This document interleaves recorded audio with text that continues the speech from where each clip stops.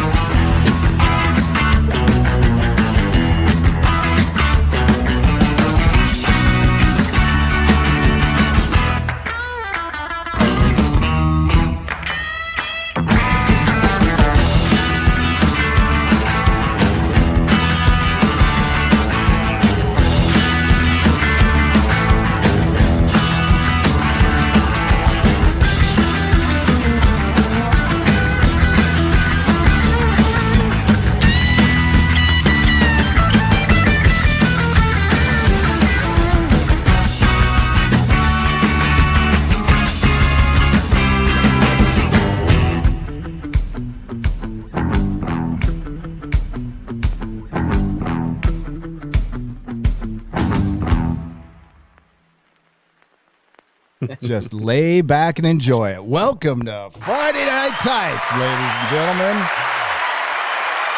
Thank you. Thank you. Thank you. You're beautiful. You're beautiful. And you ended that applause so abruptly. My name is Gary Beekler, and I come from Nerdrotic.com and my mom's vagina. And this is, again, Friday Night Tights. And let's go around the horn and see who's here. Let's get right to it since we made you wait so long. Hi, Jeremy. How's it going? Hello, Gary. Happy to be back on Friday Night Tights with my bros. And we have a lot to talk about from the world of Hollywood, not Hollywood, Hollyweird. A lot going on. And later tonight, officially announcing the Geeks and Gamers video game. It will be playable for free, and I'm excited. And I have a video coming out on Geeks and Gamers where I'm showing myself like reacting to the gameplay for the first time. It's going to be a lot of fun. So later on tonight. Looking forward to it, man. Who's going to be the big boss in it? Let's say that there's a lot of Twitter, a lot of Rotten Tomatoes, and a lot of NPCs that you have to battle. Nice. Nice. There's one point these fucking Twitter birds keep killing me. I get so hate mad. that. But Chicago, I hate that one. Yes. I had to leave for a while. There's 6 levels. It's NPCs. So the NPC meme, they're coming after you, and you have to fight them with facts. So they throw comments like "man babies" at you, or "TLJ is good," or dehumanizing, and you throw facts back at them. It's a 2D side scroller. It's got 6 levels, and it's very well done. That is genius. I love it. It's great. I'm assuming the facts are like Solo lost money. Raylos are weird. Yes. He worked on it for 2 years. The developer worked on it for 2 years. Fucking awesome, man. Yeah. That is great. Az, what's up? Hi. I came from Uranus. What is it with Hollywood celebrities wanting to fucking eat people? Now Bjork's ex has come out and said she wanted to barbecue and eat me. Army Hammer's been a nut job for a long fucking time. That dude has said some crazy Army shit. Hammer? Fucking no. If they invite me round for tea, ain't going. No. I ain't gonna be there with a fucking apple in my mouth and a carrot up my ass. Yeah. Maybe people aren't going to be judging Harvey Weinstein too harshly for wanting people to eat his cock now. I mean, I don't think Az meant to do it, but what did you say? Apple in your mouth and a carrot in your ass. Look forward to Perry Chan's latest or his next edit, because I'm sure that's what Az will be doing. Well, speaking of Perry Chan, what a fucking opening from Perry Chan. yeah. Oh my god, that cup noodle advert just had, oh, my stomach is hurting still. It's so good. Perry Chan, you are mucho bueno. Oh, that's probably cultural appropriation. I'm cancelled.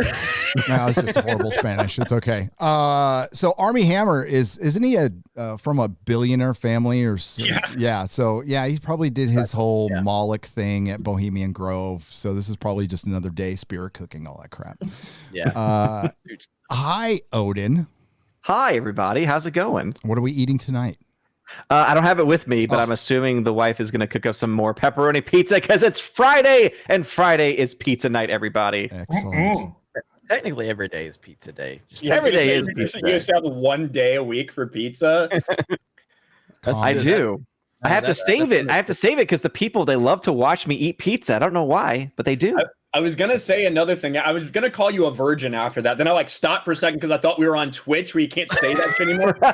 All these different platforms, all these stupid rules I gotta follow. I mean, I could go grab my kid to prove that I'm not, but I mean, it is what it is. Yeah. You're such a pull person.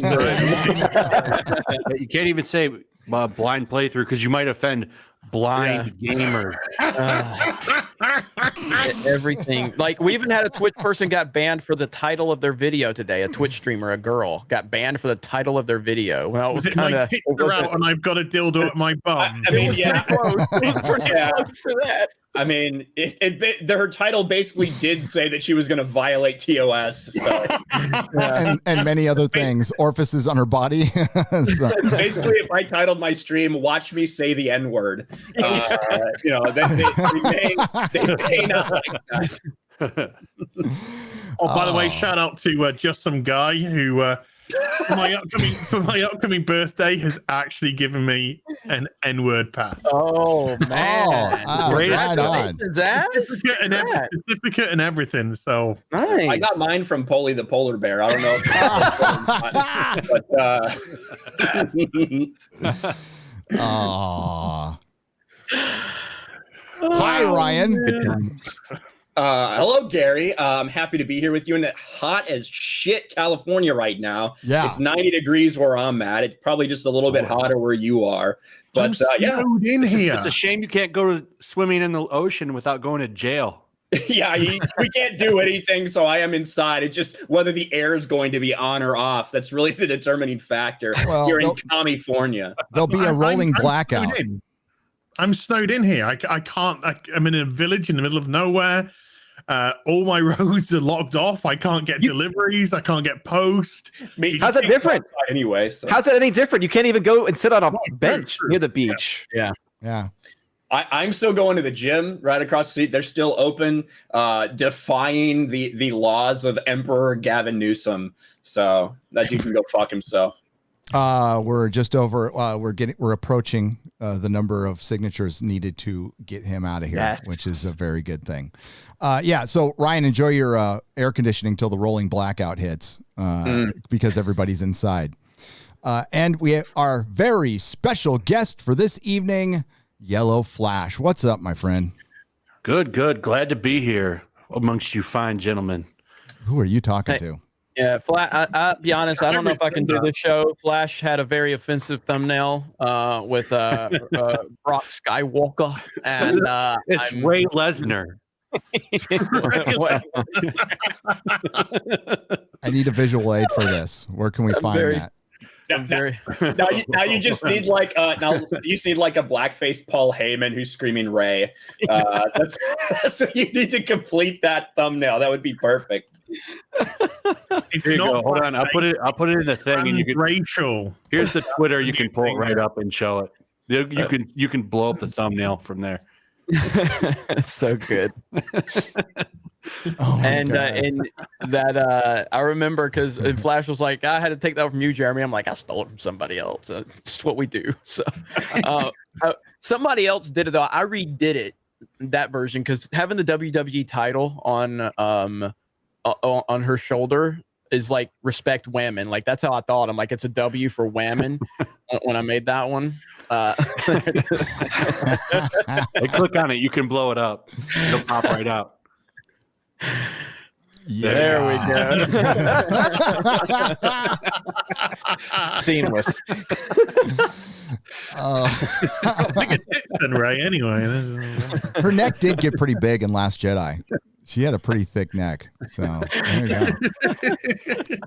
Almost as good as the big pump thumbnail. You kept putting big Papa Pump in your Last of Us thumbnail. Flash's thumbnails get so simple sometimes. It's just like it just puts the one. He just puts not this one. I'm thinking about the ones that with what's her face, Greta with like the muscly arm. Sometimes it'll just be a video about nothing. It'll just be that image, and it just they hate this now on the side. What I love. Flash was like, holy shit, Sports Wars is blowing up. I'm using crying LeBron in every thumbnail for like a month. He put like crying LeBron in every thumbnail, and I was like, yes. Half your audience. I like to put him. My favorites crying now. My favorites were when Joe Biden was sniffing him.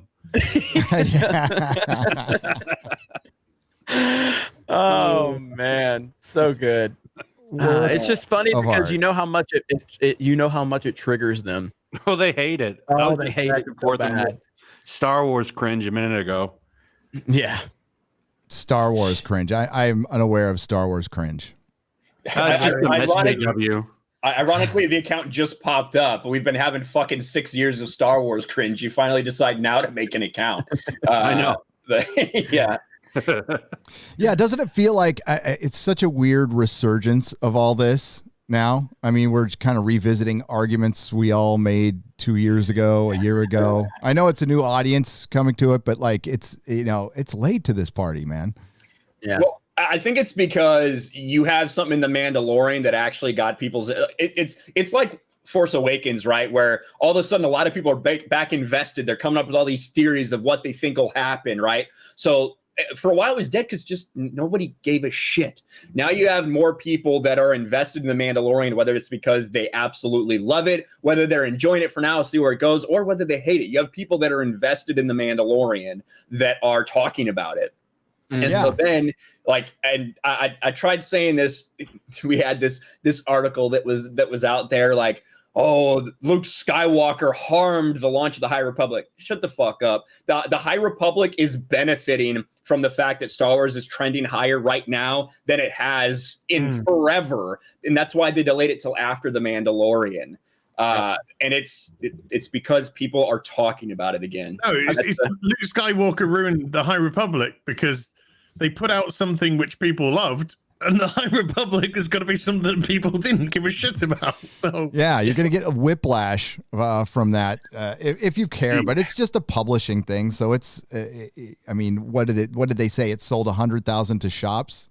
200,000 they shipped. Yeah, that's because they made like 30 variants too. Yeah, that was another big thing. They make all these variants. I mean, that's a scam Marvel's been doing for years, making 70 variants for a book and putting them out there, and people eat them up. I guess I don't get it. But the actual number of people reading the comic very low is 25 to 30,000 on the first issue, baby. Yeah, show that. Well, I think this Luke Skywalker. Oh, go ahead, Ryan. Go ahead. I was just going to say that you really you have to compare it to what we had before. So a year ago, we had the relaunch #1 of Star Wars, right? In almost the same week that they launched High Republic. That shipped 95,000 copies. So, when you are looking at Marvel tricks to Marvel tricks, I do think they're probably happy with the results so far. And it, as expected, you have both of these these books are released today, tops of the bestsellers list. Again, not surprising with this big launch, but I feel like they're probably happy with what it sold. However, they're not going to be able to keep those people coming back. People are reading it to see what it's about. They're going to put it down because for the most part, it's garbage. Yeah. I mean, I think Luke Skywalker's return in The Mandalorian probably made a lot of people realize how bad Luke was in The Last Jedi. I think people were like, "Wait, this is the response you would get if you actually had the right Luke Skywalker." Wow. Okay, maybe I haven't been paying attention as closely as I have, and I think that's kind of brought the discussion back up in terms of how bad the sequel trilogy really was. So a lot of people are having that discussion now that maybe we're not paying attention as closely as they should have been. No. But yeah, I mean, That was right, the Luke Jeremy. we all wanted. Yeah. Yep. In Last Jedi. That was what we all wanted to see. Everybody wanted to see that. That's why everyone got so emotional. Like, wow, we finally got to see it after. I mean, how long has it been How since can you Return of the say that Jedi came out? Diverse range of characters here. Wait, why do they have Zach's girl in there? Because, well, that, Separated at birth. now I seem to recall someone calling a certain type of haircut SJW looking characters. It's somebody that never criticized Mental Dave illness Filoni, haircut. so, yeah, Yes. somebody that never criticizes Dave Filoni apparently, even though I caught hell for that when I said I said I offended the Star Wars hair community. I made that big video. I said Dave Filoni's been compromised because of those SJW looking characters. You've got the same character here twice. That's the same character with just a different lightsaber, and this one just didn't cut her out. Oh, the Green Lantern one. That's the one from the new Future State Justice League. I read that. She's the greatest detective ever. mhm. The best. man. Oh, with Did a you say laptop. that was ever with an A, correct?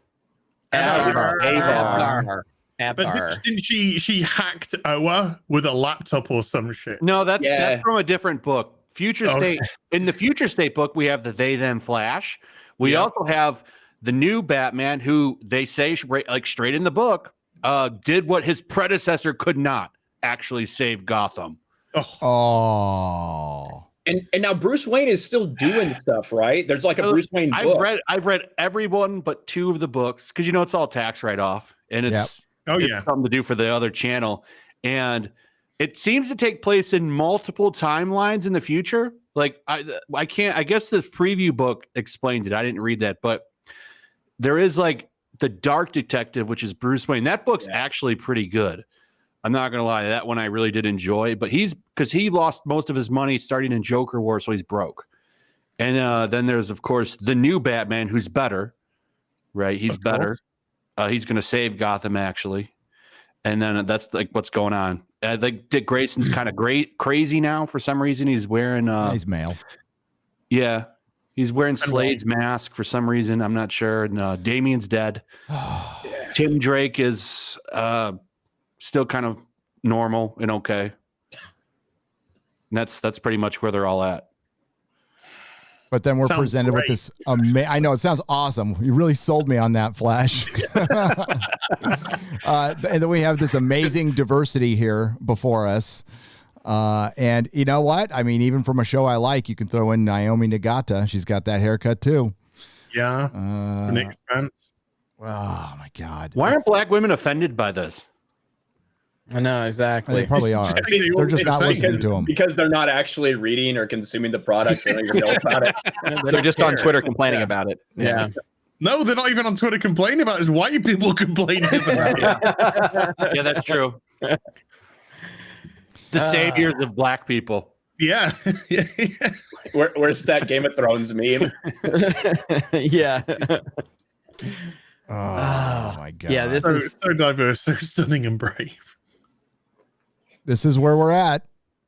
So yeah, it's hard to believe, with the return of Luke Skywalker, it's hard to believe that there isn't some kind of I don't know if it's a civil war or a battle for the hearts and minds of the fandom and Disney, or they're just playing both sides and seeing which one works out. Are you guys buying the Civil War thing? I mean, look, I think it's fun to talk about. Look, here's Yeah. the deal. When people that are trying to act like that there is no civil war, they're basically presenting it where there's this absolute war within Lucasfilm where Dave Filoni and Jon Favreau are showing up with MAGA hats on, and then Kathleen Kennedy standing across with forces female, and they're ready to battle like the final of that's not what Ron Burgundy. It's clearly just a couple of different visions, and it seems like the Filoni Favreau vision is moving in one direction, and people are very much happy about that. And then the Kathleen Kennedy type of stuff with the sequel trilogy and the High Republic, it's just a different vision. That's all. I don't think that anybody's showing up going, fuck Kathleen Kennedy, oh, fuck Favreau. Like, that's not what it is. Like, it's just a different vision. That's it. it's pissing me the fuck off. That's what it's doing, Gary, because you have these two sides that are both spurging out. One side is like, oh, look, here's this quote from Dave Filoni saying Kathleen Kennedy was part of getting him with Jon Favreau. This was from 4 years ago. This means that there is nothing. They are hand in hand doing everything together as a joint effort. You know, they're completely in this together. And then you have this other side that's saying, no, they're literally raising fucking Filoni Favreau banners in their cubicles to declare their side. Like Game of Thrones. I like to say they're all sitting at different lunch tables. Remember in high school, Yeah. you have the different cliques? That's Exactly. the No, reality. you can't sit here, John. That's probably the reality. Dave's It's on the table. losers table then. The reality is, the truth is in the middle. Yes. They're like, of course, Kathleen Kennedy is in charge of Lucasfilm. She was part of bringing these guys together and making the show. She is an executive producer on the show. She's not banned from the set like a lot of people try to say. That's just simply There's not pictures true. of her on the set. Exactly. But, you know, she is not someone who has creative control in really anything. What she does is she hires people. Usually those people align with her fucking ideology. In this case, she hired Favreau because they needed a win. They needed a win for Star Wars, and he knew how to do that. He delivered in a big way for a lot of people. The truth is that some people see what they're doing and they see how they're treating characters. They like the way that's going on. I have my criticisms. You guys all know that. But they see what's happening and they're like, wow, we need more of this in Star Wars. We have been hearing for over a year that there are people who feel like Star Wars would be in better hands with Favreau Filoni. That's just how it is at Lucasfilm. That is the truth. That is the bottom line. We've heard it from so many different places, not presented the way it is necessarily from someone like WDW Pro, but we've heard from a lot of different people. So there is people who feel like they want Star Wars to go a different way. It is not some full-blown civil war, but it's also not everything's peace and harmony and love everywhere. It's in the middle. Yep. Well, I mean, I talked about this. I've been heard over a year ago that there was just a divide of visions at Lucasfilm. I'd heard that a year ago, and that means nothing when you hear it, but it does mean something when you hear it, and then you actually can see that there are different visions once you see the product. Regardless if you like either vision or not, you have to admit that there seems to be two separate visions right now with Star Wars. Also, it's such a gigantic company. I mean, you're going to have differences in even some of the smaller branches of the company. So, you know, whether it's in Marvel or whether it's in Star Wars, you're going to see these different visions play out. And obviously one is winning over fans a lot more so than the other. And the higher ups above all of them are going to see that at some point and say, okay, let's go with this one. Well, I talked about this in a video a few weeks ago where I was talking about this stuff. Just to say that there are different visions doesn't mean that there's inherently a problem. But when you look at everything that's happened in the last several years and then there's different visions and then you go, okay, there might be an issue here. It's just like the Marvel Cinematic Universe. Is it fair to say that the Netflix Marvel shows and the movies were different visions? Yes. But Kevin Feige proved that he was in charge of all of it. Every time he did an interview, he was the guy. He was the man answering the questions. He was the man telling you what was going to happen. He was the guy. You got Bob Iger answering for Kathleen Kennedy half the time. You got Kathleen Kennedy answering. Then you got Jon Favreau answering. And it's just like, you see these visions and they're there. You can make of it what you want, but there are different visions. If you think there's a real civil war, there's not. There's not.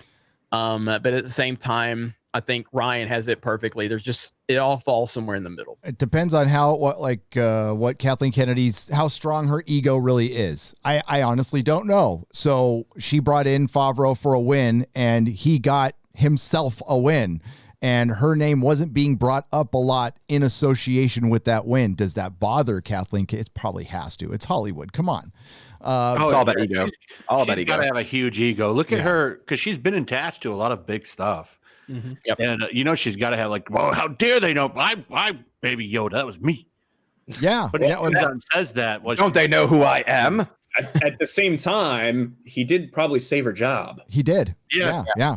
But, I mean, she had a giant chip on her shoulder going to Lucasfilm. I mean, when you come out with the Force is female and you put that much of your personal agenda in something, that's a fucking chip on your shoulder. Probably being in the shadow of Spielberg and, Spielberg mainly. She didn't work that much with Lucas. Also, Rob Marshall. Yep. She's not going anywhere Frank now. Marshall? But if Mandalorian had been a dump, if Yeah, it had Frank, been a sorry. disaster, she would have been fired for sure. Oh yeah. 100%. But no, you're right. The audience responding to the Mandalorian saved her job. Period. And we're stuck with her. I guess her contract was supposed to run out like the end of this month, right? She's not going anywhere. I think so. But now, does she call the shots on the Mandalorian though? That's I don't think so. She this is another thing that I think kind of drives me crazy. The idea that some people are like, whoa, the Mandalorian, there was clearly a Kathleen Kennedy mandated scene when Boba Fett got dominated by that female Mandalorian. It's like, if you think that Kathleen Kennedy's involved at that level on creative decisions, you are a fucking retard. I'll say it again slower for you. You are a fucking retard. And if, just when you look at what Dave Filoni has done in his things before. Well, it's not that hard to. It's pretty believable that she got the drop on Boba Fett. He ate his way out of that Sarlacc pit. So I mean, he wouldn't be that athletic. But Dave Filoni has a history of very strong, powerful female characters. Yep. I don't think it's as over the top as a lot of other things we've seen at Lucasfilm over the past several years. But it's there, so it's not a surprise that happened. Because that was Sasha Banks, the WWE wrestler. Mm-hmm.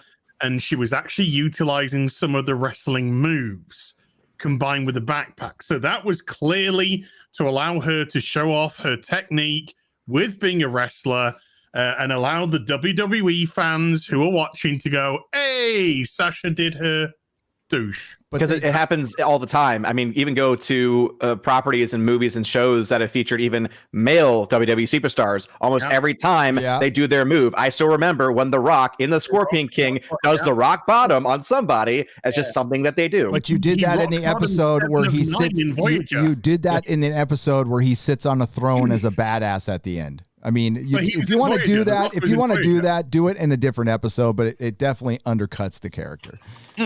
He was supposed to believe he just come in there and took over 7 of 9 when she was in a tournament. So they always make sure that they get those moves in. So it's no different here. She did a Hurricane Rana on. And there was no agenda in that whatsoever. No. It was just to give the WWE star something to do. Well, I mean, it's like the contract. I mean, again, people are hypersensitive to everything that happens in Star Wars because of where we've been, which is completely understandable. It's completely understandable. But it's just like anything else. Like, could you take scenes from Cobra Kai and go, if Kathleen Kennedy had any attachment to it, could you go, I bet Kathleen Kennedy had something with that chick being so badass, Anytime where a woman does something well, it's gotta be Kathleen. Exactly. So I get it though. I'm just as guilty of that at times as anyone else. But no, I don't think Kathleen Kennedy walked on the set of The Mandalorian and said, "Okay, this scene right here." No, Jeremy, we must. It's Star Trek. It's Star Trek that Michelle Paradise and Alex Kurtzman go on scenes and they specifically say this 5'4" woman has to beat the shit out of 300-pound guys and flip them with one arm. That shit does happen. So it exists. Maybe not in Star Wars, but definitely in Star Trek. Yeah. Am I the only one, by the way, who got really turned on by that blonde chick in Cobra Kai? The blonde chick? Yeah, the mental one. Tori? The one from Cobra Kai. Yeah. Tori, yeah. Yeah, she looks great. No, you're not the only one now. Oh, good. Probably not. You mean the high school character? She's like 20-something years old in real life. I know in real life she's, I know. I had to probably make sure. 35 in real I had to life. go look it up so that I would feel okay. But Now, no one who plays the high school character is actually high school. Just in case. Now, Sam LaRusso, the character who plays Before Sam, we go was down- 22. Sam LaRusso is like 24 years old. Yeah, but checked. Miguel is only 19. So when they filmed the first season, they had that kiss. He was only 17. So that is kind of weird. I wasn't looking at him. I was looking Maybe at they Sam. filmed it in Louisiana where that's legal. The only reason I knew that is because I was watching like an interview with them, and he was talking about when they were filming, and he's like, yeah, I could only work 8 hours because I wasn't 18 years old yet, and blah blah blah. That's the only reason I knew that he was underage when they kissed. Well, maybe they have Romeo Juliet laws there, so it's Maybe. okay. It's a kiss. Well, it's not. It's not like they're fucking. Yeah, I mean, Before we go, I just know what thought it happened in that on-set trailer. They live in a bubble now. yeah, I just thought it was interesting. I kissed a girl and I got arrested. But at the end of the day, like if there are people that believe these things that came out, that's like Jon Favreau and Dave Filoni are actively working to subvert and undo everything that Kathleen Kennedy works on, and vice versa. A day later, an article from the same source comes out that says, but actually Kathleen Kennedy's doing everything she can to put a stop to this. I don't buy that shit. It is what it is. There's a lot of people that are running with it. And it's fun to talk about the rumors, like Flash said. But at the end of the day, I think you have to use your head a little bit and be honest with yourselves about, do you think this is actually happening? And that's up to you. And yeah, I don't mind channels running. Fucking Mike Zero was the happiest person alive at the return of Luke Skywalker. I mean, he actually probably showed emotion. And we're gonna get 5 years. He's got the best sources. He found all those on a flash drive in the parking lot of Lucasfilm. All of his sources. So nobody knows more than Mike Zero. Yeah, Mike Zero went to the Presidio and found it in San Francisco. Yeah, okay, or Skywalker Ranch. But no, we got 5 years of rumors, speculation, and that's why, with the whole racing thing or whatever, they're not going to say anything. They don't have to say anything, and we're not going to know for 5 years. It's going to be 2024 4 or 5 years when all this stuff ends, and it'll be. And we're going to theorize, and it'll probably just be Ahsoka and the Mandalorian and Boba Fett team up to fight Thrawn and beat him. I think they're for sure going to do. I guarantee you they're going to follow the MCU model, and they're going to have characters from all the shows team up exactly like that. It's very obvious. That was obvious from the first 5 minutes of the Mandalorian. I thought so. I mean, it really it comes down to how. Look, when you're in business, when you are in this political climate of Hollywood, because it is political, and I don't mean like Washington politics. I just mean it's political. You have to play certain games. You have to make certain moves. If Kathleen Kennedy is a very smart business person, then she will just use Jon Favreau's success like Kevin Feige did, because Kevin Feige essentially used Jon Favreau. Jon Favreau is the person that really got the MCU started. And then by the time Iron Man 2 got there, suddenly his vision started getting interrupted by Kevin Feige's vision. Kevin Feige was like, I'm going to let him have his vision.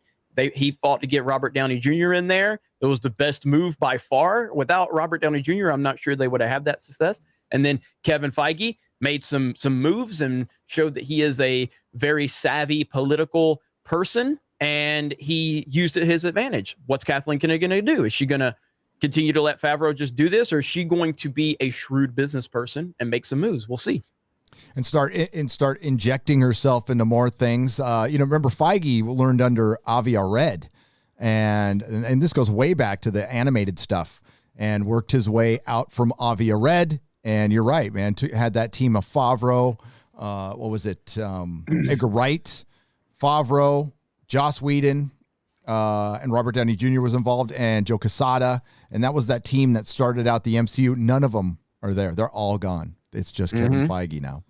Yeah, because if you remember when the Avengers came out, I mean, I loved it the first time I saw it. I loved it, and I still very much like the Avengers, the first one. But if you remember, at that point in time, it was Joss Whedon is a god. Look what he's done. It's the greatest accomplishment ever. First it was Favreau, then it was Joss Whedon. Eventually, who's the person left standing with the credit for the MCU? It's Kevin Feige. So we'll see how good of a business person Kathleen Kennedy is. Does she utilize this momentum to continue to elevate the brand of Star Wars? Yeah, but Feige's moved to Star Wars now. That's kind of up in the air, isn't it? Didn't he? Did he deny that he was? He denied it, but Jeremy, you cover sports. This general manager is denying he's getting rid of this player. And come on. Yeah. Well, so I mean, I covered what I heard, I covered the announcement, but I'd heard that there was more information, but I was too busy playing Call of Duty, well, so I didn't look into it. So he did deny it, and the denial was like very straightforward. So the evidently the person who talked to him has talked a lot to Kevin Feige over the past decade, and it said, listen, he's pretty straightforward. If he can't answer something, he just doesn't, or he'll find a way to put it, like kind of pushing it off in a way. This was a straight up, no, I'm not involved in anything else. Like, it was a very straight up, I'm not involved with anything else Star Wars related. This is just my movie. That could obviously change. Yeah. But it probably will. We'll see. But speaking of Kevin Feige, how many of you watched WandaVision? I did. All right, let's go around. What'd you think, Jeremy? I enjoyed it. I think it's different, and this is the only reason. Like, I had no idea what they were doing. I just saw one trailer back in the day, and I'm like, okay, this looks like it's different. It looks like they're taking some risks, and I appreciate that. And I watched both episodes last night, and I was very much impressed with everything I saw, and I'm looking forward to it. I'm not sure where they're going to go with this because I haven't read too much up on it, but they kept me interested. I thought they did a great job of capturing that era, and I was very much happy with it and looking forward to episode. Are they just going to release one episode now moving forward? Yeah. Okay, so it's going to be week.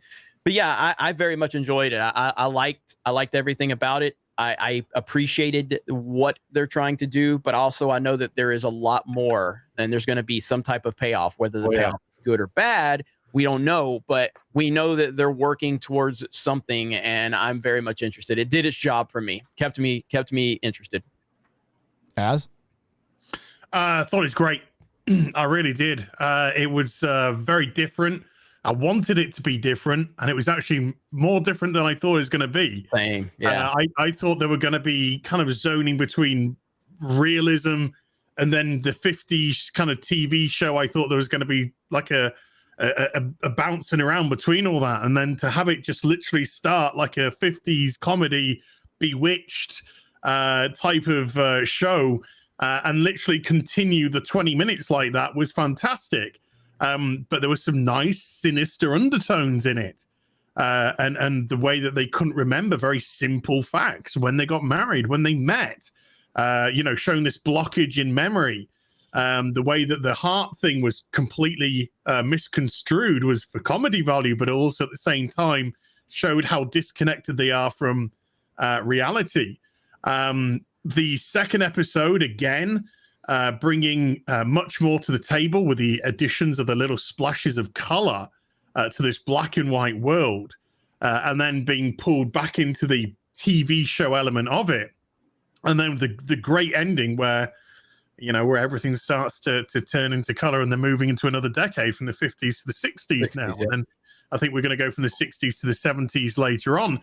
And if you've seen the 30-second clip of what's to come this season, this looks like it's going to ramp up big time. Like, there's going to be a huge payoff. Again, whether, like Jeremy said, whether it's good or bad, I don't know, because I'm not massively knowledgeable about the Marvel universe and the villains and stuff. So there could be a lot of nice little nuances which I miss. But it looks like it's going to ramp up into something pretty special towards the end. And I am excited about that. But I found out, can I just slightly derail this? But I just found out today that the Loki series, which stars Tom Hiddleston, he's not Loki in it. He's going to be Loki in it for the first episode, and then it's going to be a female Loki doing the rest. Yeah, we've heard that for a long ass time. Yeah, I have not. Yeah, wow. I didn't hear that much. But as far as there being a female Loki, we heard that fucking year and a half ago. Tom Hiddleston, who's been all over I didn't think it was real. He's barely in it. Apparently, he's barely in it. It's all about a female Loki. And they're going to drop, people are going to drop that pretty quickly. You are fucking kidding me, man. I thought that was bullshit. No. Yeah, I found this out today. I was absolutely amazed. That's my video for tomorrow. What the fucking bait? Well, like, what? Real quick, before, like bait and switch. Bait and fucking switch bullshit. That God, they did this in Iron Fist 2, which was approved by Kevin Feige. And by the way, every Marvel comic you get approved by Kevin Feige.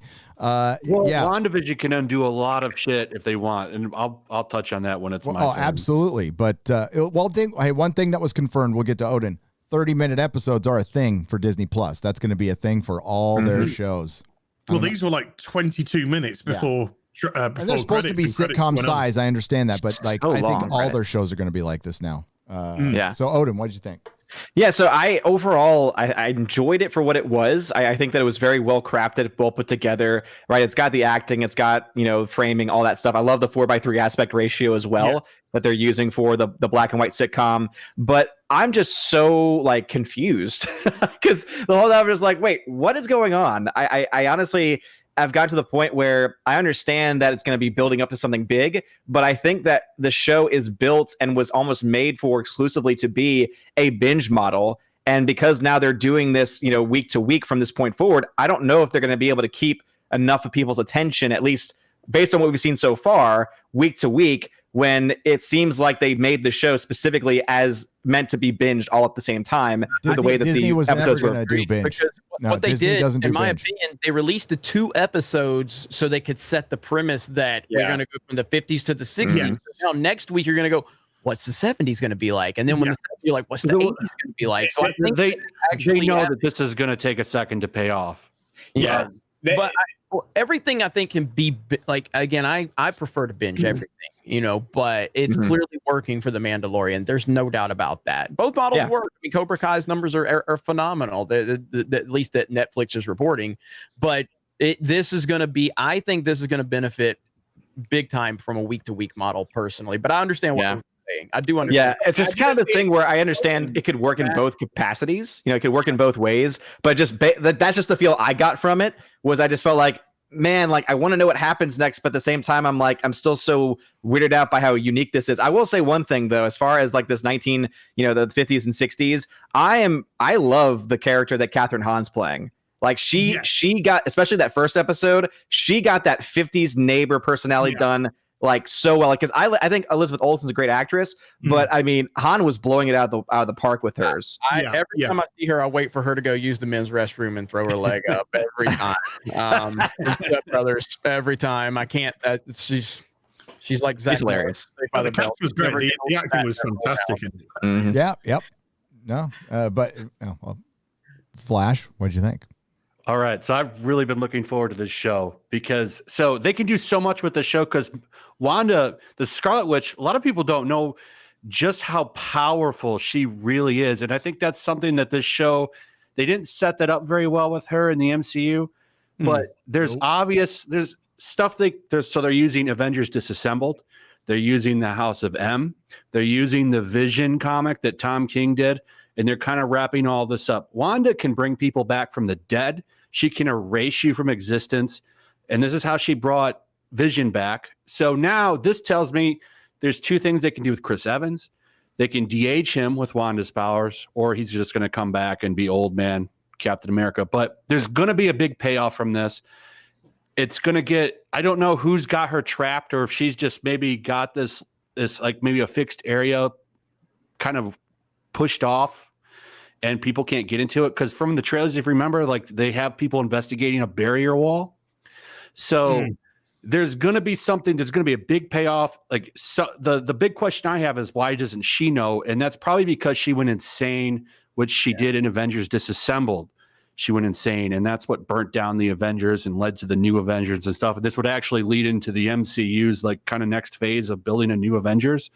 So I'm really excited for this because I thought the House of M was really good and Disassembled is really good. And if they're going to take all of that and run with this, I think this could be a really good run. Disassembled written? Hey, who wrote Disassembled? Oh, fuck, I don't remember. Jeff Johns. Was it? Jeff Johns. Right, yeah. But wasn't there a guy on the radio saying, we're going to get into Ray Fisher. The guy on the radio, I don't know. I don't know what they're doing their own thing. But he's like, Wanda, what did they do to you? Yeah. She's gone insane. She's insane right now, probably, if they're leaning into the history. Because that would make sense if you go into the Doctor Strange stuff, where she's going to be the villain.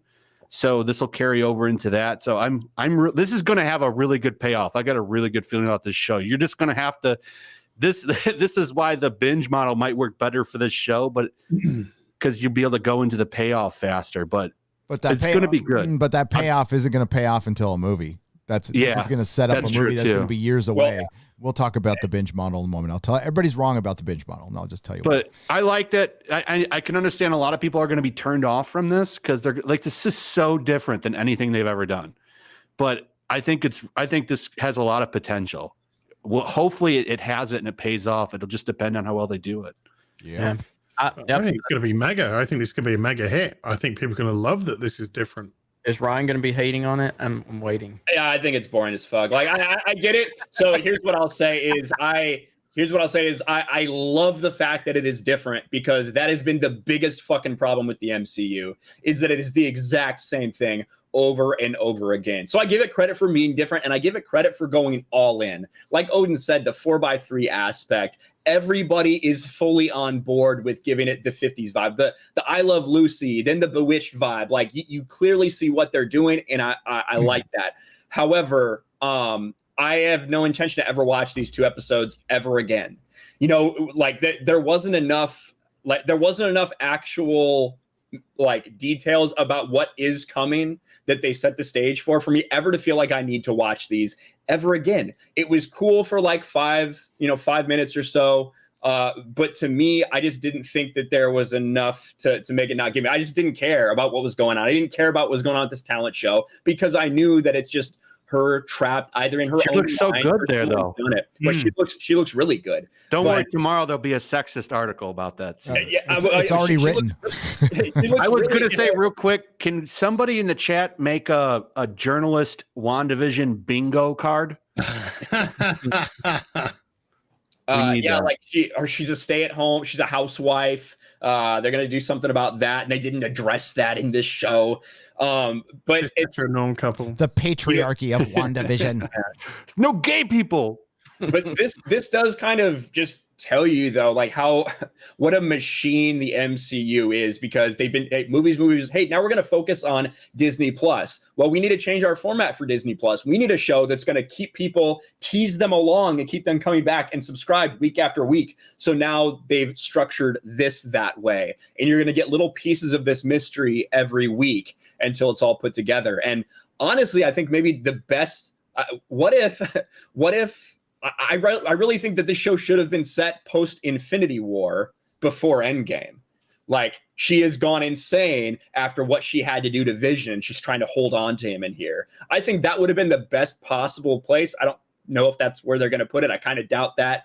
But, to me, she had her moment. She did what she needed to do. They defeated Thanos and everything. So I don't know exactly. But that's one thing. People can make theories about this show and where it's going. Another great thing that Disney Plus wants. They want people doing that, so it gets them engaged and tuned in the next week. On a weekly basis. Such a wise boy right there. The binge model is something that'll always be here when the show is done and it's presented weekly. The reason you want the show presented weekly is so we will talk about it every week. I agree with Odin. This thing is probably made for the binge model, but Disney was never going to do the binge model. They did the research and they decided that weekly was the best way to go, and they were right. Because I brought up The Mandalorian. If you drop The Mandalorian all at once, then Luke Skywalker's return completely overshadows Bo-Katan, Boba Fett's return, everything else in there. Yes. And people were talking about this each week. I thought it was a little slow in the beginning. I love the artistic vision here, though. I love the 4x3. I love the black and white. The I Love Lucy, the Bewitched. The 50s and the 60s. I grew up on these sitcoms, and they fucking sold it. Paul Bettany's fucking awesome. But there wasn't enough to let me know what's going on, and I guess it really does depend on the payoff. If I watch this again or not. Did you get that Avengers Disassembled House of M vibe from the show like I did? Absolutely, right. Absolutely. And those are 2 very good Marvel stories, like kind of in their prime of storytelling in the mid-aughts. The kids, my prediction is the kids that she's going to have are going to get killed. and that's what's going to set up that Doctor Strange movie. I guarantee it. You mean one of the kids that was originally named the Asgardian? Yeah, the Asgardian. That's right, and he was gay. Poorly named character. So he did the opposite of guarding asses. Yes, Is that what you're saying? yes. I do think like we're forgetting, like if you're gonna give the MCU credit for doing something different for the first time, then you're failing to realize they've already done something different. The Marvel Netflix series are completely different from the movies. They've already done this. They have not given us the same thing over and over again. They say have the same thing over and again in movies. Then they created the Marvel Netflix studios, which were 100% different studios. Yeah, they were completely different. They were. Jeff Loeb ran Kevin Feige signed off on it, but Jeff Loeb ran it. That's right. But I'm saying they weren't. The ones that were on Netflix weren't part of Disney. Yeah, it was still tied to the MCU, is what I'm saying. ABC Films.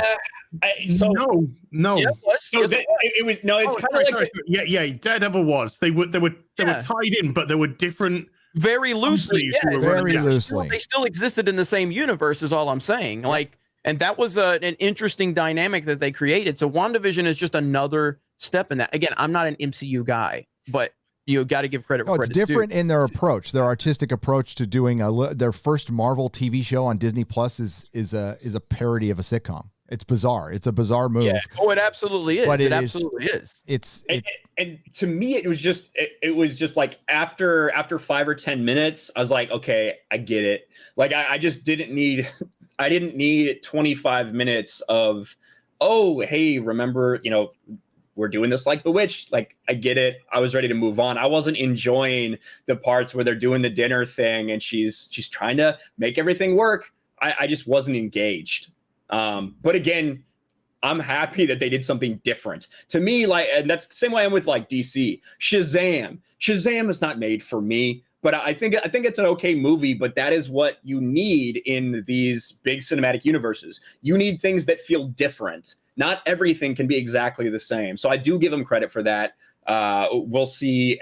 It will probably be a big payoff and it'll be enjoyable, but I can't see myself going back watching these episodes. Yeah, it's just a waste of time. I think Flash is right. I mean, it just depends on the payoff. If you go back and rewatch this again, because then if there was a bunch of stuff in there, and honestly, I was watching this thing out of the corner of my eye while setting up for this show. I didn't feel like I needed to pay that much attention, but I'm going to go back and watch it again to catch Easter eggs and stuff. There were a lot of little things like the Hydra watch. Yeah, did you catch that? I saw that. Yeah, there was some stuff in there. Stark toaster. Yeah. No, so we'll see. We'll see. I have a good feeling about the payoff. I think you're right, Flash. This is going to open up the multiverse so they can fix a lot of things and they can free themselves from the previous MCU canon. I think they have probably done their homework and realized that they can't go on without an Iron Man and a Captain America and the all new. But Brie Larson was the face. She was the face. She was going to take him to the future, and not really. Have you seen the leaked toys from Falcon and Winter Soldier? Is old man Cap there? Pull up the pictures. Oh, no, it's Falcon Cap in Falcon Cap outfit. Yeah, I knew that was coming. It's that's so dumb. It's for one, the costume does not even fit. I mean, he's got wings and a shield. He'd be fucking fumbling around with that shit. It's stupid. But he's his own character. He's the Falcon. You're right. No, I completely agree with you. Why would you want to take away his character? You took away his agency, Flash. I mean, that's what they did. They took a specific black character that was well established that they actually pulled off. Anthony Mackie does a very good job playing him in the films, and made him saddled him with something else, and it didn't work in the comics either. People weren't like in love with it. Sales. Just look at the sales after the all different Marvel. If anybody wants to argue about that, but I thought it was pretty good. I was invested in it. I thought I love what they did artistically, but as far as actual plot, moved a little slow. And I don't know how I feel about these 30-minute episodes that I think are going to be every Disney TV show now. I think it's all their TV shows are going to be a half hour. I feel like that's kind of a ripoff. Compared to any other streaming service. But if it works for Disney, it works for Disney. And it worked in this more than it worked for me in The Mandalorian, where I felt like even in 30-minute episodes, they were stretching stuff out as far as they could. to get stuff going. And what they're doing is they're essentially taking blockbuster films and chopping them into little pieces now. That's going to be the future. But they're going to set up the multiverse, which maybe can fix a lot of problems, or it could or we just saw the ushering in of the MCU, which is this how they bring mutants in? Yep, I think so. Yeah, I think so. That's how Deadpool's going to show up. Because how do you Deadpool not have mutants? Who was the person that came out of the manhole? That was whoever's investigating. I don't know. Because like I said in the trailers, there's a barrier, and there's people like there's lights on it and stuff. Like you can go back and catch it; it's there. Because I think they threw something at it and it made like an energy thing went off it or whatever. Mm. It was the same. It was the same shape as the end credits to the first episode that they had. The 9-minute credit scene. Yeah. Oh, dude, the credits are so long. But it wasn't woke. It wasn't filled with intersectional feminism, didn't have identity politics. It was a Marvel show, which is all you can really ask for, you know. It showed period sexism, which was funny though.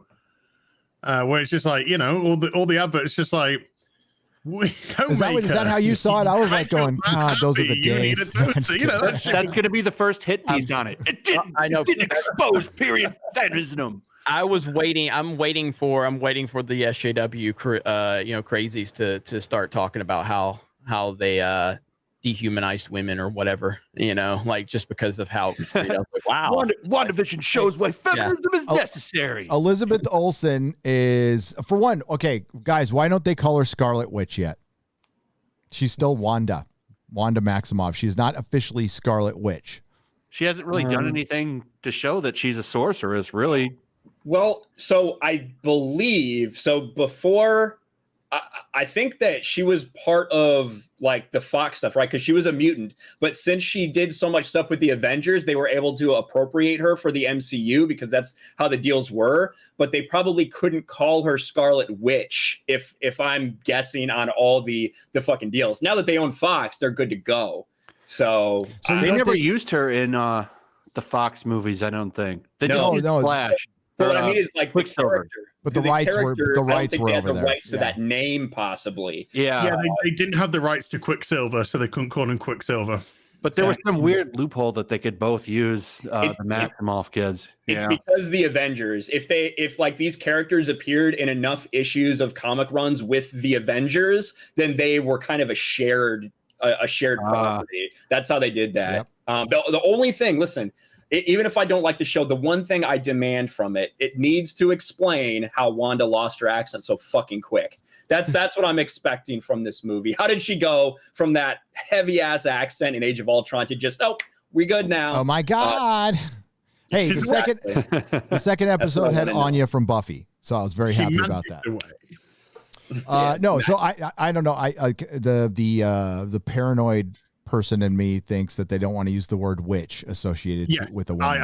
I think there's a little something there possibly as well. Yep. But there could be just a rights issue. But yeah, I would give it 7 or 8 out of 10. We'll see where it goes. I don't know if I'm chomping at the bit waiting for the show to come out every day, but it was a good move. It didn't hurt Marvel in any way, shape, or form. Considering, this is is this the first thing we've seen since what was the last Marvel movie we saw? Spider-Man. Yeah, I didn't like that movie. It's been a very long time though since we've had a Marvel property. Iron Boy still grieving. I don't look forward to it. Okay, Toby's going to come back and outshine his ass. That'd be awesome. Remind everybody what a great Spider-Man is. Toby is the GOAT. I heard they're paying him $15 million to come back. They better, and they should have paid him 25. He signed a $54 million deal to come to Spider-Man 4. I doubt he got the money, but $54 million. Well, all I can say is that if he does not deliver pizza in that movie, I will be incredibly disappointed. No, damn straight. Yeah. Well, that's good. They didn't piss anybody off. I don't look forward to these shows at all, just because I know I have to stay up till 2:00 in the fucking morning to watch this shit. So every time I know it's, I'm like, fuck. Why don't you just watch it in the morning? Watched it in the morning. I woke up this morning and watched it then. Yeah, so did I. 11 a.m. because if it's really like if something really big is happening, I want to go ahead and I'll record video right after. You know, if there's like some like the Luke Skywalker moment, you know, I recorded immediately and got the algorithm because I care about the clicks. I think we all do. I didn't worry about that because I knew somebody be bitching and Jeremy, that's I knew it. somebody be bitching and whining about it. So you could just easily just put some wait, crazy thumbnail together and laugh at stupidity. That's all we do.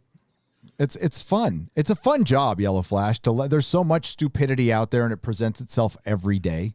It almost writes itself half the time. Like all the people getting mad at Gina. They're mad at her because she does her own stunts now. Yeah, seriously? When did that come out? Oh, somebody on Twitter was whining about it. Like, I know who was the real drama behind the scenes, Grace Randolph. And they highlighted how Pedro said, I appreciate stunt doubles. And then it pulled up Gina's interview and she's like, yeah, I just like doing my own stunts. Yeah, she's like, look at who doesn't respect all the people working on this show. It's like, almost like that's why like a certain Captain Marvel lied about it. Yeah. Oh, man. She pushed a car uphill, by the way. Don't you ever forget it. Yeah, that was like a 0.5% grade up that hill. I know. Right? And they changed the angle to make it look a lot more than what it was. So weak. Hey, don't you mean so weak? Chris Evans is coming back, and we have to. I mean, like, I think we should all admit that Chris Evans has been far worse than Brie Larson in any way, shape, or form on Twitter as far as attacking people. Not even close. So now he's coming back as Cap because he wants a career.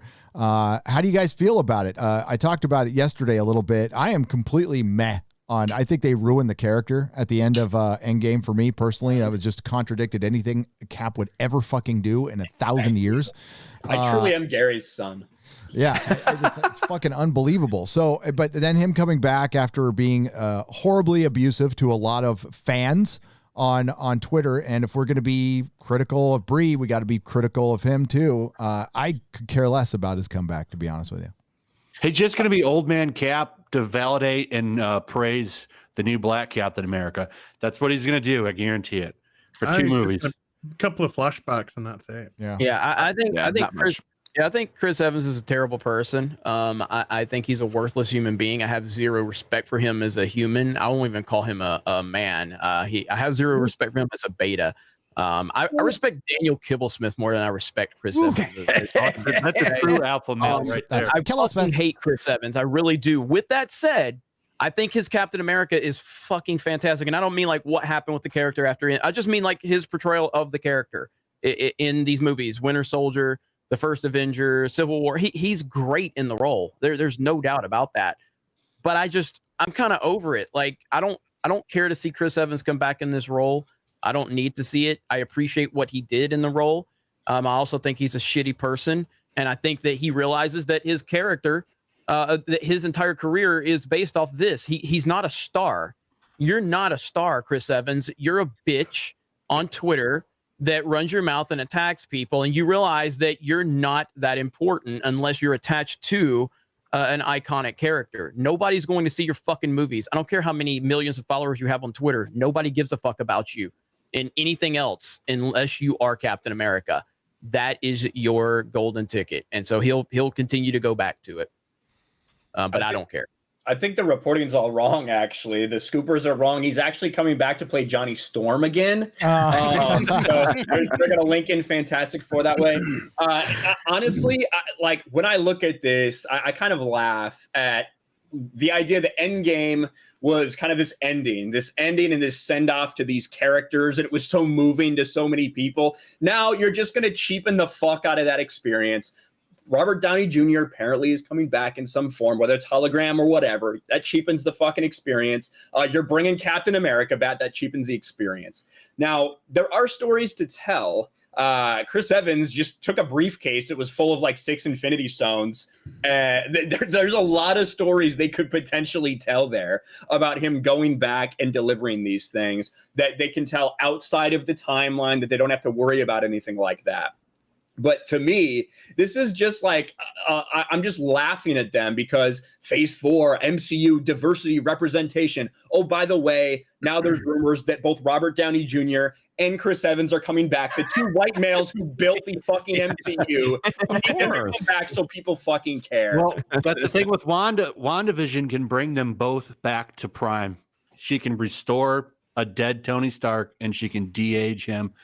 They could set all of that up if they want to. I don't think they will. I think he's going to be in Ironheart's suit. Yep. Yes. And doing voiceover, and that's it. And I think they're going to use old man Chris Evans to validate the Falcon. They need two white male leads to usher in the MCU. That's all they're going to be there for. Is to you're going to see Chris Evans in fucking Miss Marvel or Captain Marvel 2. Captain Marvel 2 is going to be filled with fucking Avengers. Yeah, Chris Evans is going to be go on. They have to because she can't carry her own film. Yep.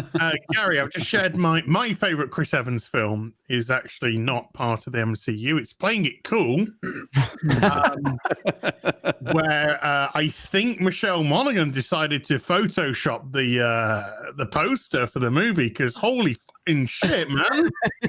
That's a real poster? Yeah, that is the actual movie poster. I shit you No not. way. Maybe she couldn't stand him, and so they couldn't, get them to pose together. No offense to don't even YellowFlash, think but they're YellowFlash's together. thumbnails are better than this.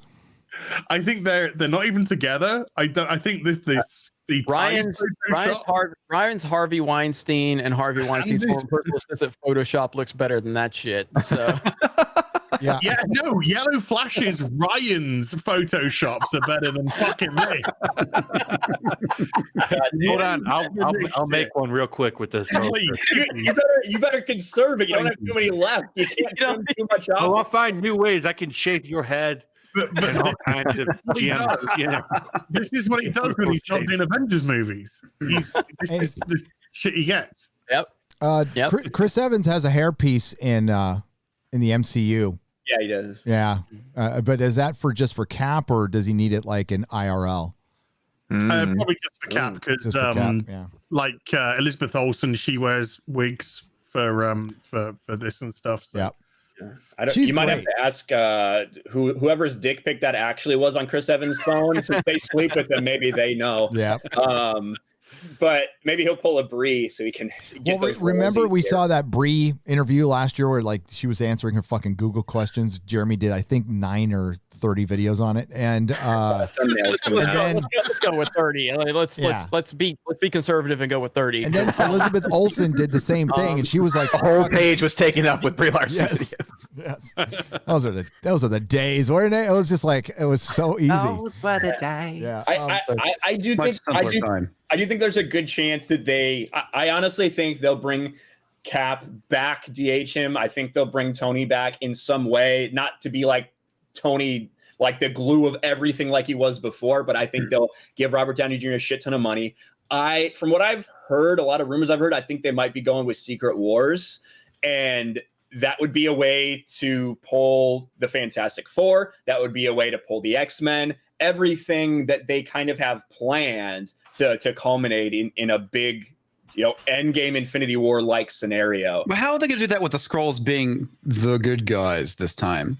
I don't know. That's just what I've heard. Well, no, those scrolls are apparently, it's just those scrolls that are good. There's going to be they're like escapes. They fucked that up so bad though. The scrolls are one of the best bad guys, and Secret Invasion would actually make probably a better movie than it did comic book. You could introduce characters. You could have you could put in cameos of anything. Oh, you could have so much fun with that. But but they had to make it about they had to make an immigration allegory. That's what they had to do. Important. You're right, Odin. It's so much more important to get that agenda in there. Yeah, I gotta read a couple super chats here, but I've got that stupid thing going on with. By the way, this stream is brought to you by Chocolate Cake. Nice. What's your microphone brought to us by? I would say increased volume. Boom boom. Yeah. Wait, did it go up? A little bit. Yes, it did. What? I didn't do anything. I'm sorry. Is it better now? Yeah, there we go. There we go. That's good. The chat. Okay.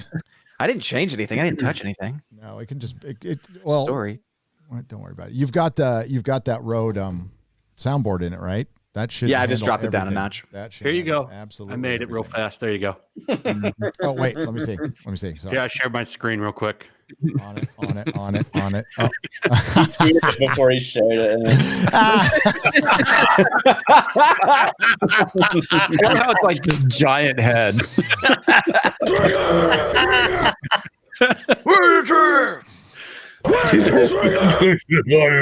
Well, fuck you, Jeremy. I made it big time now.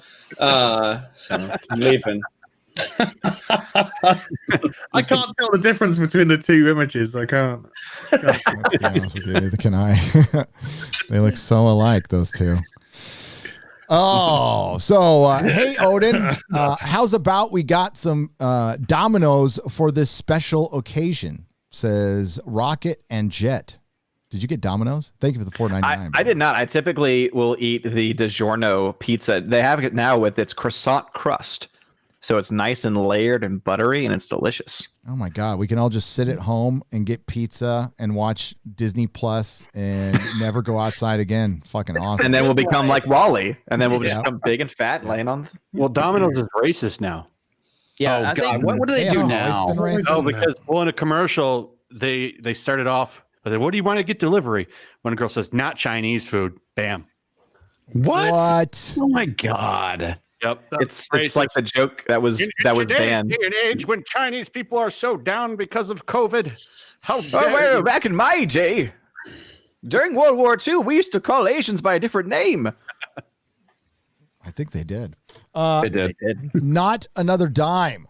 After the way this past week turned out, my 2021 resolution is to buy at local stores and use cash more. A cashless society allows your money to be denied to you at a whim. Absolutely correct. Thank you, Not Another Dime, for the $10. I said it.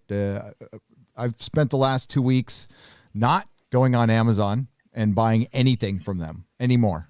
I'll watch their shows and stuff, but like comic supplies, I don't buy a ton off Amazon, but when I do, it's going to go to, I'm going to a store now.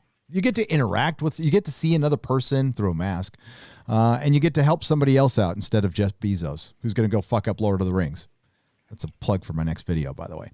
I bought a bunch of Cobra Kai stuff on Amazon last week. My bad. Yeah, you know what? that's really why Ryan doesn't like WandaVision, because it just interrupted his time to rewatch Cobra Kai over and over again. He's like, fuck this show. I want to watch Johnny Lawrence make fun of virgins and losers. Jeremy, wouldn't Cobra Kai have benefited from a weekly release? Yes. Especially because every episode, well, almost every episode, they end with kind of a mini cliffhanger little thing, like some sort of revelation. It would have been awesome. Yeah, I'm all for the binge. I want to binge. You can always binge it I when want it's to done. binge too, but that's not what he asked. Well, no, He but I asked mean, if Cobra Kai benefit, and it could benefit. Yes, these episodes are like 25 minutes, 30 minutes. Like it's just so it's fucking The Mandalorian. I understand, and I think The Mandalorian would be You just much- defended.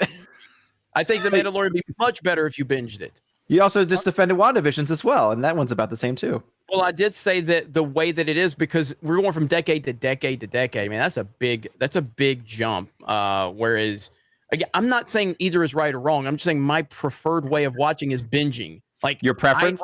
I understand that The Mandalorian, from a business model, is far more successful because of the week to week. I think the show would be better if it was just binged.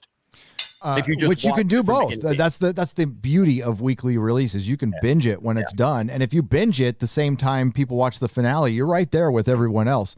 So what I'll ask you that question again. How many episodes were Cobra Kai? Is it 10? 10, yeah. So it'll be early March, right? When Cobra Kai should have ended, and we'll see if anybody's talking about it then, like at all. That's the point. I agree with you, Jeremy. I would much rather just fucking sit down and binge watch something. I love that. But if you like a product like Cobra Kai, instead of people talking about it for 2 weeks, I would want people talking about it the same way they're going to talk about WandaVision for 2 months. Every time something drops, that keeps going, and we keep talking about it on here. As it is, it's unfortunately going to fade, and that's not good for the product at the end of the day. I personally will not stop talking about Cobra Kai. I will bring it up every discussion I possibly can, just because it's that fucking awesome. I haven't finished it. I'll eventually get to it. That's why Gary doesn't like to binge watch. I don't have time. I've No. been going back and Racist. I've been going back and watching Karate Kid movies. Oh Yeah. I've never seen Karate Kid 3, and I know that It's one terrible. guy, Terry Silver's, I hear, but the dude's coming back in the next season, so I need to watch. Ryan can't stop sending me videos he's finding now. He's like, I've created a monster because I told him like a year ago. I was like, have you seen Cobra Kai? And I went off on him, and he's like, oh fuck, I ain't got time for that shit. And then he finally watched it. He won't stop now. He's obsessed. He's absolutely obsessed. Making Bezos more money. He's just it's out of control. Giving Bezos another stone brick for his island that he's building somewhere. I don't have a problem with that. It's whatever. Drop in the bucket. He needs that money to pay his bills. He does. Hail Friday Night Tights and YellowFlash. So looks like both DC and Rooster Teeth are jumping the shark, and there's going to be a Justice League plus Ruby collusion. It's RW. Yeah, it's great. It's what is it? They made Red versus Blue. Mm-hmm. So it's Rooster Teeth, but that's where they came from. It's the anime inspired show that they make. I don't watch the show. I don't like that company, but DC is desperate to make money, and they can try to grab that market with it. So What is this rumor? People have sent me stuff, and I don't spend that much time on Twitter. So, did Christopher Nolan say something about coming back to Batman, or was there some kind of rumor about him coming back to Batman? What is that? It was. I saw it, and it did not look like a credible source at all. Okay, people keep asking me like, "Oh, what do you think about this?" I'm like, I haven't heard this from any real. Did it come from? We got that covered. I don't know where it came We from. made the shit up. Yeah, several people brought it up to me. I'm like, what? Nah, this doesn't sound right. Yeah, we got this covered. It was 10 days ago, and their headline. Just ignore that then. Hell yeah! I was like, Yellow screw that. Flash. It's not real. YellowFlash. We got this covered. Watches our live streams and fucking makes articles on our speculation. That's what they fucking. Yes, that's what they fucking do. I've caught them like 3 times, and not just my shit, other people's shit. So thank you for watching, hilarious. assholes. You're welcome. So okay, I saw this in the chat that's not moving for some reason. Why is it not moving? Why is it not moving? I can't figure this out. The Punisher is. They want to cancel the Punisher again. Yes, Yes, they do. Give him a flower as a logo. There you go. And it's because of the relation to that event, right? I don't know what was related, but they did it with the cops. Somebody had a patch. Do you That's think what it was. Marvel will eventually shit can the Punisher? They've already kind of silently canceled him. I don't think there's any of his books on the horizon. So at least this year. if an event happens in the future and Captain Marvel's logo is on it, will they cancel Captain Marvel? No, that's different. Damn. They'll give it a new spin-off series. You do know that there's a difference between fantasy and reality. Apparently not. No? You're talking to people who need to see themselves in every character they watch, meaning they have to pretend they're that character when they're 45 to 50 years old. So no, these are not people who understand reality or anything else. And that's what we're fighting against. Joss Whedon said that if he took over Marvel, he said this 15 years ago, that he would kill the Punisher. That'd be the first thing he did was get rid of the Punisher. Yeah, because the Punisher might actually go after him for his continued aggressive pursuit of every woman who he's ever on set with. Yep. So, yeah. Oh my God. It's kind of like Emma Frost. They don't know what to do with him in the comics anyway. They don't know what to do with a sexy woman. They don't know what to do with he kind of embodies that toxic masculinity they talk about. They can't have him going around. They tried to do so many gimmicks, put him in War Machine's armor for a while and all kinds of nonsense. The book has been shit forever. They can't make him a badass going around killing people. So what do you do with it? Yep. His problem is like either his is a book, either it's The Punisher and that's the run you're doing, or you can't really make him work because he's not really a character that works well when you put him with a lot of other characters, at least not for any specific amount of time. He is a loner. That's what the Punisher is. So either it's his book or you can't really do this. He's Conan. Pushing him into these other stories. He's fucking Conan. He builds up a kill count. That's what he does. And just keep him separate from everything else. Make it an adult title. It doesn't even have to be in the same fucking universe. It could be a different one. It doesn't matter. But no, there's all these stories that people still want to read. There's the Return of Luke Skywalker the one message it sent is people still want, they still love their traditional heroes, and they're willing to pay a lot of money to see their traditional heroes. And it's Hollywood's unwillingness to make this shit now. And they're leaving a ton of money on the table, and they're leaving the door open for other people to create stuff. If somebody created like a badass Conan, I know Netflix has the rights, and they'll probably do what Marvel has been doing with the Punisher for the last couple of years is nothing. They'll neuter Conan. But if you like made a legit rated R badass sword and fucking sorcery Conan decapitating like 7 people an episode, I think would be a fucking huge hit. That would be awesome. Why was The Witcher a hit? It was because of the Henry Cavill scenes. That's it. Not anything else. The Henry Cavill scenes. So that stuff that people have a desire for, but Hollywood's they're too afraid to make it. So it's going to have to be us to make. Gary, what you're saying is Yennefer didn't bring the boys to the yard. It was Henry Cavill. I didn't mind it. I agree with Marvel. I think that Punisher should be cancelled because I want to open up a comic and read 20 pages of fucking bitches sat down in the kitchen talking about fucking bullshit. Oh. with a brown yellowish color palette. Yeah. They have the same haircut. Did you see? So I'm on my period. They had, and I got to fight crime. They had the Hulk and the Thing fight recently in a comic, and then they stopped fighting and they went and got food at a diner. Oh, why not? Christ. Why not? Did they then sit down and tell how great the other one was? You're so amazing. Like when you were fighting me, I could really feel like strength. And I don't mean they talked about Bruce Banner's daddy issues. Of course they did. Did Tom King write it? By the way, Gary, there's already an article from the Mary Sue about WandaVision. Oh, I posted it in the Twitter chat. Yeah. Could you put it in the private chat, please? It's in the Twitter chat, but I can drop it in ours. Yeah. Because if I change Windows right now, it will blank out our screen because of the hardware acceleration of Google. Fair enough. Is not working There's my video with for tomorrow. StreamYards. I've got 2 videos for tomorrow now. What the fuck? All right, it's in the private chat. You guys are taking away from my Call of Duty time. I don't want to have to make these videos. I don't have to now. Ryan keeps yelling at me. Make a fucking video, Jeremy. Marvel's WandaVision tackles time period sexism in a fun way. It's been a long time since I've read a Mary Sue article. Oh, come on. We need that. Somebody make that bingo card. We need that bingo card. Oh, boy. But it doesn't tackle sexism. It just shows it in a fun way. It doesn't tackle it at all because the show's not sexist. Not at all. Got to make sure this is not working. Of course it's not fucking working. God damn it. Hang on. Well, you see, back in my day, we had green screens, and they were quite simple. So I'm going to have to blow this. I can't read this because it's too small, so somebody else is going to have to read it. My favorite game was Carmen Sandiego. I never know. I never knew who she was. You want me to read it? Yeah, I can't read it. It's because I got to read it on the screen, on StreamYard's screen, which is the type is too small for me. All right. Marvel's WandaVision tackles time period sexism in a fun way. It put her in a nice outfit in the second episode. The 1960s were not exactly fun for women. Yeah, right. You didn't have to do shit but fucking cook and get fucked. Sounds like a good time to me. Drink wine all day. Yeah.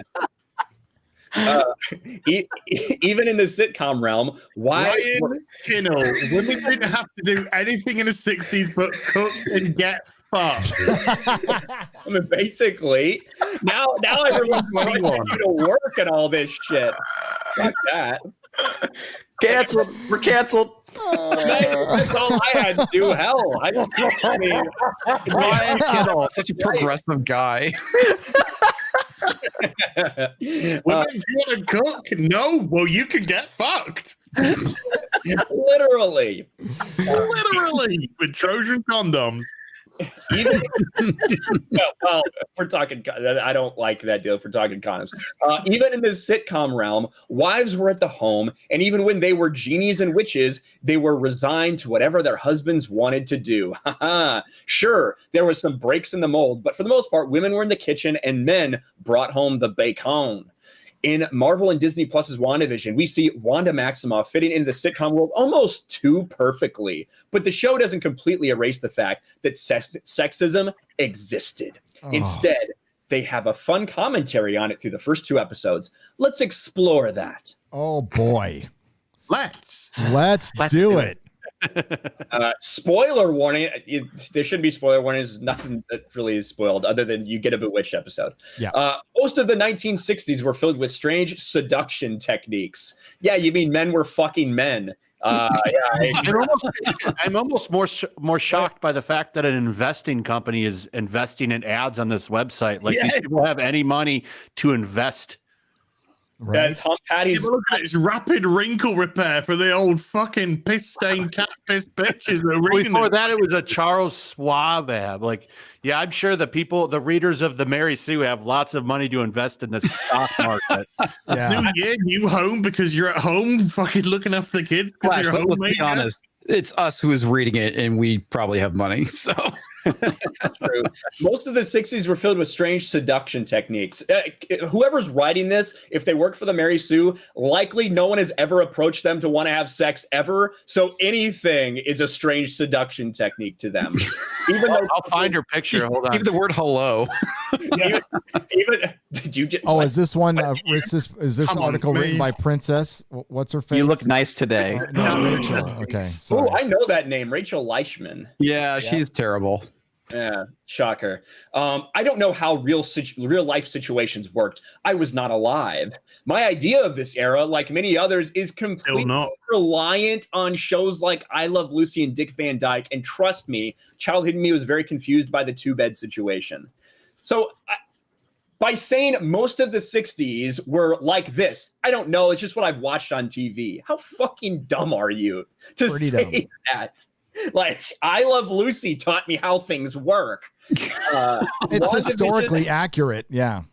WandaVision had somehow mastered the art of playing in the sitcom space while still calling out the sexism that very much existed. Under the guise of Wanda and Vision being an unusual couple, the show lets their dynamic thrive by placing those sexist aspects on other couples or in the commercials that litter the episode.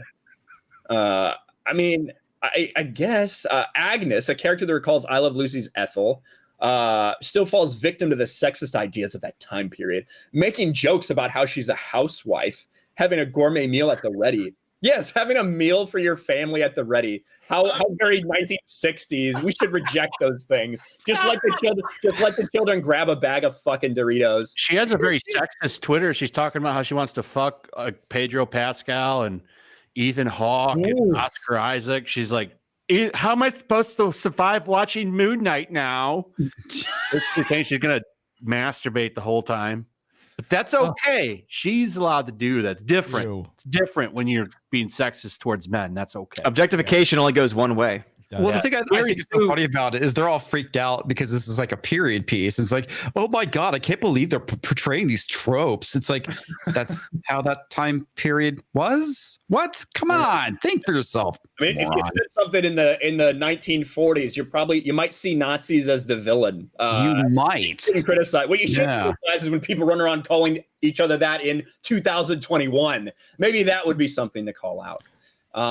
Agnes says, and bringing the husband issue of a magazine to help Wanda prepare for an anniversary that neither Wanda nor Vision can remember. She's an interesting look at tackling those archetypes in these shows. But even when WandaVision plays into it, they still have subtle jabs at the ideas that filled the show of the 60s and beyond. Women were taught to do things to get the attention of men. It was always about how you could change yourself for the man in your life, not the other way around. In the first episode, Wanda and Agnes discuss a seduction technique for Vision, who is already Wanda's husband, and read that one such technique is literally fall so a man can pick you up. Okay, seems weird. Head injury that's plagued the females for a long time. Sure, it's a laugh now because none of us would fall into the arms of a man. Well, not on purpose. I'm a klutz, so it could still happen. As she's talking about flicking her bean to Oscar Isaac and Ethan Hawke watching Disney Plus. Okay. The commercials, though, selling products to women to benefit their husbands, that's where the show really drives home the time period sexism that very much existed. It wasn't really what made a woman's life easier. It was about her husband being happy with her work. This woman stinks of cat piss. Yeah. And never mind the fact that, yes, labor-saving devices were definitely a huge game changer to society. So it's like, whatever. Like, and that's the thing too. Yeah. Guess what? The majority of women were homemakers. That's just how it was. That's not a big deal. That doesn't mean to say that a woman can't do something. Of course they can if you want to, but most women chose to go back and stay at the house and do that. So of course their primary. Well, what they don't understand is these idiots don't get is that labor-saving devices is what officially allowed women to enter into the workforce. Yes. Yeah, I got a picture if you want to see what she looks like. Uh-oh. No, right. Do we want to? I'm thinking hair color and haircut styles. No. Yeah. I'm thinking fragrant. Oh. That's actually not what I expected, to be perfectly Not what I honest. expected either. My expectations have been subverted. Mine haven't. These people are miserable. They are really miserable people. Yep. She's talking to her friend Kathy about the day she fucking came in a restaurant while thinking of Henry Cavill. Yeah. Again, Pedro Pascal. I saw him on my phone. I just had to have a quick fucking flick. You know what I'm saying? Even though I was in the restaurant, it's between courses, so it didn't really matter. And then by the time he came, so had I. You already been memed again. I didn't make this. Oh, it's so good. Is that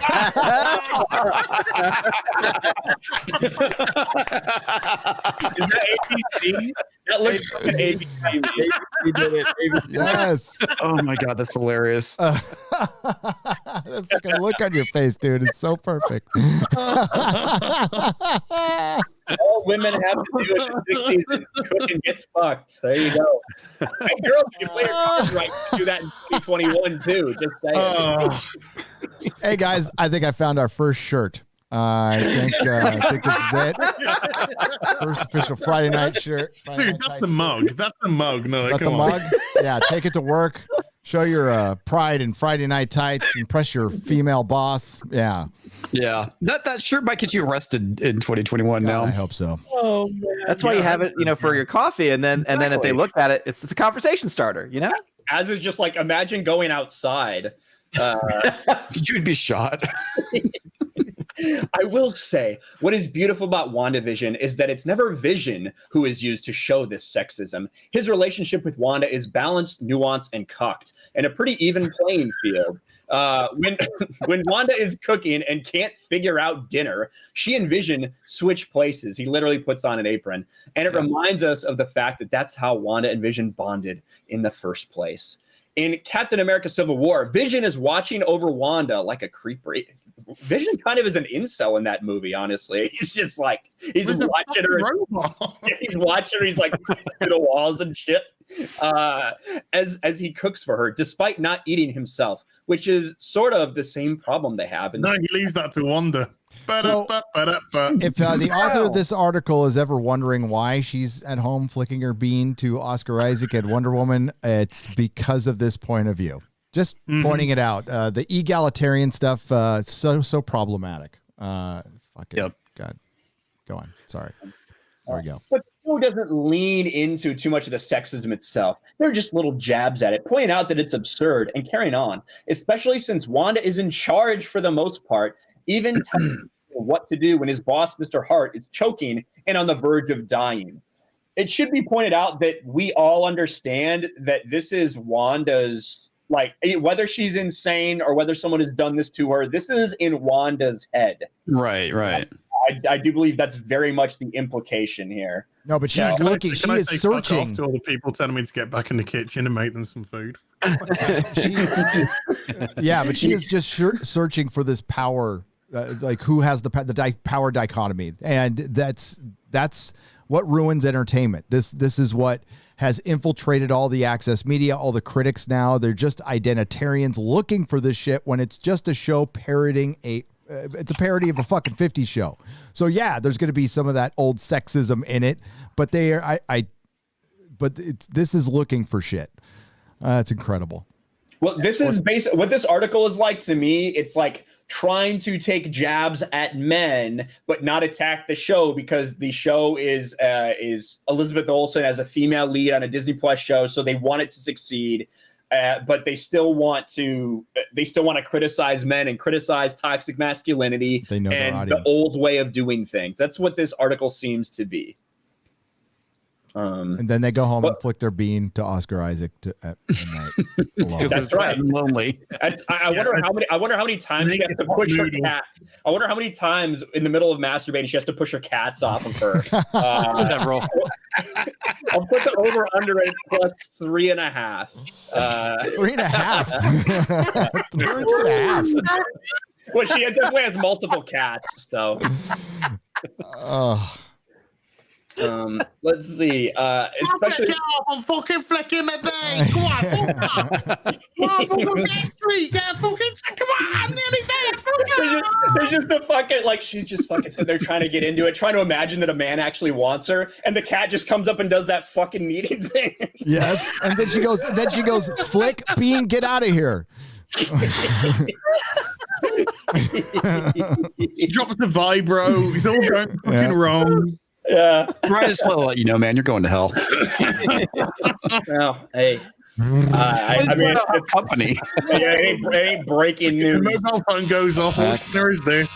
Oh, there we go. I thought of this before on my fucking vibrator. I have to pray for Ryan every night. Yeah, you just give up. Let's see. In the second episode, we meet Dottie. She's the kind of housewife who's always the villain of sitcoms, too perfect for the star, completely in love with her husband and her children. Yeah, villainous. Dottie leads the planning committee meeting and seems as if she is going to be the character that leads into this sexism. But much like everything else in the show, her character is flipped on its head with one simple exchange. When a radio starts to call to Wanda, she is shot still and snapped out of it only when a glass breaks in Dottie's hand. Before leaving to tend to herself, Dottie asked Wanda a question about the blood and white linen. Expecting some kind of typical housewife response, I was shocked when Dottie said, by doing it herself. And it drove it home, for me at least, that WandaVision wasn't going to play into that aspect of sitcoms, but wasn't dismissing that it existed either. What I do love, though, is watching how the commercials tackle it, though. What I do love, though, is watching how the commercials tackle it, though. Got a cat on her face. On her face, huh? What WandaVision does is poke at these sexist narratives, and watching them in the modern era drives home just how absolutely nonsensical they were back then. It's always about the husband, always about what he needs, and juxtaposed with Wanda being the star of the show, plays beautifully into how far we've come and where we still need to go with how we explore our female characters on television. Wait. I'm pretty sure Samantha was the star of Bewitched. Yes, she was. I mean, Darren was just a side character. I'm I'm pretty sure main character. Lucy was also the main character of I Love Lucy. Yeah, I'm pretty sure she was. And also, she was literally the most powerful woman in Hollywood at that time. She was. We could thank her and Desi for Star Trek. Yes, absolutely. At the end of the day, WandaVision is for the most part about Wanda Maximoff. Yeah, it is. It's in the title, Wanda, and then Vision. So obviously she's the lead. Yes, and she's alive. Most figured this out already. She's alive and he's not. Yeah. Oh my God. That too. But no, this person wakes up in the morning and goes, when I'm watching my Marvel movie, God, I hope they tackle sexism. Thank God they tackled next week we'll have an article talking about how there's not enough black representation in the show. Yep. Oh, that one's already written. It's already written. Not enough alphabet either. The worst thing you could be is successful and popular these days. And if you are successful and popular, if everybody generally likes what's going on, they will find reasons to bitch about it. Yep. That's essentially what it comes down to. They hate unity. They hate people that are on the same page. They hate when people are happy, and their job is family life. Absolutely. They hate married couples. Mm-hmm. Yes, they do. Yes, they do. Hate the nuclear family. These people, man. Absolutely. What do you mean, these people? What do you mean, these? Right. women that stink like cat piss. Those people. Oh man. Yeah, there you go. But yeah, as far as what's up? Ryan's got T-shirts out of. You get like 3 or 4 T-shirts you've made out of this stream. Go for it. Ryan is a walking T-shirt machine. My fuck Naughty Dog shirts are still selling because they keep giving me material. So, speaking of Ryan, Kinnell's 3-inch erect cock for $4.99 says, "Hail YellowFlash and Friday Night Tights crew. Have you heard of the reboot of Walker, Texas Ranger? Chuck Norris might have to smash some SJWs if they ruin his legacy." Yeah. It's Jared Padalecki. Yeah. I thought it was the girl that was going to be the new Texas Ranger or something. No, I just got long hair.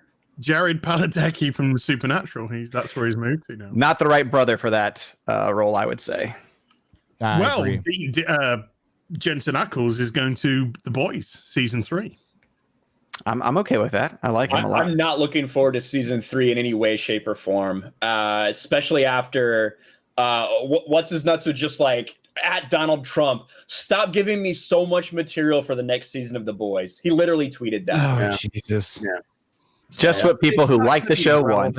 No one's gonna fucking care at that point. Nope. It's ridiculous, man. Oh, They had a great opportunity with that show, and they did. Fisted it. All gone. It's the same thing that happened to Westworld, man. Westworld was great. Time's Up happens, completely derails the show, turns to shit immediately. Ike Ellis for $5. Hail the Beards and YellowFlash. Yeah, I guess Jeremy too. Thanks for the $5. Fuck that motherfucker. Jeremy loves his audience, by the way. Terry Wilkin for 20 Canadian pesos. Thank you for all you do. You keep me sane during these times. We are in a full lockdown here in Ontario, Canada. I watch and follow all of you. Plus Perry Chan, your vids are amazing. I love you all so much. Thank you, Terry. Based on Gary's response, I have to clarify. When I said fuck that motherfucker, I meant me. Like, I was just saying fuck me. Because you said, I guess Jeremy too. I'm like, fuck that motherfucker. I wasn't clear about that. I did enough cussing out of my audience yesterday on the other stream with Drunk Radio. So, went the fuck off on somebody. Did ya? Why? Because someone asked me if you could have dark humor on geeksandgamers.com, and I wasn't willing to just say yes, because right now in the climate we're in, we have to worry about what content is put on our platforms because they will shut you down. And somebody kind of came back with a little response like, I don't know, like Jeremy's just bending the knee. I'm like, fuck you. I'm sorry that I'm building a platform. I'm sorry that I'm building something and I have to worry about bigger powers than me while you're sitting there playing with your little 2-inch penis in your house and you have nothing better going on in your fucking life. And I have to worry about real world consequences to everything that happens when you have thousands of users on your platform. And if you don't like that, then fuck you. You don't come to my website. I'm sorry that I have to operate under big techs and their policies. That's just the world we're in. Unfortunately, and you got these badass Billies in the comments like, fuck that shit. It's like, what do you want me to do? So I went off. I gotta say, Jeremy, that you not putting dark humor on your channel, I did not see that coming. Phrasing. Yeah, phrasing. But yeah, the point was I don't mind what. Yeah, I obviously would like people to say whatever they want, but I can't just openly just go like, yeah, you could post whatever you want on the internet because they are cracking down and we have to follow rules, and that's just what it comes down to. Not all of us have the ability to build our own servers with our own infrastructure to go beyond that platform. I mean, it's just that's the way it is. You're right. I didn't do anything. Yeah. What's going on? Stop talking so loud. I tell everybody, all these I get more subscribers, got to upgrade my gear, got to be a real YouTuber. I fucking buy more expensive shit and then it breaks. Then you need to buy something else more expensive to make sure that your more expensive mic fucking works. That's how it is. Go back to the Blue Yeti, bro. Is this better at all? down a I little don't bit. think it's the microphone. I think there's some some yeah. yeah. Settings. Is this better? Yeah, that's better. It's audio correcting probably in your computer or something. Yeah. But what Jeremy's saying is he's being fucking smart. Okay, we've talked about this before. There's the free speech absolutists out there, and that's fucking great. And like outside when you're walking on the sidewalk out in the world, yes, that needs to be. But here we have to run. We have to follow these rules, and we need to be fucking smart. Is it bend the knee or is it adapt? We can't be effective unless we're here.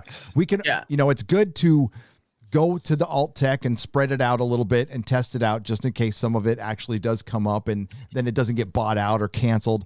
But in the meantime, we have to stay here being effective. And if we're not effective, if we're not fucking here.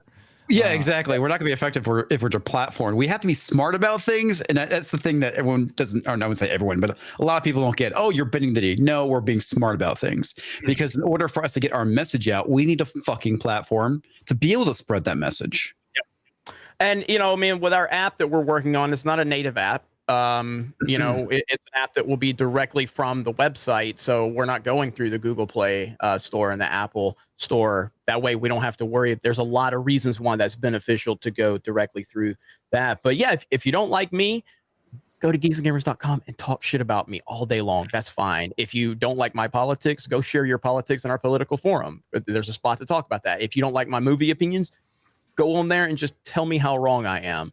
That's totally fine. I have no problem with that. But there are lines that we have to make subjective decisions on that people just aren't going to like based on bigger powers that are in play right now. And that is just the reality of the situation. So that was my whole thing was like, yeah, I wish I just had unlimited power where I could just unleash everybody.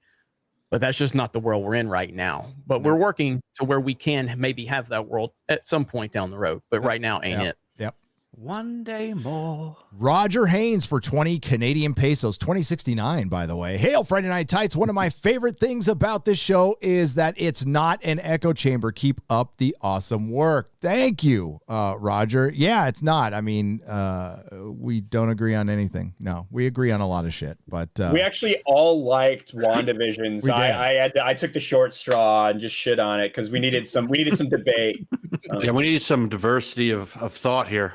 Mm-hmm. Really did. Which is true diversity. Next week. It's only diversity we're getting on the show this week. Diversity of thought. So definitely not diversity of pizza, is it? No, I'm sorry. Or cake. Sorry, I ate it all already. It was delicious. Darkstar 76 for $20. Hail all. So I guess I've joined the hate club. You and the gang have been in, made a comment on Twitter about the One Ring announcement, just hoping it wasn't woke, and all the usual got called is and phobes, and they told and then what they say is and was told to go beat my wife. You were told to go beat your wife. That's Twitter for you, man. That's Twitter. Oh, they're gonna love my video tomorrow. They're gonna love it. I'm bringing up the big question that everybody's they were tap dancing around in the big. So Odin, you're a fan of Lord of the Rings. They announced the synopsis, right? So the synopsis, it basically tells you it's going to be Game of Thrones. This show is going to be Game of Thrones. We're going to be in different parts of the map, following different characters who are all going to converge. Sauron's going to be the big bad. He's going to be. We're going to see the forging of the. But it's going to be political. And it's all based on a history, basically. So it'll be these two guys who nobody's ever heard of adapting Tolkien's dialogue, and they'll have no dialogue to adapt. So they'll be interpreting what they think he would be saying, because the Silmarillion's a history. There's no conversation. There's some conversations, but there's no you're not following a person around for a story. It's going to be Game of Thrones. So there's going to be a lot of blanks being filled in by two guys from Bad Robot whose only work was fucking Star Trek Beyond and putting fucking Captain Kirk on a motorcycle, riding around to fucking Beastie Boys music. That I am very upset by that. So I think this is going to end very well. By very well, you mean a train flying off a cliff or 50 YouTube videos. Not a GIF you sent to us earlier. That was great. Just like that. I want you all to be prepared for Gay elves. Gay elves are coming. We are going to get gay elves. Are they gay for dwarves? And this is the conundrum they're in. This is a story written that was supposed to be English mythology, written by a devout Catholic, and they're going to try to sell us that Tolkien would have been completely okay with gay elves in his story. And I can confirm he wiping their ass with his material. Did they say that there's going to be gay elves in it? There's going to be. No, they didn't say it. They're going to have LGBTQ representation. It reminds me of that. If that line, they cancel that shit though? Huh? His estate. Yeah, don't they have control over that? The estate. Do you think they care?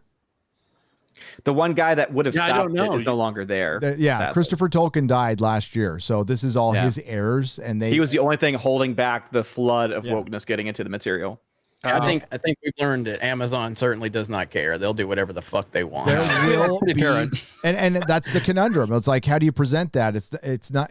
I mean, we don't watch Lord of the Rings for fucking straight sex. I watch it for comradeship and friendship and fucking going on a journey. There also there's no sex in it at all. There's no sex in it whatsoever. That's the whole point of it. I really want to see a dwarf butt fucking an elf. Make it a shirt. Make it a shirt. I feel like Frodo and Sam almost went there a couple of times though. If So they bring in representation, then I want them to fuck hard. You know, I don't want any of this fucking queer baiting bullshit. If you believe in the representation, if you think it's absolutely necessary to the show, then I want to see them fuck like rabbits and hard. I want to see sweat. I want to hear grunting. You know, I want you to go all in. I The want Last you of to Us Part 2. You want how The Last much of Us Part it actually, yeah, I want you to show us how much it means to you. Exactly. I want to see Fellowship of the Cock Ring. That's what I want to see. They've already done Make that. it happen, Amazon. They've already done that. Jack Black did that on the MTV Movie Awards. You didn't see that a long time ago? What is that? I didn't watch MTV. It was 20 years ago when people watched the MTV Movie Awards. say, It even was I still know funny. that, Yeah, and there you go. Jack Black has a cock. The One Ring is his cock ring. I guess my big thing is it goes back to the quote from Clerks 2 when the guy's mocking the Lord of the Rings and the Hobbit. He's like, oh yeah, those two are totally. They give him that really gay look. He's like, they're not gay, they're hobbits. They're not gay, they're elves. I have always said for a long time. Listen, I know that Sam got married when he went home. Like I know, but like, listen, Frodo wanted that ass. Come on, Sam. Hey. You called him my Sam several times. Obi-Wan and Anakin spent a lot of time together too. You know, I know Anakin really loved Padme, but he spent, he was in the barracks. He was spending a lot of time with Obi-Wan, so I'm sure they were lightsaber fighting as well. I already got that coming. Don't worry. The whole thing what Az was talking about is if you really care, go all in. Yeah. And just like I said, with Star Wars wanting their female representation, why are you making it the typical white girl? I want a 45-year-old black woman, overweight with 3 kids. That's who I want to star in the You want Precious? I want what I mean? muscular dude. I want two big muscular fucking dudes. Yeah. One bent over the fucking other, and I want sweat. I want dripping.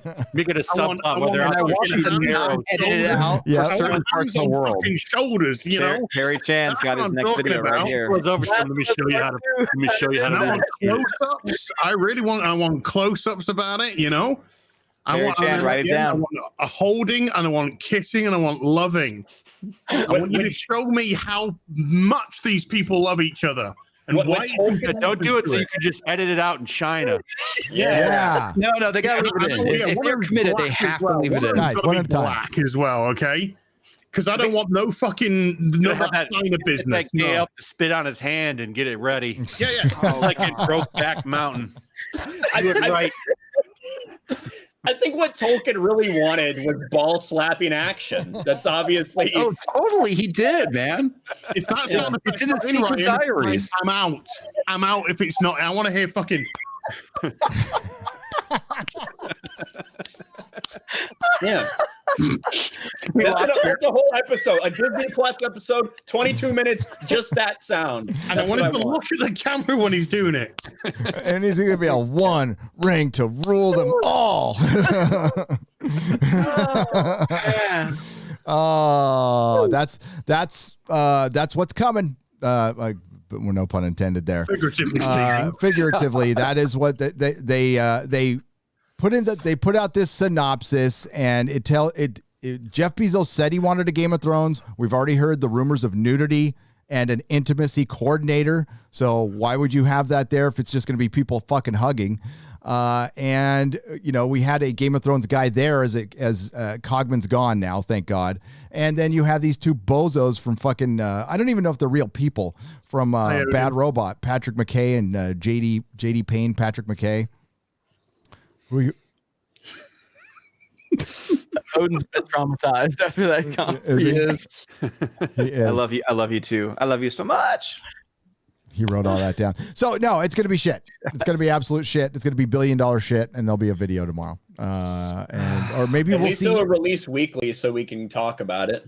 Yeah. Well, make it $1 billion piece of shit with some hardcore gay porn in it, please. Gay porn and Elron writing a ATV to Daft Punk music at the end. That's what I want. I think it'll be awesome. Hello, Tom. Hello, mate. How you guys doing? Oh, we're just talking about hardcore gay sex and Lord of the Rings. Nothing. Gay sex. Brokeback Mount Doom. You're there you go. really low. Brokeback You're Misty really Mountains. low, yeah. Don't worry, my mic can apparently make up for that lowness because it's too hot sometimes. You fixed the issue. You fixed the glitch. I don't know what I literally just put it. I've had to put it down twice now. Windows updates, man. That's kind I of the thing. know. Is that Yeah. better, guys? Or Yeah, it's better. Yeah. That's all better. right. Yeah, I heard Az talking in the back. I was enjoying it. You could have left me back there. I mean, Well, I just want one of these fucking companies to stop bullshitting and fucking gay baiting, queer baiting, and really fucking show how much it means and how much it's necessary to their story. That's right, Az. You give them hell. that's right. Yeah. How dare they be bigoted? It's totally not because Az wants to see that in any way, shape, or form. Personally, No, not at all. Terry Slaughter. I'll watch it and I'll say, God damn, that was important to the story. It was so important. Yeah. Oh, it's That just like man watching. needed to rear end that other dude. With his elven fucking ears pointing to the sun. Now society can heal. now society can heal. We just need some barely legal Smeagol. We'll be okay. Now we're coming together. And it's just like watching WandaVision, looking for the God. That sexism was tackled so well in WandaVision. That's why I watch superhero shit. What the fuck were they watching? The Mary Sue. Well, they're watching a different reality than we are. They have their feminist filters on, so everything is about misogyny, That'd be a good sexism. channel name, Feminist Filter. Yeah. Terry Slaughter for $20. Hail from the Psycho Hillbilly from West by God, Virginia. Hail, Terry. Thank you for the $20. Mexican Iron Man. What's up, Mexican Iron Man? Hail, all of you. My admiration for each of your great insights, videos, and recent cross-channel collaboration together. You're truly leading all of us into a new fandom renaissance. Great job, gentlemen. Wow. Right on, man. Mexican Iron Man is awesome. Hell yeah. Super supportive of all of us, has such enthusiasm and passion. Really do appreciate his support. And Yep. Echo Base Network's doing a great job over there. We got a lot of good stuff in the works, man. So good stuff all the way around. I want one of the elves to spit in the other one's mouth as well. Choke me. Do a rainbow kiss. There's a super chat just came in. I want to use it as a segue real quick because they just said they said, "Hail, Jester Feathers. Hail, I'm making a list of big tech alternatives to share with my social media circle. Any least favorite video uploading alternatives to Mama Susan, BitChute, and then another one PeerTube. Big thanks to this proud new Geeks and Gamers Premium member. Well, that's awesome. Yeah. That support. And I've been talking about this for a few weeks now. And I'm going to give you guys a link in the chat, but don't leave the show yet. You can go back and play this later. But this is the Geeks and Gamers video game. And Gary, if you can share my screen for me real quick, I'll show you guys a clip of the video I'm going to upload after Friday Night Tights. This is just a little montage of me playing the game, bitching about it because it's hard as hell. But Fact Blast. This is a game that was developed for 2 years by someone that's a fan of the channel. I had no idea it was going on.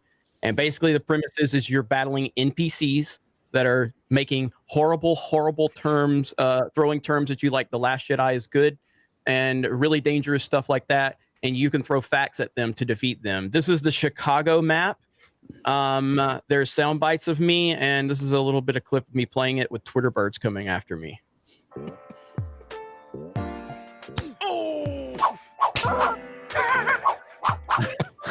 There's no holes in his jeans. Okay. All right. We got a rhythm now. Oh, never mind.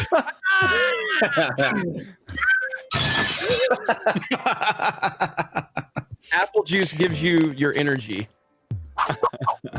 The facts. That is awesome. Man, fighting off Twitter. You really don't deserve this game at all. Snowflakes. Snowflakes. Oh, that is awesome. The NPCs are the best. Oh no, the man baby's got him. The faces of the NPCs change after you hit them. Look, when you die, watch this. When you die, they cheer.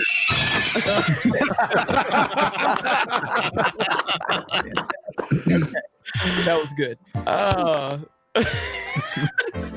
That is awesome. But so anyway, that is amazing. I am truly humbled by this.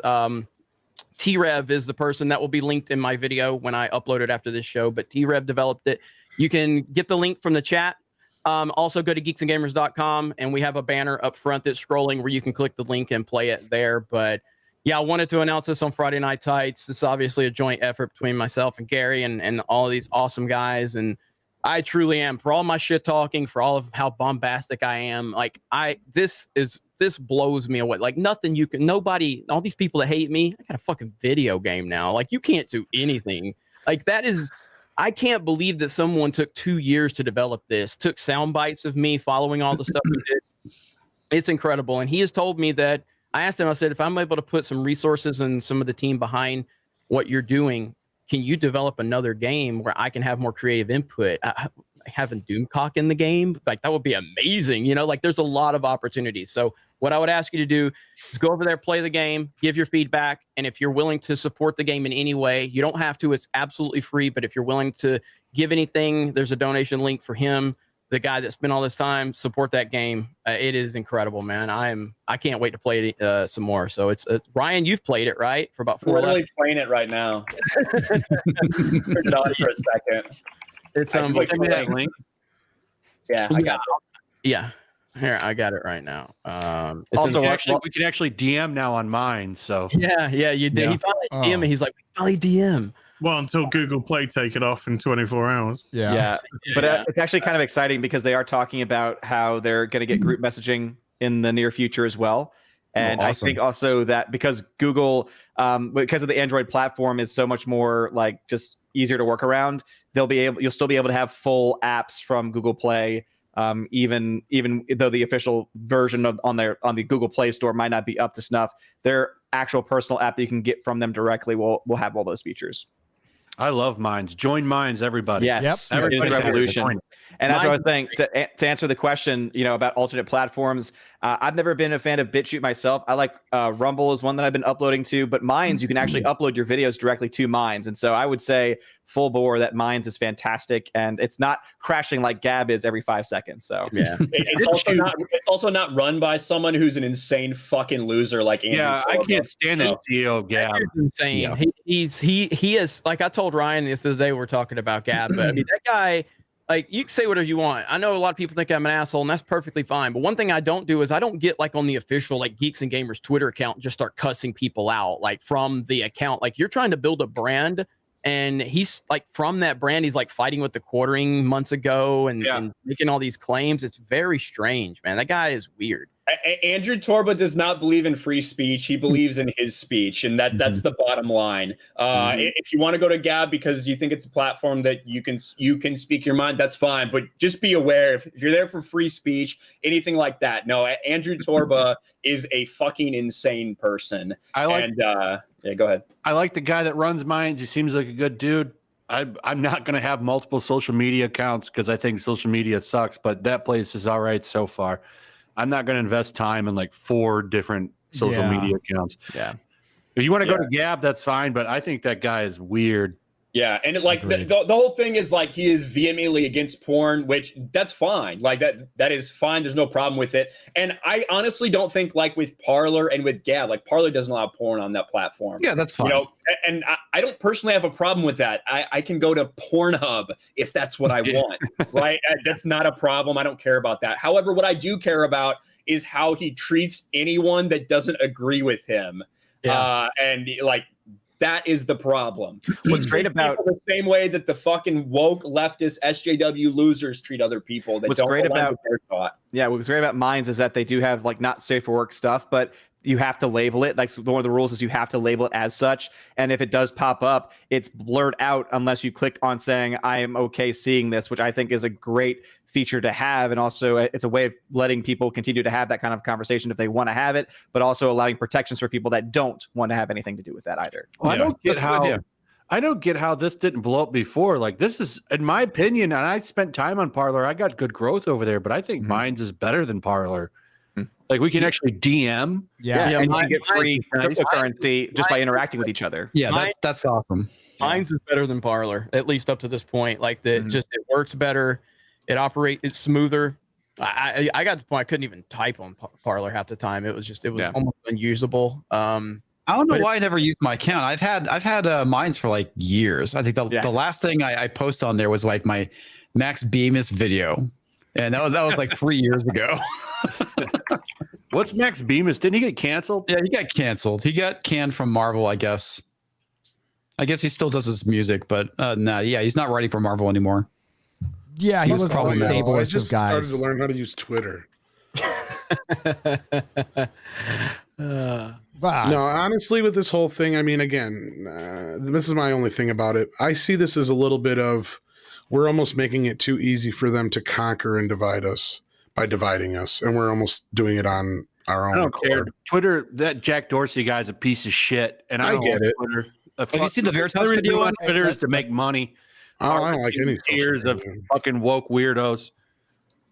I agree with you, YellowFlash. I mean, there's a point where we can't keep cutting and running everywhere, but Jack Dorsey's fuck that guy, man. He's a piece of shit, and I think everybody should probably just leave that platform. Az and I were supposed to leave it at Twitter the beginning of the If I weren't a content creator, I would not be on Twitter.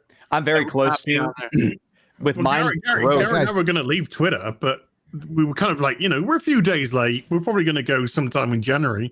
And then they shut down Parler, which is where we were going to do our social media. Yeah. So now we're kind of like not stuck on Twitter because that'd be a bit bullshitty. But now we're kind of like have to extend our stay on Twitter while we saw, maybe have a checkout of mine, see how that goes for a bit or something like that. But Jack Dorsey's a cunt. Oh, yes, he is. This guy is who the fuck gave him the right to say, and Google? We gave them the right, man. We gave them the power to do this. Well, we kind of did and we didn't. I know what you mean. I get where you're coming from. I fully understand what you mean. But I don't understand why there should be these monopoly laws which are in effect to stop companies from being this, because right now they are being antitrust competitor, competitor, because they're literally going, oh, look at Parler. Parler's getting traction. They organize and talk about killing people on Twitter every day. People to go fucking kill themselves. Every day they do. And shit. Yeah. It's been more How about shutting down competition? Parler was real competition that was going to make money, and they were going to bring all those active users that they have that are gone now, by the way. Yeah. Not only are they purging accounts, but people are walking away too. You heard about how Twitter signed an agreement with AWS to basically have like a multi-year contract with them, right? And that's like right after that they killed Parler, which was basically smothering the competition. And Parler's suing, I guess, Amazon for that. Yeah, they broke a law. This is the problem. These giant tech companies fucking own all the politicians and laws, so they can just break laws. But there's a thing called collusion, which you're not supposed to fucking do. And they colluded to get rid of the fucking president and then other people. And Jack Dorsey said, you heard him say, he's not stopping there. That's just the beginning. Not. And that's what we were all fucking saying. It's like, then they're going to come after your guy. And then when do you think, and then that fucking, oh my God, Twitter, they put up that shit about, was it the Uganda election? Uganda elections, that was fucking golden. The violation of human rights. No way. It's just got to say that Flash. Such an old meme. Right? This is such a good one, though. Yeah, and that is the thing. And I said it last week. I'll say it again. For all the people out there, they're their own company. They can decide what they do, and that goes against TOS. They're all working together to unperson people. And then what did I say would happen? I said then the next it'll be the payment processors. And sure as shit, that is what we've seen. Whether we're talking about an individual or whether we're talking about platforms, D-Live just deplatformed a bunch of people because their payment processors came to them and say, hey, we're not going to continue processing your payments with these people on your platform. Okay. Top earners. Exactly. So then they got rid of those people. That's what happens. Just make your own website. Just get your own web server hoster. Get your own internet. Oh, wait, you can't bank. You can't get people to process your payments. Make your own bank. At some point, people need to stand up, even if it's not happening to you. You have to understand that this is not just one company making one decision. This is all the big tech companies organizing together to deplatform people who think a different way. And that's why we need to starve these people of money. It's the reason why we need to stop buying so much from Amazon. It's the reason why we need to move off of Google for mail and go to something like Proton Mail. We need to take money out of their hands because that's when they'll stop, because that's when they start losing their power. Mm-hmm. Yeah, and I will say I'm kind of happy to see. I mean, obviously, there's a long way to go, and they're obviously all in bed with each other. But it is kind. Am I booming again? No, you're fine. You're fine. Okay. I saw Ryan. I was like, oh gosh. Okay, I'm just cringing because you're talking. I'm just kidding. Sorry, I feel like Charlie Brown right now. Anyway, so. But I was, and now I've lost my train of thought, and it's my stapler. But anyway, what I was gonna say was Minds is great because guess what? You can edit your post. Oh yeah, that's awesome. Yeah, Mind is cool. It's just, is it going to be another fucking thing? And I know it's decentralized and everything, but it's still got servers. And is there a way they can fucking do this again? And the answer is yes, because they run so much fucking shit. But it's more difficult. But what fucking Amazon did was fucking bullshit. That was fucking that was over the fucking line. And here we are. We're in actual fascism now. It's actually happening. It's so ironic that the anti-fascist people help usher in a fascist age. Listen, but we also have to stay here. We can't just keep cut and fucking run all the time, because what Tom said, they're just going to scatter us to the fucking four winds. So we have to be smart, stay here, infiltrate their platforms with common sense. I know it sounds fucking kind of lame, but it's true. The more of us that are here, the harder it will be to get rid of us. And you would think that the commonality between all of us would be to have common fucking sense. And we're watching insanity run roughshod. We took a loss. Big tech fucking won. They won. And we need to kind of lick our wounds and kind of figure out what we're going to do next, while staying on their fucking platforms. And they run out with this bullshit that they're still an arena for conversation or whatever the fuck Jack Dorsey said, and totally full of fucking shit. He's a liar. Yeah. I mean, there's things I'd like to say now I can't.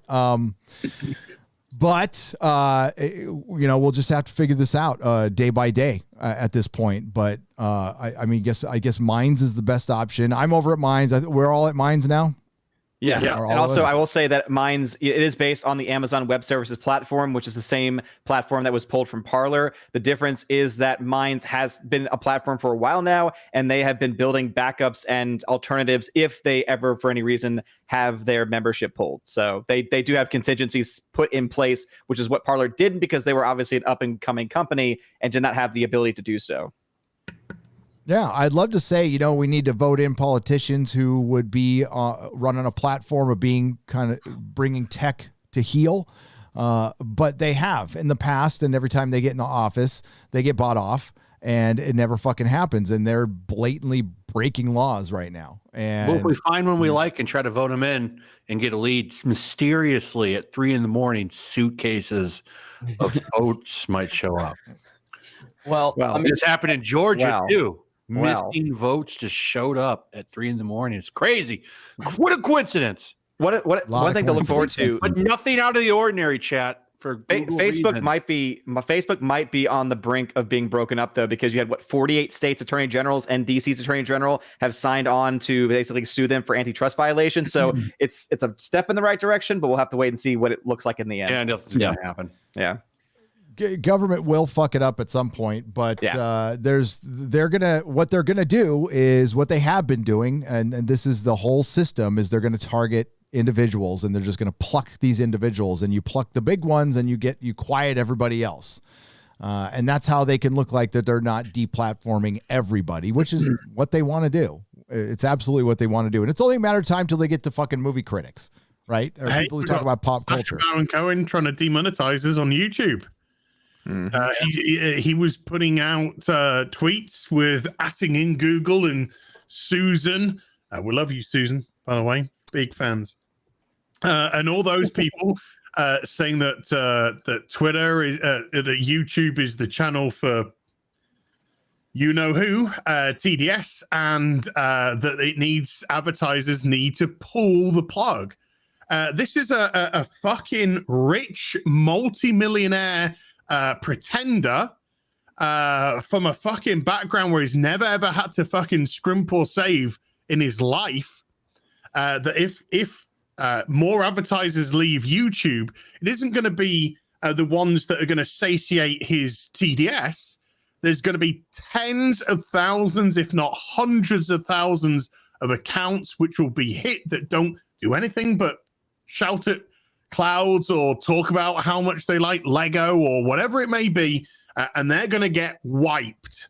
They're going to get their monetization destroyed purely because of these dumbass pretenders with their agendas that are going to come in and they're just going to smash everything up, and they don't care because they're multimillionaires. They don't care. It's not going to affect them. It's not going to affect them. Not in the least. So why do we care if hundreds of thousands of people suddenly lose their livelihoods or lose their income sources, particularly in a time right now where we're locked up and we can't go out? A lot of people can't go out. A lot of people have lost their jobs. A lot of people can't get any more jobs. We've got taxi services that are just falling apart now. Never mind retail, because there's no one to ferry about. And I know one, and his company's just on the verge. There's some which have already gone. And we've got retail decimated. Everything's been decimated. And the one thing that we can do right now, one thing that is thankfully, thank fucking God, keeping us going, is we can make our videos online from our houses. But if they came in and they destroyed the advertisers because of their personal politics, boosh. We could all be fucking wiped and well, probably you go around his house and fucking nicking his shit to sell. Right. Well, I was just going to say that is basically like a trickle down economics of sorts. You're right. It always affects everything down the line. We said this how many months ago? It's like the things we're going to see affected first are the things that people don't think about. You know, everybody was freaking out about toilet paper, but like we kept saying, you know, all these things that we don't think about, they're the things that are going to go first. And, you know, sadly, Gary saw it firsthand salons, and then specialty stores and all these things, and then of course the taxi services are going to go, gas stations are going to go out of, restaurants already are. I mean, you name it, anything that's a non-essential, basically a non-corporate entity. Yeah. Speaking of things that are quick to go, Odin, you got to bounce. Yes, I do. Spend some time with the wife as we put the child down for the night. Whoa, don't put it down. Just That's not very nice. Place the child down. Easy. let it sleep. Don't put it down. Do I need to put my volume up again? Because I will. Yeah. Don't do that, please. Plug your channel, Odin. Oh yeah, you can go ahead and follow me over at OMB Reviews on YouTube. However, if you are sick and tired of YouTube and Twitter, go follow me on Minds, because not only do I post there almost exclusively now, but also I upload all of my videos onto the Minds platform, and so you can watch the videos directly on Minds without ever having to go to YouTube or any other platform. So go check me out. Odin's Movie Vlog is the handle over on Minds, and thank you for having me on as always. Take it easy, Odin. See you later. Bye, everybody. Have a good one, man. You too. There we go. I was gonna say to Odin, I mean, he already got the first part of what happens with the housewife in the 60s. He got his food brought to him. I was gonna go ask him about that second part, but he's a nice Catholic boy. So I'm not gonna put him on the spot like that. But I'm glad Odin had pizza. It sounds good. I want pizza right now. I'm so hungry. I know, I'm fucking starving, dude. I've been trying to not eat some, but I've been eating like a fucking pig for literally all of lockdown. So I'm trying to not, but it's difficult. Yeah, well, you get to go to a gym. So do I. So it's true. What do you guys think about this Ray Fisher thing? I think it's kind of hilarious. This guy, he's a crybaby diva. I think dude makes millions of dollars. Crying about now. He makes millions of dollars to play pretend, and he's bitching because somebody was mean to him. Fuck him. Yeah, fuck Ray Fisher. I think I don't give a shit what Joss Whedon said to him. He's a bitch. Whiny bitch. I think Ray Fisher tried to capitalize off of the whole BLM movement back and everything, and then he wants to be the Colin Kaepernick of movies. Yeah, he just leaked some audio. I saw. He's a piece of shit. He's not making millions. This guy probably earned about $177,000 from. Let's feel bad for him. Sorry, he's going to make a lot more now. if he wouldn't have fucked it up. Kaepernick taught us anything, it's that you can make a lot of money being a fake victim, and that's what Ray Fisher is going to do. Yep. I don't think Ray Fisher is relevant enough for, like, Colin Kaepernick is actually someone who had like notoriety. Ray Fisher, I feel like, is a very small, even compared to Colin Kaepernick, very small star in that kind of realm. This is like, his career is just fucking done, and I don't see like too much victimization, monetization from it. Not as much as Kaepernick, for sure. I think both sides in this are retarded, because DC has clearly just been an absolute jumbled mess. And I think that Joss Whedon's an enormous piece of shit. I think that Jeff Johns needs to stick solely to writing things that appear on comic book pages and stay out of virtually anything that comes to life on a screen. He's shown over and over again, look at Wonder Woman 84, that like whenever he is involved with a project, it just does not translate to what the audience wants on TV. Totally. So last I heard, he's not anymore. Outside of go back to Stargirl or whatever, which is fine. Okay. Flash. And I hate having to be, sitting here and sticking up for those guys, because I don't like them any more than anybody else. But unless that audio you're talking about is some audio of Jeff Johns and unless he's saying the N-word over and over again. Yeah, exactly. Unless I'm hearing something like that, then Ray Fisher is a big fucking cryborg, and I really don't give a shit. He fucked himself up the ass. He tried to be an opportunist.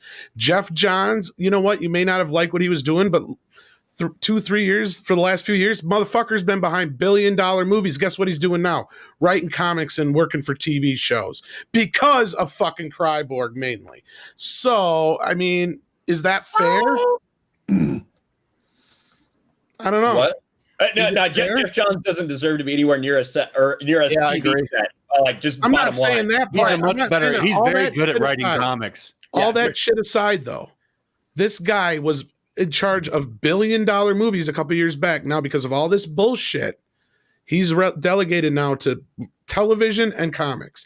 Now, I'm not saying he's not in the right place, but how is that fair to his career? What did he fucking do to Cryborg to deserve that? Just like give him enough lines. You wanted more lines. He's a fucking diva.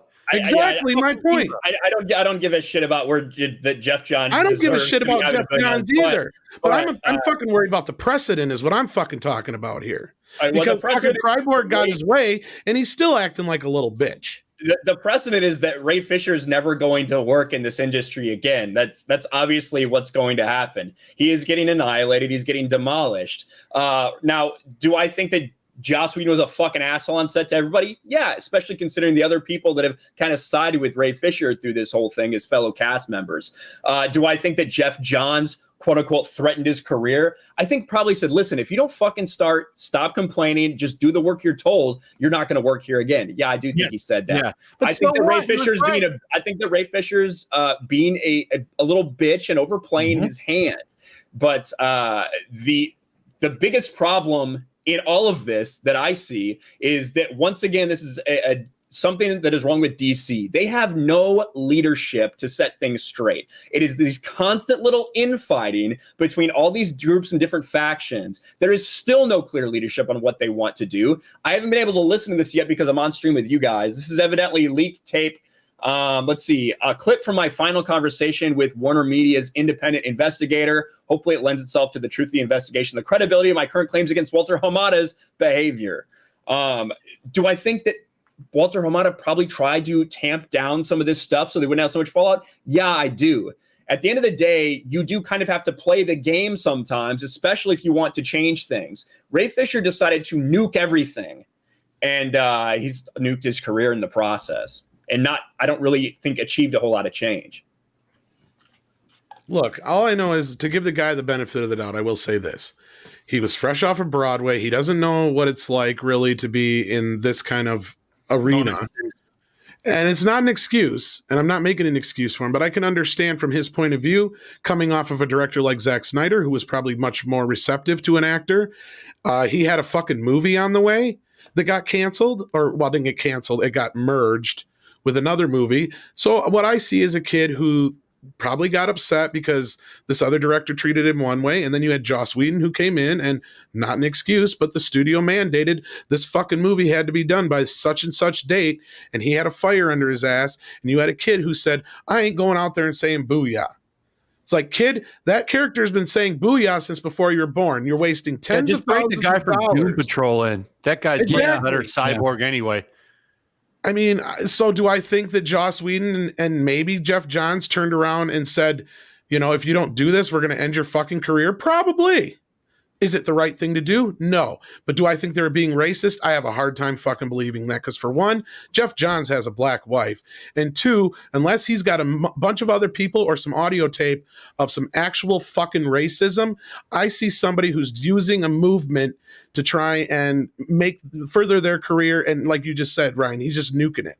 And I would love to see somebody like John Boyega, who has faced some true racism, and we have the fucking proof, slap that fucker down and say, look, sit down and shut up, because all you're doing is ruining the movement. You're ruining the message, because he actually has something to fucking say and bitch about here, because we've seen the proof of what they've done. And he's asked the tough questions now of Disney, and Kathleen got a talking to. I don't know if you guys seen that. So, I haven't. Yeah, they had John Boyega, I guess, gave her a big had a big meeting. A few months ago, yeah. So granted, I mean, it's just Ray Fisher nuked it himself. He could have kept his mouth shut. He could have possibly had something going forward, and he fucked it up. Well, I think the bigger thing is for Ray Fisher, right? If you truly believe that all this stuff is a problem, and I think that whether it's just because that's his fucking ideology, I do think he truly thinks that something improper went on, or because, like you said, he's from Broadway. I do think he truly believes that. Well, that's what I was saying. I think that the best way to go about it is to not do the company line, but at least do something to be able to continue and pressure these issues from the inside, change things from the inside, instead of at every opportunity undercutting everyone who is trying to make this work, who is trying to make Zack Snyder's Justice League happen, who is trying to make all these things successful for DC, and undercutting them at every fucking level to the point where no one is going to want to work with you ever again, and you're never going to be able to change anything. I don't think he believed anything improper happened at all. If he believed anything improper happened in Tor, he would have made his claims immediately. He did not. He waited. He waited to a very specific part in time. He waited till John Boyega came out and had his rant in Hyde Park. He also had, I think this guy's butthurt because he had a story with Zack Snyder. He filmed a story with his character. And then Joss Whedon came in due to the awful events in Zack's life. Joss Whedon came in and he just went, I'm making my fucking film, and cut his fucking story onto the floor. And then said, I want you to say these words because he's trying to make a now a more hyper friendly Justice League. We're all going to be laughing. You're going to say your catchphrases and everyone's going to eat popcorn and go home happy. And this guy doesn't like it. He didn't like it. He wanted his fucking story to go into the film. He wanted his piece. He wanted his work to be there, and it wasn't going to be there. And he was relegated in Joss Whedon's cut to a bit player. And I think he kicked his heels, and I think he had a tantrum, and I think he got his mother's tit out and started fucking sucking on it and breastfeeding himself. And then I think he got dragged into the office and told to buck the fuck up. And if you don't buck the fuck up, you're going to find it very difficult to get work in Hollywood. And I think that's what, and I don't think he liked it. I think the guy's a pretty fucking theater twat who's coming to movies. That's why I call him a diva. And doesn't realize that movies got hundreds of millions of fucking dollars at stake here. This isn't some fucking, $100,000 fucking production that goes on to Broadway for a little bit, and he can do it twice a week and maybe 3 times on a Wednesday or whatever he fucking does. And Joss Whedon turned around and said, excuse me, sunshine, I've got my fucking neck on the line here to try and turn a movie, and I've got to turn this fucking whole mess, which is spiraling out of control with hundreds of millions of dollars, into something that's going to make the fucking big screen. So fuck off and say booyah when I tell you to say fucking booyah. And I think he went home and fucking cried like the little bitch he is. I think you're right, Az. That's kind of what I was getting to in a more eloquent way, but yeah. So he just fucked his career. We've been watching somebody who, he was trying to be Colin Kaepernick and he fucked his career. And it's kind of funny because, going after Walter Hamada, this isn't going after a cis white male in Hollywood. You're going after Walter Hamada, who's made that company a lot of fucking money, is a powerful dude. And it also proves kind of what we were talking about with the Lord of the Rings. So I have to clarify something because occasionally you have to do that on YouTube because part of our job, you got to state the obvious sometimes. Nobody gives a fuck about your fucking cause, your BLMs, your LGBTQ movements in Hollywood. No one cares. They care about making money. They want to be able to sell certain movies to certain people. They still want to get the best actors possible, and they're just trying to piss off the least amount of people. And the path of least resistance right now is bending the knee to all of these organizations that are putting giant political pressure that can do a lot of fucking monetary damage to these companies. And this means choosing them over the paying customer. When we were talking about The Lord of the Rings and bringing in the LGBTQ stuff into The Lord of the Rings, we weren't being anti-gay. If you've watched my channel for more than 5 fucking minutes, you know how I feel about that stuff. I'm not going to pull out the whole, I've got gay friends. I lived in San Francisco. No fucking problem. Gay doesn't impress me. Gay is fucking normal. Gay is normal. Okay. LGBTQ is normal, which means I'm going to give it shit. We're going to give everything shit, but we weren't giving people shit. We were giving the creators of the fucking show shit because they're going to use that to prop something up, to get a fucking headline, and they're not going to do anything with it. They're just going to use you, just like Star Trek used you this last season, and they put this poor transgender couple or whatever on display. Anyone that thinks like that they these were people fucking care little toys. Yeah. They don't give a shit what do they about do? you. Look at Rise of Skywalker. Oh, there's a lesbian kiss. What they do in other nations where that wasn't proof, they cut it out. Mm-hmm. And what do all these companies use forced labor in China from slave camp? You think these people give a fuck about any of these movements? They don't give a shit. And it's so funny that all these people that champion that, they never talk about any of this on Twitter. It's a blind eye. It doesn't matter. Yeah, all these companies that change their shit to the rainbow during Pride Month, except in the Middle East. Then they don't. The one place where they actually need people to speak up for gay people. How is China on LGBTQ plus issues? They don't.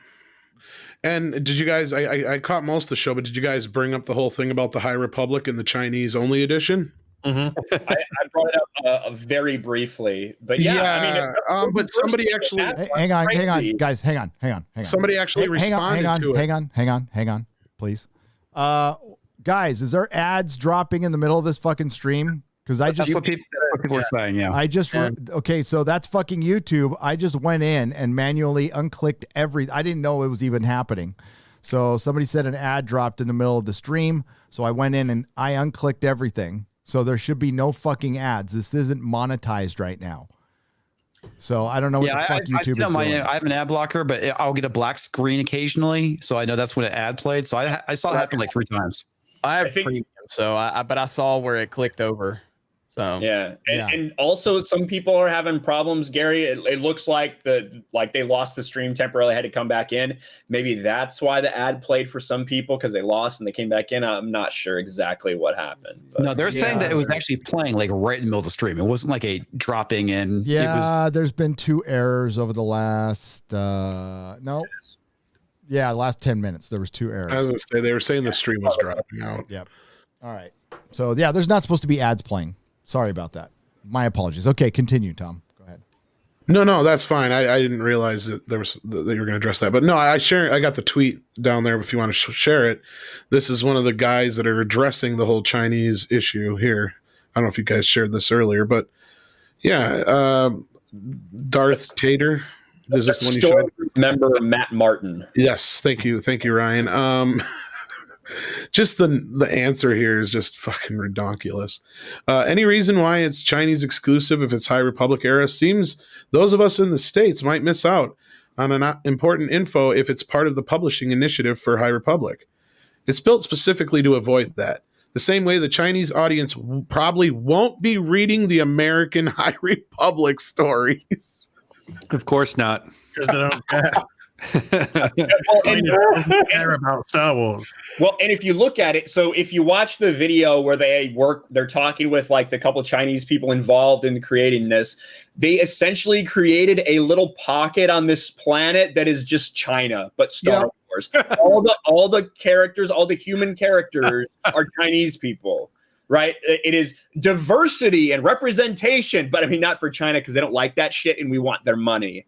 So Disney created their own Star Wars ethno state for China. Yes, they did exactly that. Wow. Wow, Disney. That's wow. Yeah. You hit the nail. That's what the right X-Men on have the been doing in the Marvel comics for about 2 years now. Yeah. Living on an ethno state. But yet they're still persecuted. That's so stupid. Oh man! So how they're persecuted Nazis now? I don't quite get it. Yeah, I don't either. But that's the Disney that cares about you. Let's remember that freaking Bad Robot, that organization that made The Force Awakens and The Rise of Skywalker. I'll never let him forget this. During the riots, decided to fan the flames by putting out a statement saying no more white comfort. And this is the same organization that reduced Finn in a poster for China. Yep. Mm-hmm. Yep. Nice going. Everyone ignores that. Nice going, JJ. Completely destroyed his character and cut his role in the sequel. Made him into a joke, a bigger joke, I would say. Those movies would have been so much more interesting with that character as the main character. Yeah, but do everything great, Ray. Yeah, but do you know how much you could read into like an Asian character traipsing around a black character? Because that's what happened in The Last Jedi. Yeah, it is. When they were to fucking appeal to China because The Force Awakens didn't do good business in China. What about a white woman not They said she was ugly. What about a white woman not taking a black man's hand in The Force Awakens? Oh, yeah. Racist. Well, that's what Boyega was insinuating, is that they rewrote that whole idea so that those two didn't wind up together because they were afraid that China would react adversely to it. And I got nothing to support this, but you know, that leaked treatment from JJ, I've been hearing, not only is it real, but I've been hearing rumors, and this is again rumors with salt, that Boyega might have been the one to actually fucking leak that. It would make sense if he's trying to prove his point. It would, yeah. Well, didn't one of the scripts get taken out for Fall Skywalker out of somebody's hotel room or something like that? Was that Boyega too? That turned out to be a bullshit story from did? I remember, yeah. The one that was put up on eBay. Created the story. That was to a try and script, though. build some hype. Yeah, that was just a script. Well, that's the one that Jar Jar mentioned on fucking Good Morning America.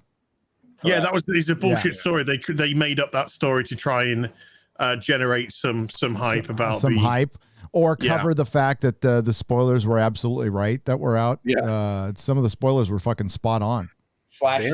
Yeah, Flash. How about those? Hey, how about those spoilers for fucking Wonder Woman being fucking spot on? Yeah. No surprises. They had a year that they could have just re-edited the film to make it even somewhat not what it was. What about those spoilers for Rise of Skywalker that were accurate? Yeah, the ones that were on 4chan. You mean the ones we were just talking about? And the Last of Us Part 2. Yes. All right. Okay. Damn, this hardware acceleration's pissing me off, man. It sucks when your badass computer is outdated in a year. Not another dime. Gary, it might not be your computer. I was having that problem for a month, and then all of a sudden I got an update for like OBS, I think it was, and it quit. Software related. Yeah, I was going to say, I think it might be software related. Yeah, I'm getting tired of OBS. Not another dime for $10. Freak the corporate algorithms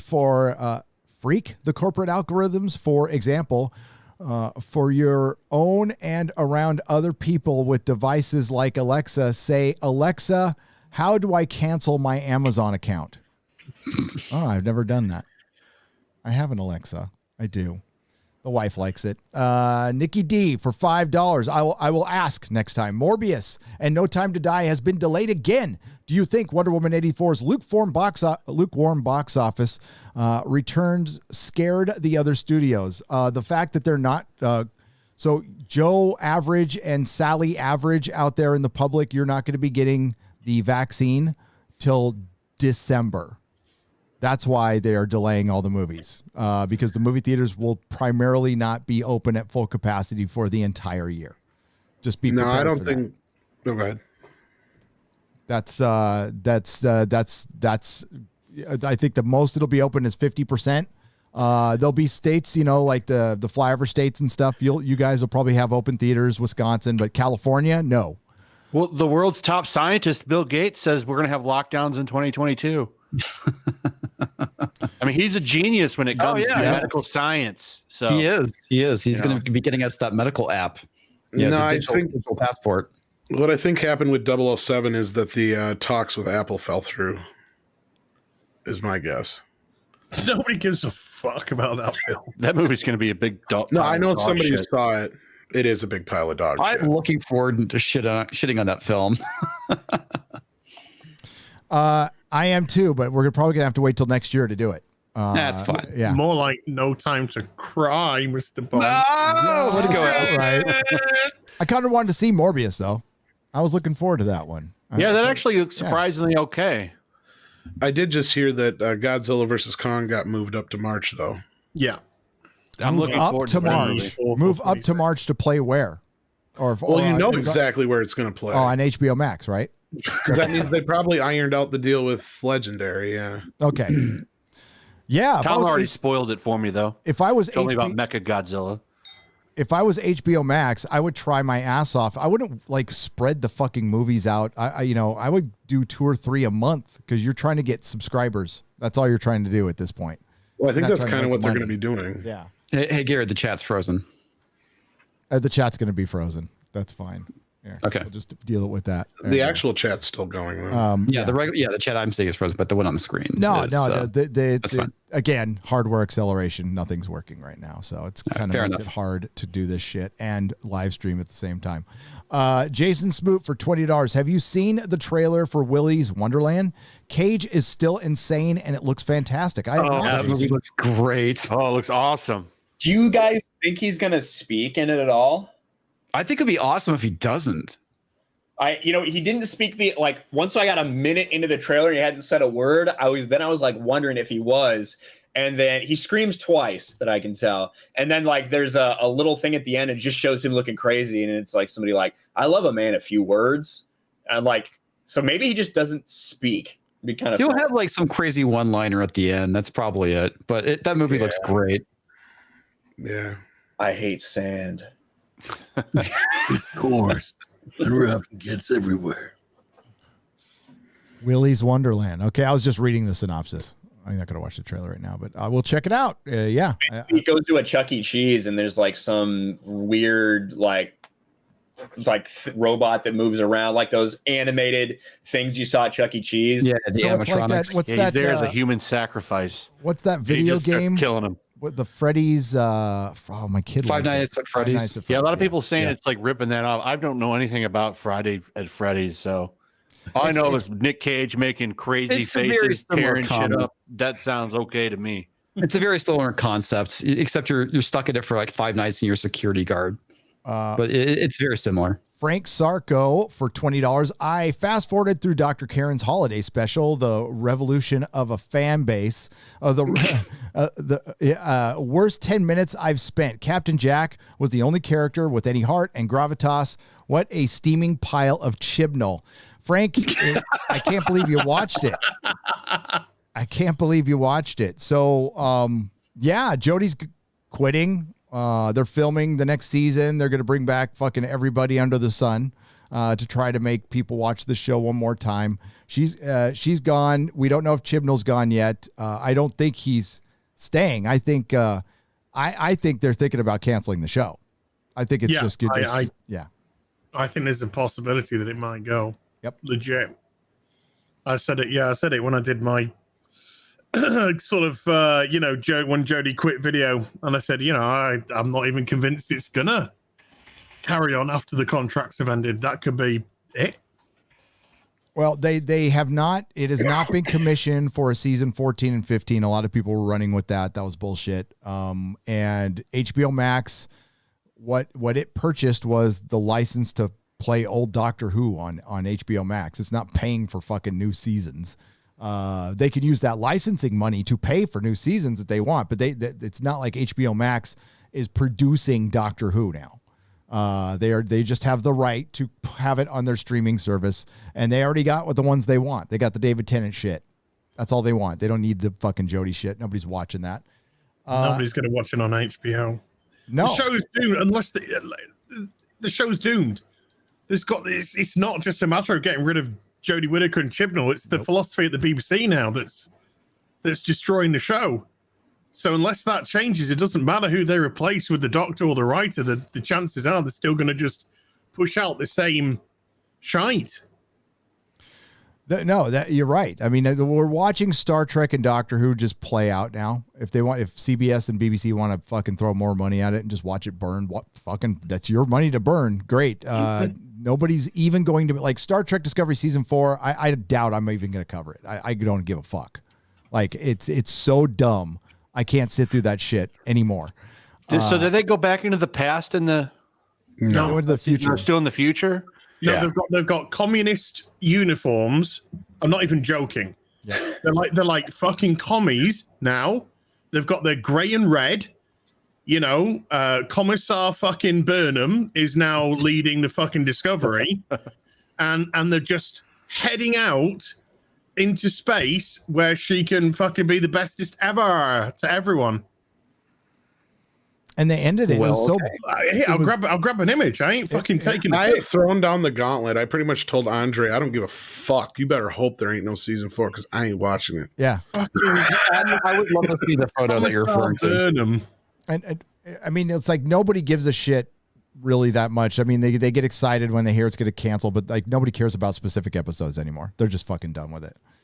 Did you share it, Az? I'm getting a okay. Go faster. A nice image of fucking hell. There we go. She's even smiling, the dumb cunt. Right, Jesus Christ! I'm so happy to be a communist. This is great. Right, just in a quick edit, Gary. Then I'll stick it up for you to share. All right, I'm going to read super chat in a sec. We're going to say Jason Smoot for $20 says, "Did you see Belle Delphine dunking on commies? Twitter is insane and hilarious." Belle Delphine dunking on commies. Twitter is. And she's got him doing her marketing for her, which is hilarious because she's doing this and she doubles down on it. She does this risque like bondage kidnapping porno, and it outrages everybody, of course. So they start sharing it. It's probably made her loads of money. I'm going to imagine Millions. Yeah, she makes $1 million a month. She shared that on a podcast. So she's probably making 2 or 3, 4 million now, thanks to them, because every time she posts these, she trends all day. Yep. There you go, Gary. Fucking Commissar Burnham. There we go. Ready to take the. Just like Mao. Yeah, it is. It's straight up. ready to spread communism to the galaxy. They need to put that picture in every turbo lift. It's crazy, isn't it? The CCP. It's like your Starship Troopers. In Starship Troopers, they had Neil Patrick Harris dressed up in that outfit to make him look like a fucking Nazi. Yeah, They like a kind of Nazi say, hey, officer. look, these aren't the good guys. You're not the good guys that you're rooting for. Everyone's just fucking terrible. And look, and this isn't even ironic. No, that was a choice by the costume department. That was a specific choice to make it look like fucking communist. There's no secret about that at all. Look at me, I'm a fucking commie. and season. Well, remember, Star Trek is about space communism. Oh yeah, well yeah, because the villains this season were capitalists. Capitalists, yep. A mercantile that were green, by the way, green. And so lovely.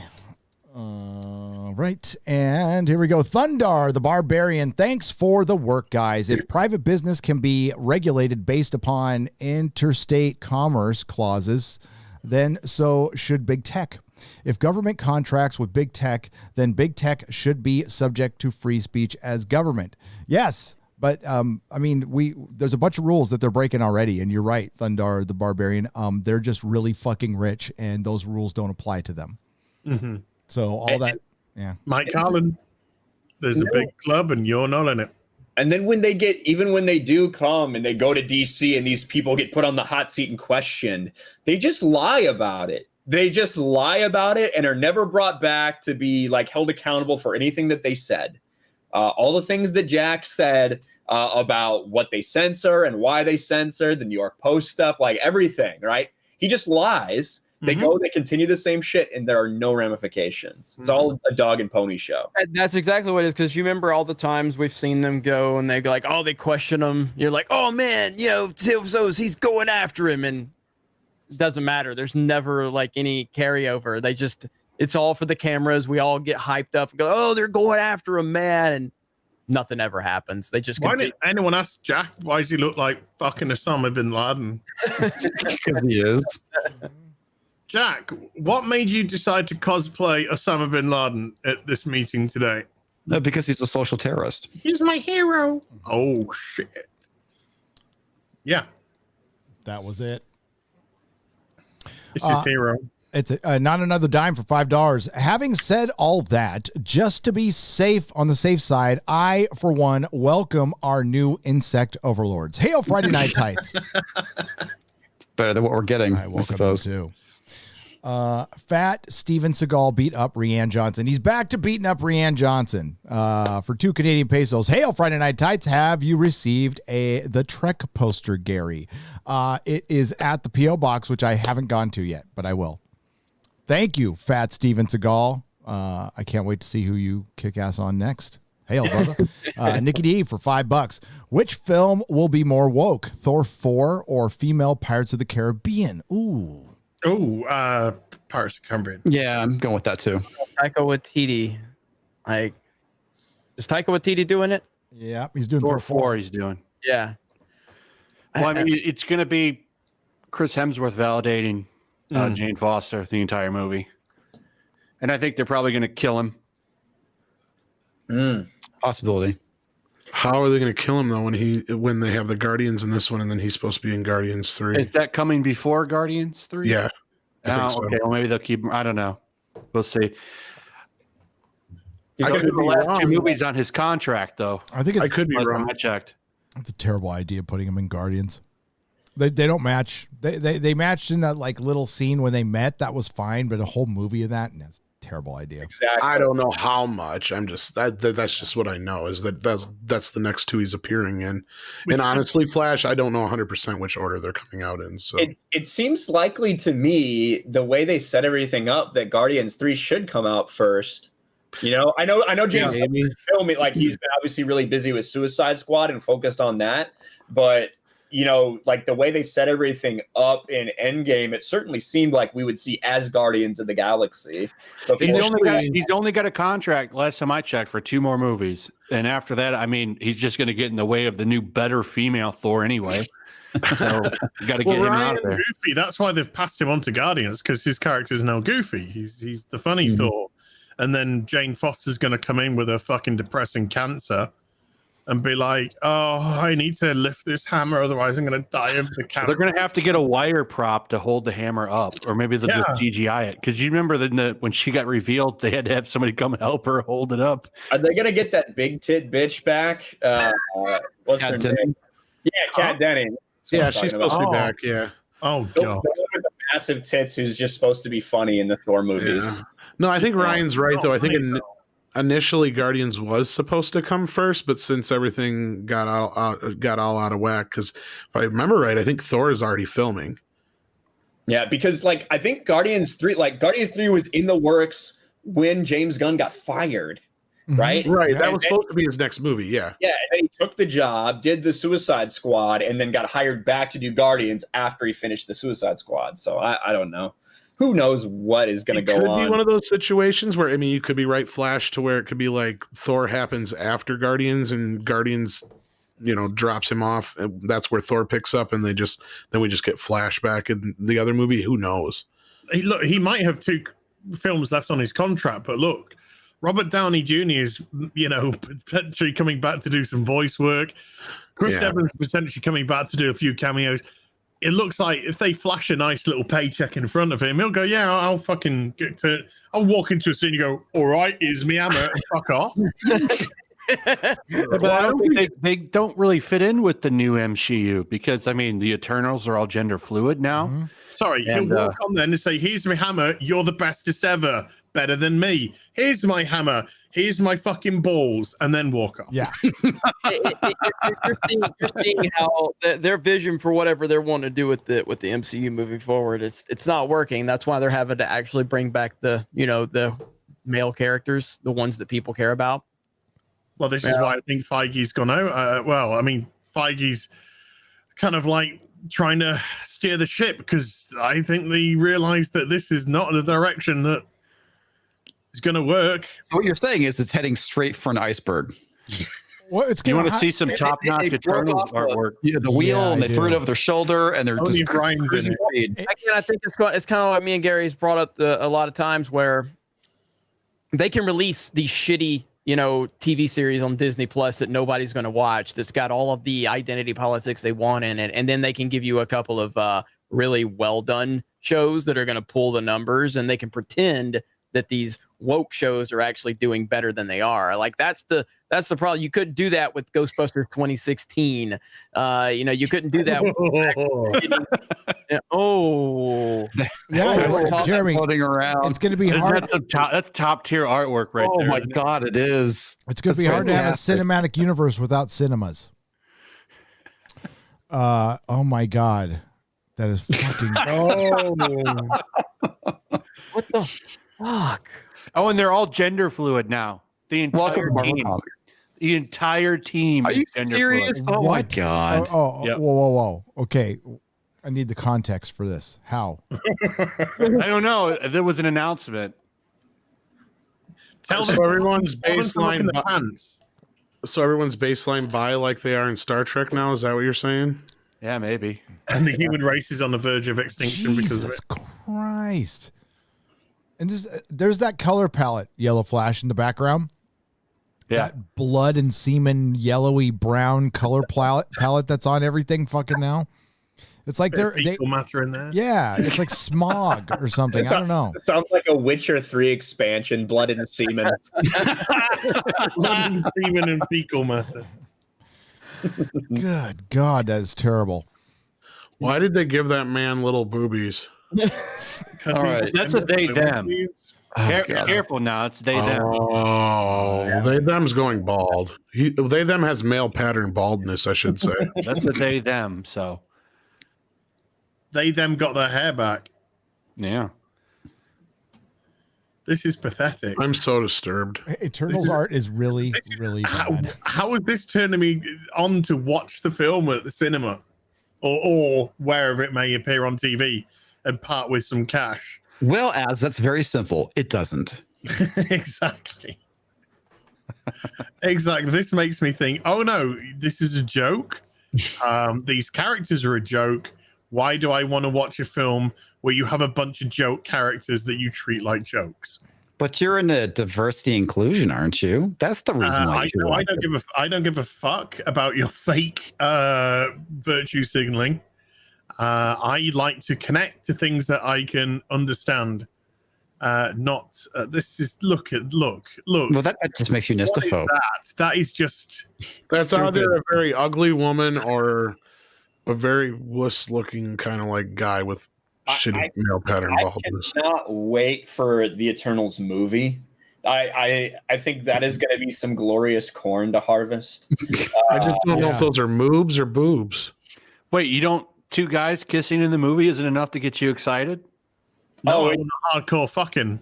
Yeah. Oh no, they're not going to do that. It'll be a slight editable scene. Yeah, I was gonna say it's gonna be edited out in China. Yeah. A scene which somehow be the doesn't make stinger. it to China. It's gonna be like way far in the background that nobody notices. No, it's going to be right at the end of the credits. Everybody's going to wait for the big Marvel stinger, and it's going to be just some right at the end. Then they can cut it out. Mid credit. It's going to be the mid credit scene. They're going to hide it there so they can take it out for China. Yep. So what? Post credit scene, two men kissing. The Marvel page rate must be what, like 30 cents a page now? I like. Oh, it's got to be terrible. That's up there with that hot and up and coming artist that drew that Captain Marvel piece. Oh my gosh! Remember that? Yes. You know, Marvel, unlike Star Wars, actually does well in China. Like, Endgame made an absolutely astronomical amount of fucking money in China, whereas Rise of Skywalker made $20 million. Hang on. Rise of the Skywalker, right? Yeah, Rise of the Skywalker. That's what I've heard from expert YouTube. Skywalker is rising. On the Star Wars. Palpatine. Yeah. Terrible title. It's a bad title, but so Marvel needs to be careful, because with something like that, they could lose a lot of that Chinese audience that they really want to pander to. So it'd be interesting what they do with Eternals. It's going to be edited out, man. You know it. Rise of Skywalker Kiss wasn't edited out in China. Yeah, I thought it was. It was not. Stayed I there. know it's it's a Singapore, Middle Eastern country. Yeah. Middle East countries, but it stayed there in China. Of course, they knew no one would watch it, so maybe that's probably why. Dude, I don't think we appreciate how bad Rise of Skywalker really was. I've never seen it. That's how bad it is, Jeremy. I think we were so like just destroyed by The Last Jedi that we just don't appreciate how bad that fucking movie was. Fuck you, J.J. Abrams. That shit was terrible. Oh my god. Oh yeah, there's that article. Ugh. They're back and they're Is that like a Peter Pan sexual outfit? What is that? I'm a superhero. Since nowadays big companies like Marvel and DC Comics have transitioned away from being strictly publishers to the business of brand managers, it isn't often that canonical changes are made to the status quo of major series. Okay, this isn't a major series. This is the fucking Eternals, for one. Let's be real. Too often, these changes come off as contrived ways to boost sales, say, for example, killing off a character, only to bring them back a few months later. The key is making small, sorry, I can't read, iterative changes that fit with the internal logic of the characters. It also helps when the intellectual property is in question doesn't have a massive planet-wide following of diehard fans who are protective of the characters they love. So it's easy to do it through the Eternals. This year's reboot of the Eternals from writer Karen Gillan and artist Assad, Rabik and Matthew Wilson is a perfect example of how small but foundational changes can be made to a series. Eternals #1 is out, and fans are getting a series that remains true to creator Jack Kirby's original vision. What? Oh, right up. Screen Rant have got no fucking more. They got no. Fuck off. Well, Marvel's fake with this shit too, because I'm going to tell you, they hint all the time that Wolverine and Cyclops and Jean Grey are all fucking, but they won't outright say it and have them. Like Ash says, I want to see Cyclops get on top of Wolverine. Mount him. Wolverine is on top of Jean Grey. Yeah, and they just need to all smash it at once, and then they'll truly be woke and progressive. Instead of hinting at it and talking about it once in a while. I want Jean Grey sat on Cyclops' face, while Wolverine is inside of him from Missionary, and all on the moon too. Yeah. While Jean Grey and Wolverine are fucking snogging and he's having a right grope. Well, so just like form a pyramid on top of him. Is that what you're I was talking gonna say about? an Eiffel Tower. They need to do an Eiffel Tower. Yeah, all that. Well, Jean Grey can do telekinesis anyway, so she can lift them all up. They can do all kinds of crazy shit. Eiffel Tower, a bit toxic male comic. It's not. It's a bit too toxic. Oh, there you go. So I want you to keep. It's two men celebrating a woman, and you can't have that. You need Jean Grey. Jean Grey needs to be one of the fucking towers. You know. So she's gonna be doing some pegging, is what you're saying. Well, no, I mean, no. She could be on his face. You know, you could have like a reverse Eiffel Tower. Maybe. And yeah. So, but yeah. Can you sketch it out for us, as? Yeah, I'm just gonna some action figures. We need a demonstration here. You got a couple of 1/6 scales. Show us right here. Right. Bring out some of those hot toys. Yeah, we got some hot toys. We got Harvey Dent, right? He can be you can be Cyclops, okay? You need to full screen that. Jean-Luc Picard has obviously got to be Jean Grey because he's a bitch now. He's a complete bitch. And then we'll have Qui-Gon. Qui-Gon and Wolverine, because Qui-Gon is fucking alpha. Right. So you're going to have... it's going to be Wolverine. Right. So Cyclops is going to be... make sure the gun stays in his hand, by the way. Right. So he's going to be laid down. He's going to be... His legs are open, of course, so that Wolverine can insert himself. Right. And then you've got Jean Grey, who's going to be sat on Cyclops' head, right? And then they're gonna high five. Just get your fucking hands up. They're gonna fucking high five and create the gun is disturbing. I must say. Eiffel Tower. And just so you know, folks, you have to have the high five to have a proper. Yeah, you got to have a high five. I love fucking hands up because he's too fucking old. Do not have Picard drop that Earl Grey. He's saying can't get his arm up because he's too busy, like trying to get them into his robes to keep them warm for the Jedi way. So it's like here, there. I keep hitting the pause button on my fucking. So there you go, and then Cyclops is like, you got to eat box, eating box, and Qui-Gon fucking getting it in there. And that is what we need to see in the comics. Stop queer baiting, Marvel. Can you say "take that, bub"? Take that, bub. By the way, that's a cup of tea Earl Grey. Hot. That is Earl Grey hot. Yeah, and the. Oh, Cyclops lost his whiskey. All I know is if you have decided that you have not wanted to subscribe to Heel versus Babyface today, I believe he has earned your subscription. Today, yes, he has. Now's the time. I hope I have earned your subscription. I think you need to do a video of that on your channel as and narrate it. Just Qui-Gon being like, God, might just cut it out on my face, you know. And Picard's just like, Make it so. But he needs to get the actual action figures for Cyclops, Wolverine, Jean Grey. All those hot toys you buy, you don't have a Wolverine and Cyclops back there somewhere? I got a Wolverine downstairs, but I don't have a Cyclops. Well, no. Gary, to make it so. Wolverine way too masculine so I can buy one. The best part of that entire thing is that we actually gained a few hundred viewers. So that's the best part right there, is we actually gained a few. Are we going to see Wolverine, Cyclops? Fuck, I'm in. And tomorrow I'll get, next week I'll get the cast of the Lord of the Rings to do something else. we'll do an Arabian sandstorm or something, you know. Wait till Cyclops with pegging action comes out for sale. We'll have Faramir, Boromir, whatever.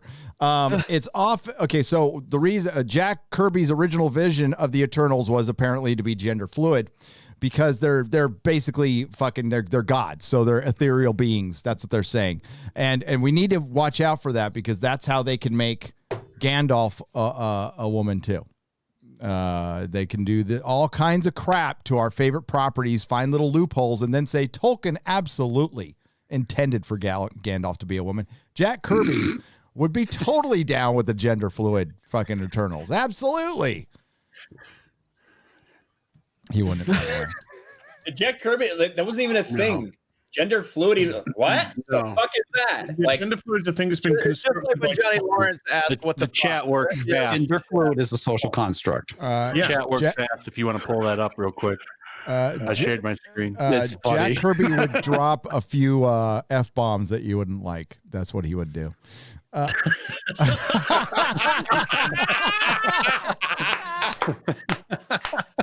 Beautiful, man. It's beautiful. I love the internet. It's a beautiful thing. Two faces, one cup. I mean, I don't know. The fact that he's holding the gun on Qui-Gon is still quite disturbing to me. It's like he's forcing this shit. It's kind of close, because if it was Wolverine, he'd have his claws out. Yep. This is I've got everybody's reaction to when people that just tuned into the stream. This is what they did right here.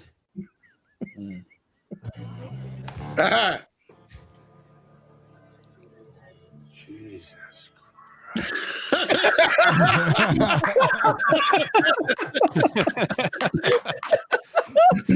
Thank the Lord for Cobra Kai. That's all I have to say. I don't know how we topped that. I'm so sorry, guys. I'm really fucking sorry. No, you're not. Don't lie.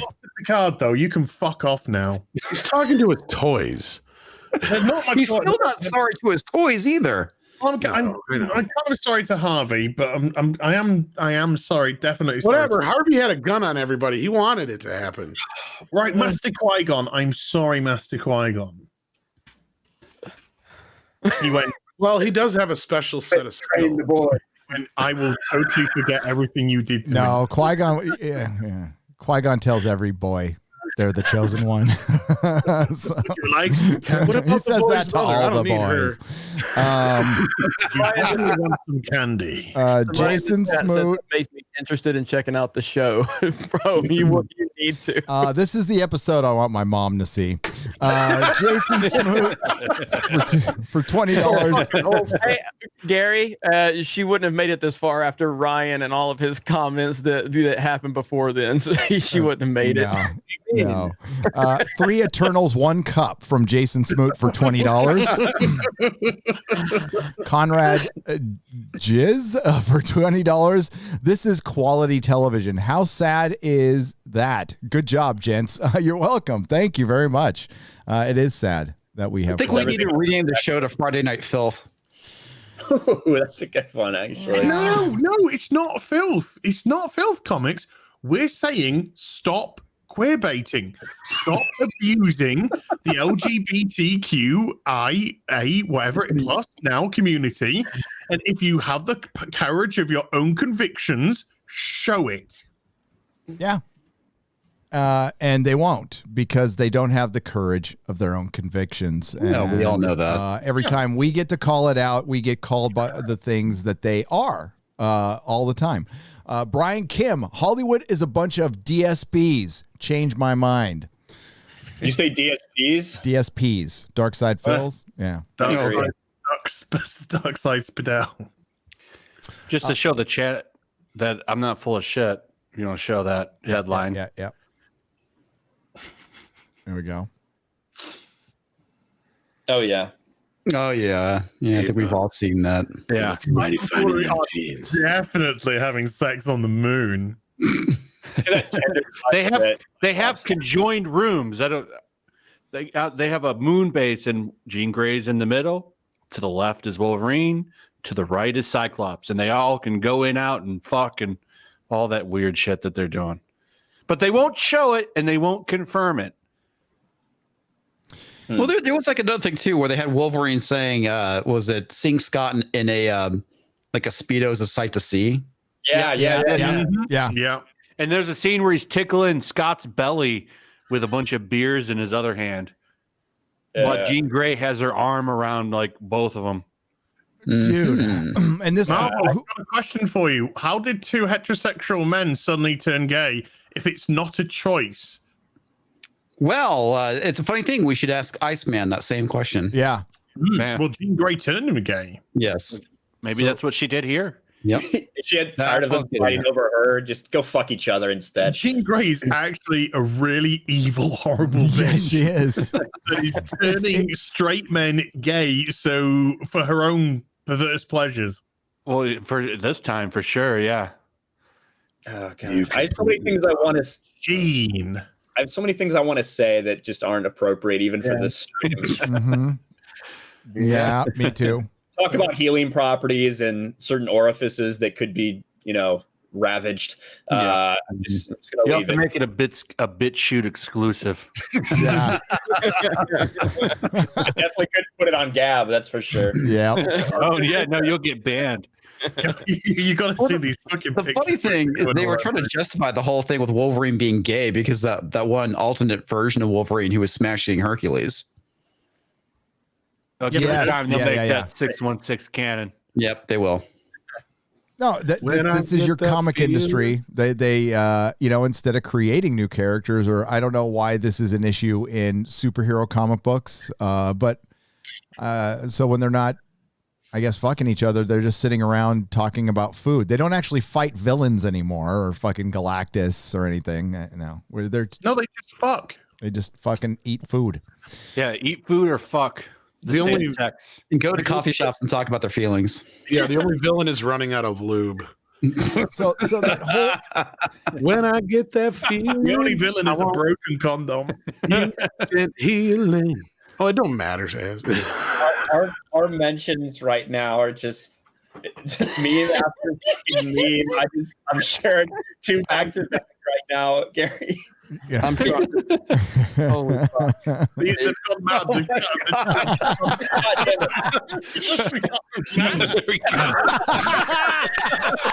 Oh, that's some angry sex.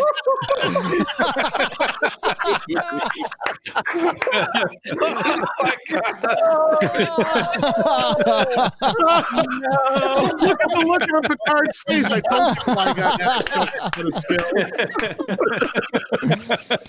You guys are fucking genius. You guys win. Somebody has an iPhone number one. That is some angry sex.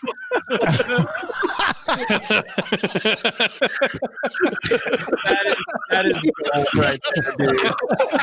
Renee, that is gold. Oh my god. That's one of the best. Oh my god, this is insane. Oh, I didn't see it. Yeah, I didn't see the normal mention of calling you a racist in there too. That must have filtered all that out. Yeah, that's in there. Yeah. Yeah. By the way, you're a fucking racist. Racist. Well, we were talking about gay sex. Man. Nobody's ever going to look at their 1/6 scale Hot Toys the same way again. It's all over. Jonathan Shar. Yeah, I can't wait for your next Hot Toys fucking live stream with Robert Meyer Burnett, dude. If I could post it, if I could post what Robert post, this is what a rusty trombone is. Jonathan Shar for $2 Australian. Hey, Gary, teach me. I am your podcasting Padawan. Well, get a 1/6 scale action figure and show people what. Yeah, I can't. All I can think of is the Arabian Dust Storm. I don't know all the other ones. Gary, I'm so sorry, but please don't apologize. Don't just do it. Ask.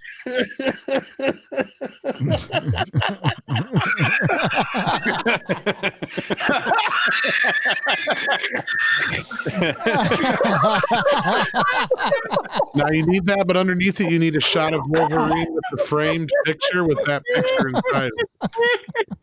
Oh, that's perfect. Yeah, and then have it with that. No, get the action figure one.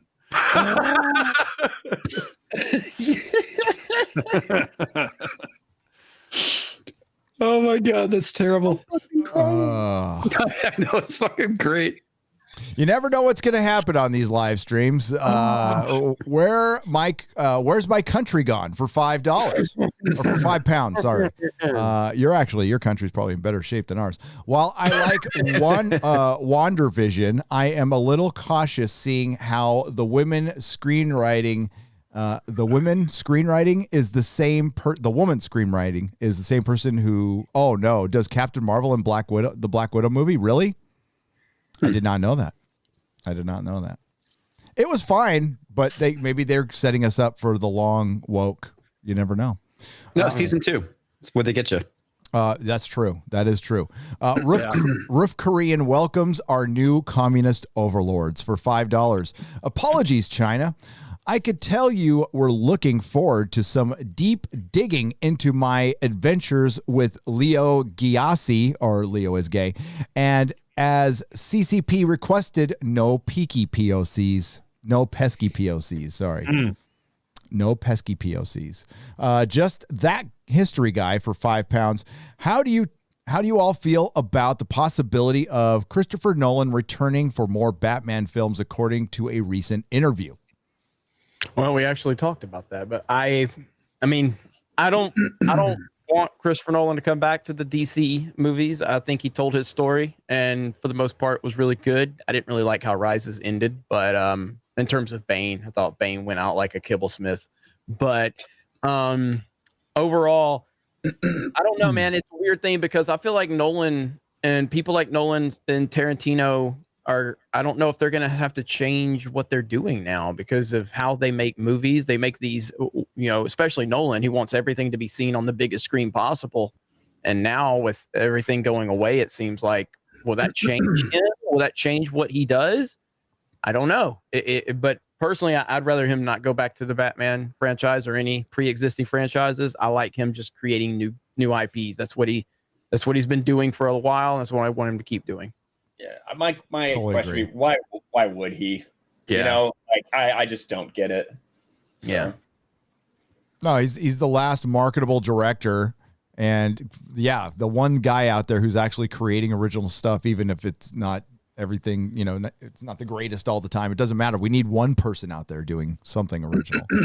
Yep. That 70s rock fan for 5 Canadian pesos. Hail, Friday Night Tights. I have nothing important to say. I just wanted to get a super chat out early enough to get it read out. Scold. Yes. Hey. Whoops. Achievement. 3 hours and 15 minutes. Yeah. Well, this is a live stream with yours truly and Jeremy and Az and Ryan. I'm surprised any of us get a word in edgewise. I'm surprised with Az here. I'm surprised any of us get to talk. So any words that I Az, have you denounced white supremacy lately? Well, I don't think we've done it in a couple of episodes, to be honest with you. We're fired. I know. I'm really starting to enjoy it over here now. We're getting too comfortable in our white comfort, guys. Come on. No more white comfort. No more white comfort. Culture Casino. What's up? Culture Casino for $5 says, "Hail friends. Happy Friday Night Tights. Should be a great stream." Absolutely. Gather around the family. Watch. Sean Connery versus applesauce. Welcome to the proto-molecule level. Lord Foddelwad. Lord Foddelwad. Hail Friday Night Tights. Would you guys ever consider starting your own website with member subscriptions comprised of all of your channels like The Blaze/Daily Wire?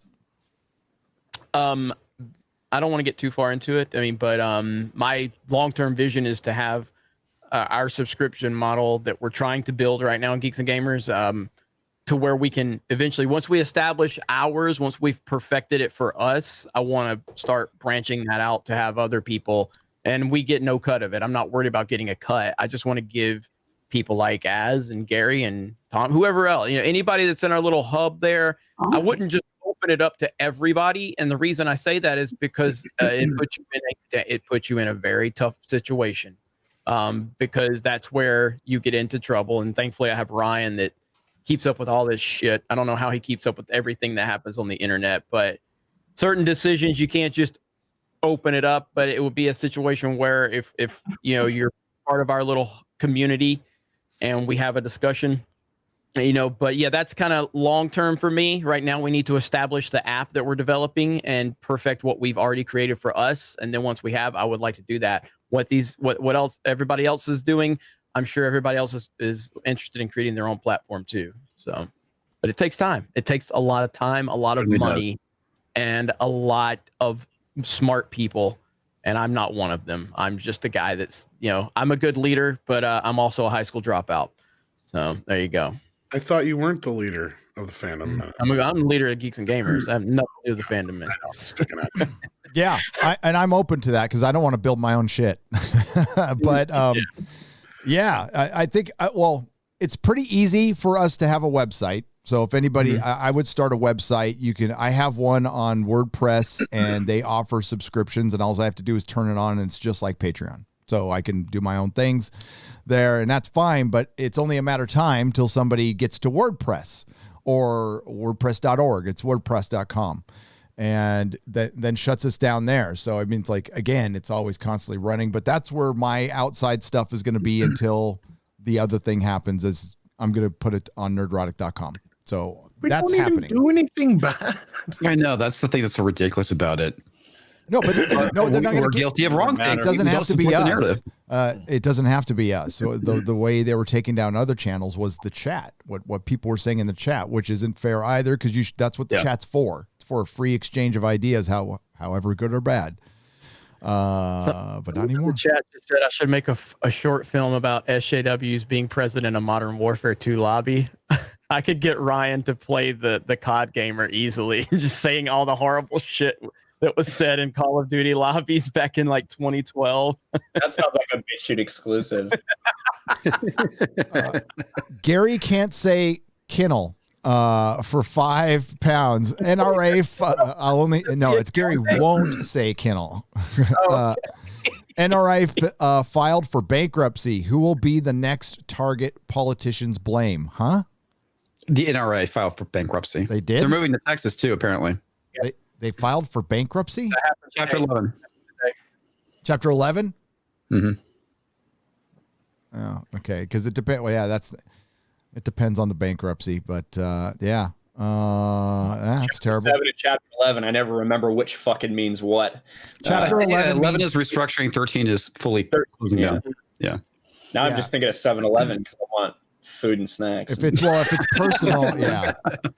Jason Smoot for $20. Great stream, but Jeremy, I haven't yet heard the backstory for Above Average Banana. I don't know if I want to. Do we want to hear just that? a stupid fucking stuffed animal that turned into a meme. Okay. Yeah, I blame Krista Nova. I mean, she's been posting these memes. Look, she's got the Dorito farm for Ryan. She's got Jay's farm where he has all these animals, and now there's the Above Average banana, the stuffed animal that's right over here. Like, Blame Krista. Mainly it's our Mario Kart streams. So watch those if you want to on Sundays on Twitch. That's where a lot of that stuff comes from. Because that's about the only thing we can do is joke on each other because we can't say literally anything else on Twitch. Yeah, you got to be careful. Yes. Can't even say simp over there. That's ridiculous. So ridiculous. So what can't you say over there? You can't say simp, virgin. Yeah. So, Well, they're doing that to protect their biggest moneymaker, which is just chatting, where girls hang around and look at their cell phones half naked. I think that it's not like if you say virgin, you're fucked, right? It's supposed to be stuff. It is supposed to be when it's targeted, whether it's from a streamer to someone, like someone in the chat, always talking and like trolling your other chat people. It's supposed to be that, but we all know how these things are. As soon as one person that isn't liked says the wrong thing, they're going to use that as a reason to get rid of them. That's just how it is whenever you institute these policies. Yep. RTD2 for £5. Have a good night, guys. Too late for me in the UK. Long day. Catch up with you in the morning. Yep, it'll be on Nerdrotic Live a couple hours after the show is over. Which just hit 40K. 40,000 subscribers, man. So well done. Crazy. That's great. Right? For that Batman vid. I don't know how many subscribers you got from that Batman trailer reaction one, but dude, that's probably my most hated video that I've ever done. I know. Mine too. I know. Yeah, it's God. I'm gonna read the comments next time on those because the best one is like, how did this guy get 30,000 subs? I love that one. Like, ooh, you're gonna be upset when you find his other channels now. Yep. Oh, fucking DC fans. I am way too familiar with you. Crazy Cat Guy for $1.49 sends an ice cream super sticker. Thank you very much, Crazy Cat Guy. And then another one for $3. How's it going? I don't know. How's it going with you, Crazy Cat Guy? You can't answer. You can answer in the chat if you want. Andre Matthews for £5. I can't sing. I can't sing this, man. I don't sing. Gilgalad was an elven king, of him the harpers sadly sing. The last whose realm was fair and free between the mountains and the sea. That's what Lord of the Rings, the second age, will be covering Gilgalad, who dies. He dies. You saw him die, or you saw him in the beginning of Lord of the Rings during the original War of the Ring for like a second. Gary Tomlinson for £5. Hail Friday Night Tights crew and chat. Any news, Gary, on the Babylon 5 run? Looking forward to joining you and Az on this one. Been a while since I last watched it. Az, when are we going to start that? Mondays are good days for me. We'll talk. All Thursdays. Probably be Thursday. Thursday would be a better day for me. Okay. But yeah, I want to start that soon. I want to start it soon. I need to see something fucking good. The Dark Doctor for £5. Hail to the best show of the week. Well, thank you. Thank you. I think we put everything to the test this week, and we'll see. Nah, it was good. Eric K for $5. I denounce all that ever existed and that shall exist in any universe. Eric, always good at just announcing goddamn everything. The Dark Doctor, welcome to the Gandalf level. Hail. Just that history guy for £5. Watched Raised by Wolves. Reminds me of Westworld Season 1, and I think that's what they wanted, which makes me worried for Season 2. It will go full woke. You know what? I didn't watch it because I just assumed it was going to be full woke. Was Raised by Wolves not woke? Anybody see it? It's on HBO Max. I've heard it's really good from almost everyone I've talked to, but I haven't had the time to see it. I've heard it's good too. I haven't seen it. Through. I know nothing about it. It was in. I got bored. Okay. I got real bored. Yep. It looked like I don't know that it reminded me of Dave Filoni too much, so I stayed away. It did. The comic book lad for $5 Hail Friday Night Tights. I joined as YouTube page, but it wouldn't let me. I wanted to join as his YouTube page, but it wouldn't let me. Same for my mates. Also, Bubs at Nan's, it's date night with the missus. Wish me luck. Well, I mean, if it's the missus, why do we need to wish you luck? You're married. Yeah. It should be happening unless you really fucked up, man. So, yeah, but good luck. Good luck. I don't know. Yes, we had that problem, folks. I don't know if you've had that problem. I was made aware of it yesterday that people were unable to subscribe or join, and some of our videos said that they were set for kids. Which what? They were clearly not. Yes, that was happening yesterday. Wow. I got Yep. So I got screenshots too. So, and they said it was happening to as well. I don't know if you heard for anything else but hopefully it was just a glitch. That's all I can say. Just a little. I mean, I've been getting subs during the course of the stream, so yeah. I don't know. I don't know if it's the. I don't know if you're trying to do it online on a phone or something. Maybe you need to be at a PC. Maybe there's a glitch somewhere in the system. Yeah. Keep trying though. Keep trying. That's all you can do. That's all you can do. Big Fat Nerd, who we just think is big boned, with a phallic unicorn for $1.49. Thank you very much. The Mishmash has joined the proto molecule level. Thank you very much. Taker 610 for $2. Batwoman is back. Guys, wait. Batwoman. So as you did that video on the early review, what did it say? Shit. Well, we knew that, but give us a little more detail. Variety said it was frustrating, messy, cluttered. They said that they just completely rushed through Javicia Leslie's story to get her straight into the suit. They bounce around on too many characters that they don't even focus on her enough. So she's kind of playing a little bit second fiddle in her own show for the first 2 episodes. And they said what she does do isn't particularly good either. Oh, really? They criticized her, huh? That's Variety, who normally get this kind of stuff. Yeah. Oh, yeah. It's so stunning and brave. I'm predicting for that show, the first 2 weeks are going to be really big views, and then it's just going to drop. Yep. Big time, probably like by 70%. Can I make an announcement about it though? Yeah. I don't know if I'm allowed to do this, but I'm going to do it anyway. This Monday at 9 p.m. British time, Greenwich Mean Time, myself, Critical Drinker, Mauler, and Jay Longbone are going to watch it live on stream. I think we're not recording. I think we're doing it on stream. So we're going to give a live response to the show. Beautiful. There you go. I think it's like if we are recording and it's going to go up as a video later. Whoops.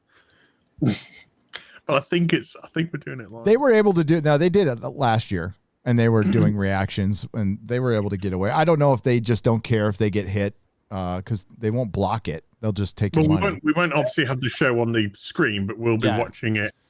They had it in the background. They edited it. They did a good job. It's funny as hell. It's fucking better than the fucking show. But like everybody here, okay, here's a question. Who's going to do a WandaVision review on their channel? I've already done one. Okay. I might do one. I'm kind of too Maybe late. when it's all done. I wanted to, but I was just too tired. I might when it's all done. Nobody cared. I'm thinking about it, but I'm not 100% sold. As did one, got like 8,000 views in 9 hours or something. Yeah, nobody. No, Whoa. How many did it get? He got like about 10,000 views in 10 hours or something. They don't want to see you happy. Exactly. That's what I tweet out. Yeah, that's all you be happy. You see a positive title and you're like, fuck that. I wait for him to get mad. Yeah, they just want to see you miserable. That's all. Yeah. No, it's I think content that's going to do well from WandaVision is like fucking theory shit from it, like week to week, like what what could be coming in the next episode. I think that's what'll perform. Emergency well for awesome shit will do great. Charlie will just sit there and his assistants will read some Wikipedia and they'll edit some stuff, and that's what the theory shit is. Come on, it's good. It's fine. I like it too. I like the Lord of the Rings stuff, but it's just going to the wiki and just reading it. That's all they're doing. So yeah, I'm not gonna. It's just not enough happened in the show for me to sit there for even 10 minutes to tell you. I would just go, well, it was pretty good. I like the black and white shit and the aspect ratio. They did an episode, and then it was over. Yeah, they did an episode of Bewitched. Right. And no one knows what's going on. Tune in next week. But who's going to be doing a review of the first episode of Batwoman on their channel? Oh, me. I might have to do one now because of all the ridiculous I'm hearing about it. So, oh man, look, face palm. Yep. Or either this with the thumbnail. Yeah, man, 100,000 views. Tears. No problem. Tears. Yeah. Eyes, tears. Red eyes. Doomcock I and remember I was getting shit from when the change first happened, and I said Black Batwoman announced. And I got like shit on some fucking losers. Then Javicia Leslie herself calls herself Black Woman. Yep.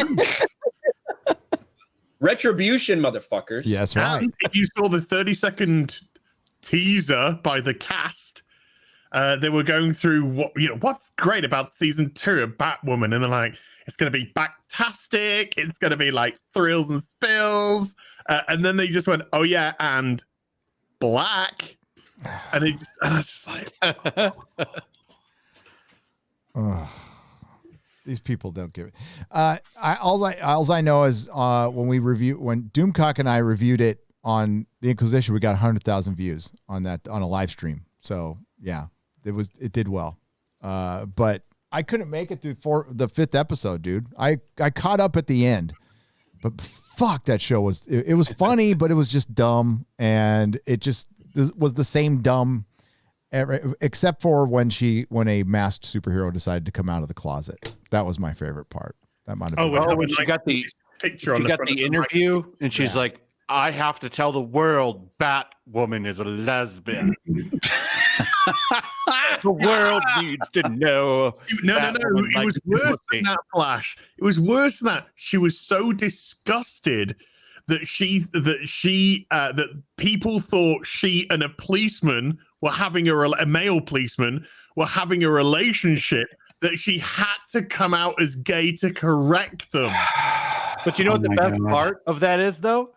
They lost like 300,000 viewers from that. Yes. Because it was so cringe. The best part about Batwoman is analyzing the ratings. The best part about somebody did it, yes. Yeah, while you guys were talking Batwoman, I was laughing at this shit. It is some good shit. Yeah, it'll be an exact echo of what happened last year with their ratings. It'll start off like pretty big because there's going to be so many people that just want to laugh at it. That is honestly who sustains the show is the haters, and because it's going to be promoted as black female superhero, blah blah blah, that bullshit. Oh, don't forget lesbian. And yeah, exactly. And then it's just going to absolutely dive bomb. We saw that happen last season until the crossover, which then people watched the crossover, and then they jumped right out. Exactly. They jumped right out. Oh, fuck this. Because what was the first episode after all the crossovers?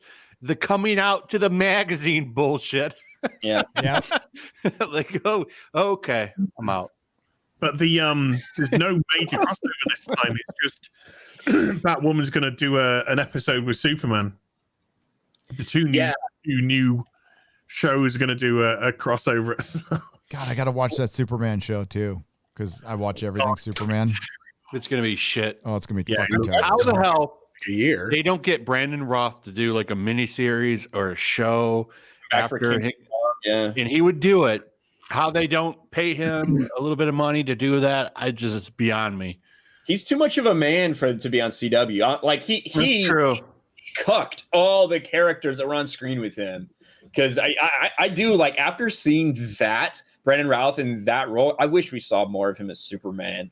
Like even just he was a great Superman. That's just Superman Returns. It was a shitty movie. Ryan, It's kind of like the same with Henry Cavill. Henry Cavill is a great Superman. But Man of Steel is not that good. Fuck off there, but I don't even think Henry Cavill makes a good Superman. I think he could, but his Superman sucks donkey balls. He hasn't been Superman yet, according to you guys. Oh, I forgot Ryan loves that you didn't Batman versus Superman dog shit movie. Oh, I forgot. Shut the fuck up, bitch. What's the Ultimate Edition? Yes, it's so much better. You mean that thing that watch a handful of people? I told EVS that I want to, when the Snyder Cut comes out, I want to watch it with him just so I can fucking argue, because he's been going at it with like the super fucking crazy like basically bots. I don't want to say Snyder bots because it's like 5% of people, but he's just going after them and just harvesting them for content right now with all the Ray Fisher stuff. Snyder fans are insane. I've been dealing with them for a long time. They're fucking insane. They really are. I'm happy that movie's getting made. I'm happy Snyder Cut's coming for the fans, but from what I've watched, I just have not cared for his DC movies. And I like some of his movies. I like 300.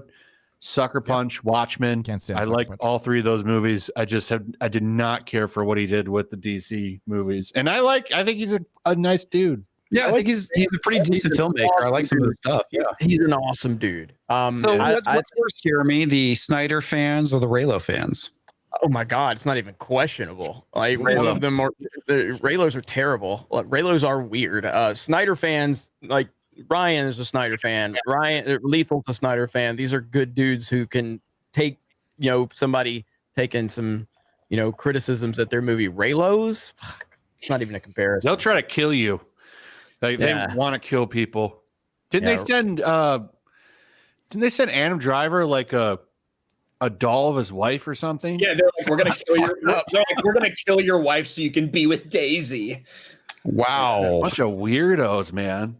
Yeah, I understand that like Snyder's DC it's not for everybody. It really is, and it's kind of, to me, what I enjoyed so much about it. What it was because I was getting tired of Marvel even at that point when this started coming around, and I enjoyed like the different aspect. And to me, I'm interested when we explore these characters in a slightly different circumstance. Not like taking Superman and deciding to make him black and from Harlem for no reason, but just tell stories from a different perspective. That's what we've been seeing from comic books since the beginning of time, is different retellings. So I was really interested in what he had, and I'm looking forward to Zack Snyder's Justice League. Is that what you call that shit?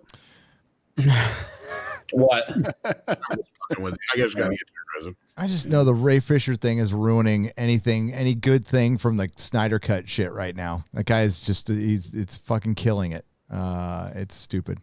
But he's an opportunist. Yep, and he decided to fuck up a positive thing. When is Snyder's Netflix movie coming out, Ryan? I don't know. It's very soon though. He's been releasing some images of it. Yeah, I'm interested in it because I do like Dawn of the Dead a lot. I love Watchmen. Yeah, that's what I forgot he made Dawn. Yep, that's a good movie too. Yeah. What's the movie? That was pretty good. Did you like Sucker Punch? No, I didn't. I thought I 300 liked a lot of good. the action scenes in it. It wasn't his best movie, but some of the action in it was really good. I don't know when it's going to come out. I can't find. What's it Army called? of the Dead release. Army of the Dead. Cool. Is that going to be a sequel to Dawn of the Dead? Let's see. Maybe. Is it a sequel, Ryan? Army of the Dead got The Rock in it. It's not. I think it's Batista. I don't think it's The Rock. Oh, Batista. Is it a sequel to Dawn of the Dead, or is it completely separate? Or I think it's separate. I think it's in the same universe, but I don't think it's like. I don't think it's gonna have anything to do with it. Yeah, I don't know. I'll watch it because it's gonna be on Netflix, and it's. Did you all get fucked at the end anyway? Yeah, they all die at the end. Yeah, because the boat landed on the island. They all they got fucked up by zombies. Yeah. Or's board for $5 says, "Hell yeah, love it." Hail fam, hail Or's board. How's it going? Hope your channel's doing very well. Forge is awesome. Yeah, he is. Flicks by Cody for $5. There's an old documentary from the late 90s called Secret of the Warrior's Power, and they talk about the Shaolin monks and their peen exercise. Gary, I'm sorry. You have There's a whole documentary about that? A peen? About what? have to. Peen punching. Hold on. Can I make this big so the actress to the bishop? Muted. Muted. I don't think it's meant to be any sound. I think this is meant to. I'll put it up, but I think it's just meant to be quiet. You need to just read the subtitles.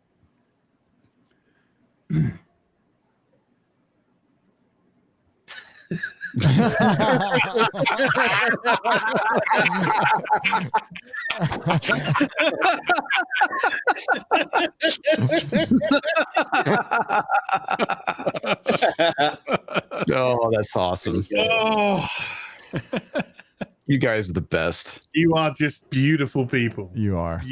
Beautiful people. Oh, did you see that other one that somebody posted? The YouTube closed captioning picked up when I said when my lunch was brought in, and I said, "Yeah, we're talking about gay sex and X-Men right now." It says right there, right now, we're talking about gay sex, man. Chris Foster for £2. In your best Hawkman impression, Gordon's alive. Yeah, I did my best. Bionic Belly Button for $10. Thank you for the Flying Super Pair Super Sticker. It's double super. Chicago, it's good to see you, Bionic Belly Button. How's it going? Chicago Box for $4.99. Hail, nerds. It's not a proper Friday Night Tights without... It's not a proper Friday night without FNT. So NRA claims bankruptcy. Yeah, they're done. 2021 is coming out swinging on everyone. Yeah, it's just a little bit of a continuation of last year so far. Just join their group. You did? Alex join, cancel them. Well, they might still be around. I mean, just I think, well, if it's chapter 11, they should be fine. It's chapter 11. Hopefully. Yeah, 13 to be done. Yeah, we're fucked. We're fucked if they go. Nathaniel Larson for $5. Die Hard versus Lethal Weapon. Which one? Obviously, Lethal Weapon is better. Die Hard. I was gonna say Die Hard. Die Hard. Yeah. Die Hard, yeah. I agree. Putin's Power Squat for... It just jumped on me. For $5. You guys see the HBO Max Mortal Kombat picks? I would like Jax with Winter Soldier type arms and Kano with an eye plate, but Kano as an eye plate. I don't know if I don't fucking play Mortal Kombat. Neither does Josiah, but he made a whole video and butchered every name for me. Thank you. Exactly. So I don't make videos on things I don't know anything about. Did you see Steve Harvey was trending because I thought Jax looked like Steve Harvey? That's fantastic. What? So It's great. It's somebody's put a picture of them next to each other and you can't unsee it. Can't unsee it afterwards. Kano with an eye plate. Oh, it just jumped on me. With an eye plate, but as long as fights plus banter equal good. It's HBO, so it'll probably be a woke Mortal Kombat. Yeah. I never pass up on the opportunity to roast Josiah, even though that was my fault, because I was busy. I was like, dude, Mortal Kombat news, you got to, he's like, okay. And then he like butchered literally every name. And then the comments were just like, this fucking guy's never played Mortal Kombat. Why is he talking about it? But I haven't seen that, but I want to see the Steve Harvey picture you guys are talking about. Can anybody find that and drop it in the chat? Chat. Not playing a game, not knowing anything about a movie or a book has never stopped anybody on YouTube from talking about something. That's for sure. Oh, that's very true. Yep. Skywalker. Right. Trenna is pronounced like Trend Guthridge for $2. Was blue today till I remembered it's Friday. Yay. Well, I'm glad you're not blue anymore until you watch this episode. Sorry, Trenna. Diego Flores for 10 pesos in Peru, Peruvian pesos, by the way. We can't go to the beaches and it's summer. Granted, most people with the coof lie about having it in beaches. No one respects social distancing just to get a spot, but still the idea hurts. How bad is it down there, Diego? Yeah, I don't know. Yeah, it was freaking warm today. It was crazy. This jumping aspect of it is starting. It's been pretty chilly here. I did a picture of what's his face if you wanted to show it quick. That was Lady Greymaster. Lady Greymaster, you don't have. Hang on, Lady Greymaster, you don't have to worry about graying them out anymore. Just I got it from here because it's jumping way too much. What do we got? Or that I see it. Yeah. And then somebody actually. Oh my god.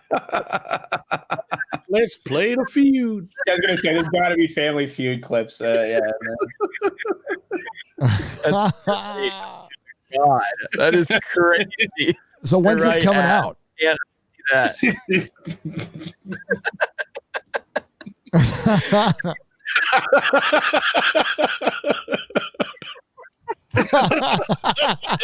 That's gold. That's the good one. When's this supposed to come out? Not soon enough. Not soon enough. There you go. Not soon enough. I think it's supposed to come out in March March, I think. Roger Haynes for 5 Canadian pesos. Sweet. My Eagle Fang karate t-shirt came today. Oh, right on. Hell Nice. yeah. Fangs.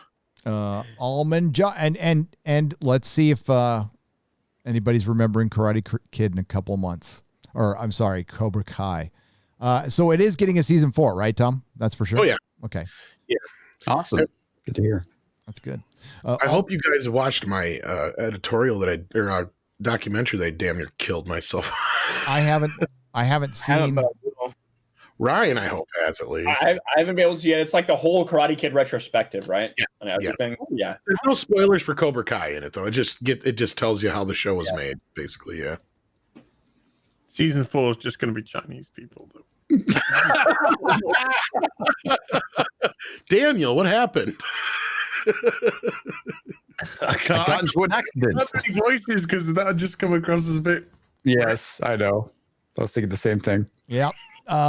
Diego Flores for 5 Peruvian pesos. Also, to the esteemed council, if ever needed a place to retire, Peru is a safe place. 81% of the people don't believe in what the media says. Yeah, it's a chill country. There's actually a lot of cool stuff to see there. Is Lady Greymaster not seeing my messages? Hang on, guys. Vamp for me for a minute. I don't know. I just put in the chat the last one you sent in the private chat. That's how you're gonna type if you ever have a stroke. That's how I fucking type all the time. I'm constantly having a stroke. Kennel. When he texted me, that's and then he's like, "Fuck it, I can't type." Finally, he's like, "Fuck it, I can't type." I don't have time to correct shit. I remember Ryan's there you go. doing an update time, and Ryan was texting me the weirdest shit for like a few days. I'm like, "What the fuck is wrong with you, bro?" And he's like, "Man, my shit's all fucked up."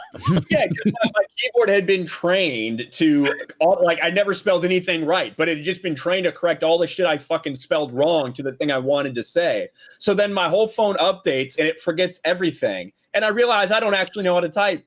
My phone has just been making up for it the entire time. So it was terrible. I was like, "Dude, are you okay?" Just thought I was hammered as fuck.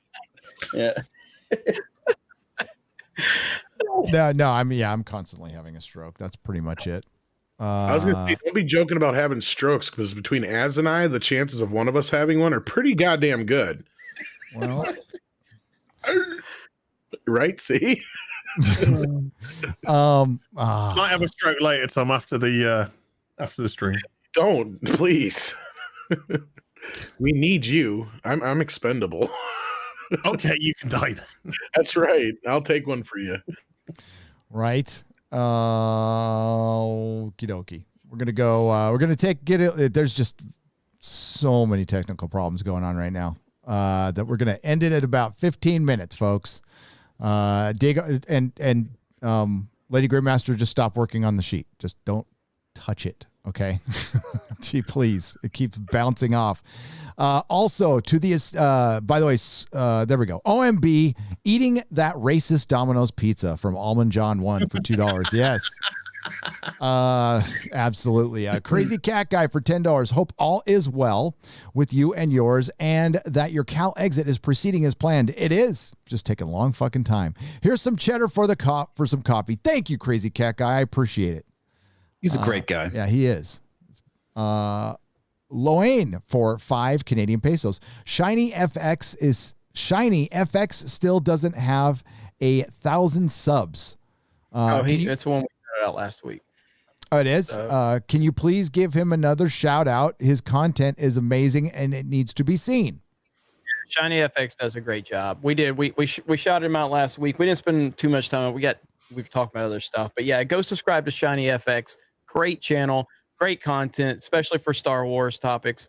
Someone that's been, doing some work for Geeks and Gamers back when we had, or in the early days, did a lot of our intros and things like that. So Shiny FX, you'll love the content over there. Really good. He's a good dude. He's always on Literature Devil streams too. I know he's a good guy. Yeah, he's almost at 1,000. He's got 64 to go. We can get him there. So let me put the link in the chat here.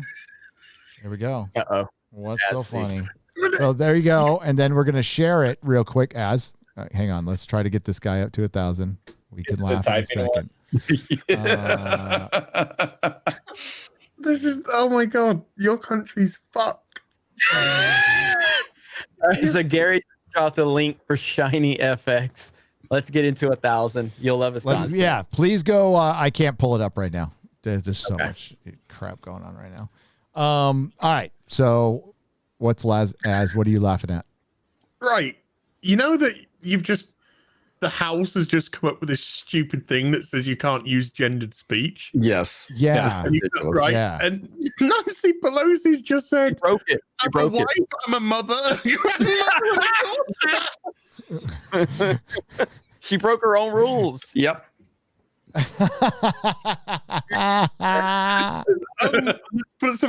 thought you just told everyone they weren't allowed to use gender-specific words like that. They are what a fucking dickhead. Yep. I'm a mother. That name is Nancy. A grandmother and a daughter. By the way, don't use any of those fucking. Oh, jeez, man, your country's fucked. Yep. Great. Scott Hudson, welcome to the Geloja level. Thank you very much. Horace Cock Johnson for $5 says much love. We love hearing much love from somebody named Cock Johnson. There you go. Rhetorical Thrill for $5. Dick Johnson. Now that Lucasfilm is partnering with the CCP to make China-centric stories, I can't wait to see them drop their precious SJW agenda on them. Oh, they won't. They won't. No, it's not going to happen. No. They know better. They absolutely know better. Yeah, they don't believe the SJW agenda is bullshit. It is. It's utter bullshit. They don't believe in it for a single solitary fucking second. It's just an agenda they want to push because this is a tolerant society that will have that. China won't have that. China will tell them to fuck off and shove it where the sun don't shine. And Disney need money. Disney want China money. Yeah. So Disney be like, yes, Chinaman. Absolutely, Chinaman. Whatever you want, Chinaman. So yes, they will take it in the end for yen. Yeah. Well, if you have a problem with things in China, they'll just pick you up in a van, take your organs, and disappear your ass. We're going to preach to the tolerant society about how intolerant they are. Meanwhile, the intolerant society that we want the money from, we're going to capitulate to their every whim because we're a bunch of fucking hypocrites. Welcome. The hypocrites and pussies, I would say. Oh, it's hypocrisy. It's not pussy because, they don't give a shit either way. It's just pure hypocrisy. Yeah.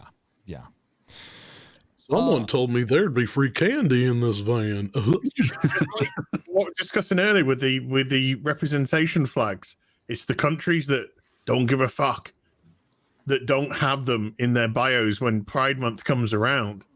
And yet it's the countries that have accepted this fully for decades, that they'll scream and shout and berate at as being intolerant, who are the most tolerant people on the fucking planet. right? Go to fucking Saudi Arabia next Pride Month. Yep. Go there. You're Fly a pride flag and see what happens. Not going to be good. Yep. Moses. And I mean, honestly, Saudi Arabia is going to shit anyway. They just recently let women drive, so I wouldn't go there if I were you. It's got a hell of a handbasket. Yeah. For Shiny's over 1,000 subs. Thank you, everybody. We appreciate that. That is awesome. Congratulations. It's nice. And yeah, that's what we do. When the studio audience kicked in. Took me a second to get there because I almost hit this button right here. I'll eat your ass. I will. I will eat your ass. I'll eat your toes. All right, Army Hammer, I'm not inviting you around for dinner again, mate. I'll eat your neighbor's toes. I'll eat my girlfriend's nose. I'll eat your dog's toes, too. God, fucking hate Army Hammer. Dude's fucking psycho. Would you say you hate him or you ate him? That's it. Because he wanted to eat me. Oh. He was good with a nice Chianti and a side of barba beans. That's what I just things. Get him and Dirk together on a date. I'm still bummed we never got that George Miller Justice League movie. I think that would have been fucking awesome. But except for Army Hammer. So what? It had what's her name as Wonder Woman. She was hot. Yeah. Yeah, awesome, probably. I thought so much of her, I completely forgot her name. Like the true sexist I am. Getting close to production before, but that Justice League got damn near just as close to production. Yeah, they it sounded. Is that the one for back in like 2008 or something? Yeah, George Miller, fucking director of Mad Max, doing a Justice League movie. Fuck yeah. Yeah. They even had everybody on the set. They had sets built, costumes, everything. So what the hell happened? Warner Brothers is fucking stupid. They've always been fucking stupid. They've never known what to do with their characters. They've done shit like this. It doesn't matter who owns Warner Brothers. It could be Time, AT&T. They do the same fucking shit all the time. They're knee jerk. I think it's just ingrained in their corporation. Who knows?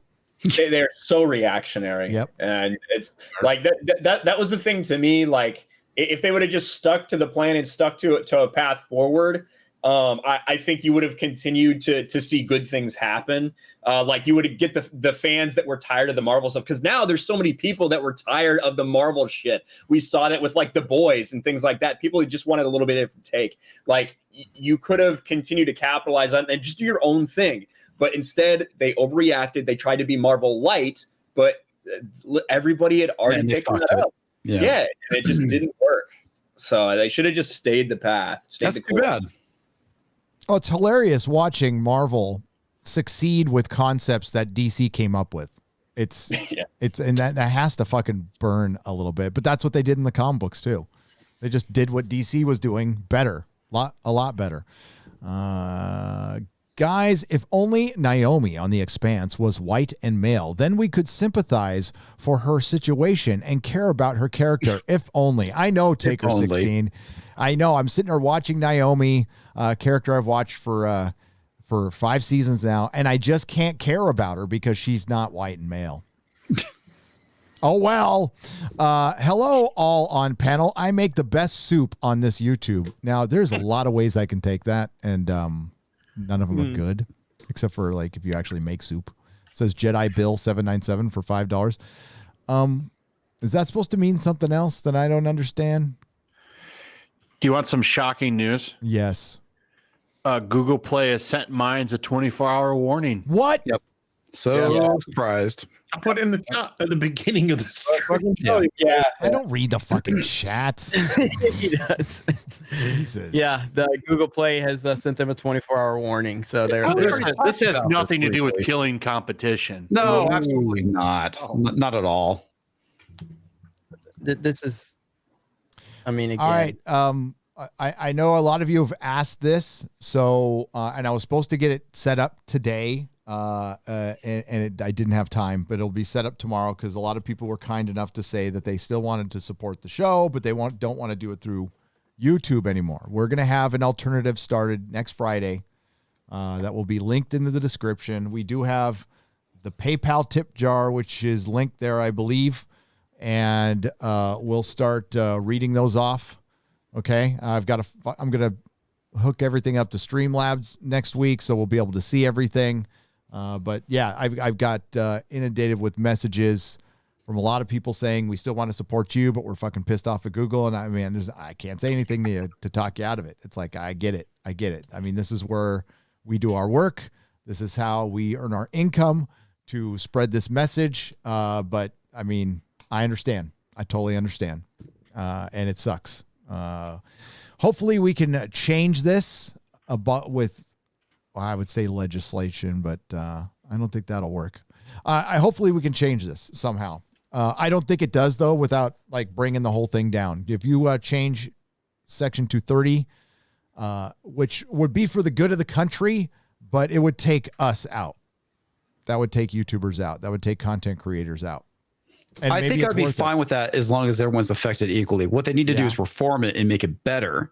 But at this point, if we're getting clobbered and the other side is not, and then everyone's getting clobbered, hey, at least we're all on equal ground now. Well, I mean, there's, on radio and TV, you're supposed to be, especially when you do commercials or political commentary, by law, you have to show the other side. You have to be balanced. For some reason, you don't here because of 230, right? And probably something else that I'm unaware of.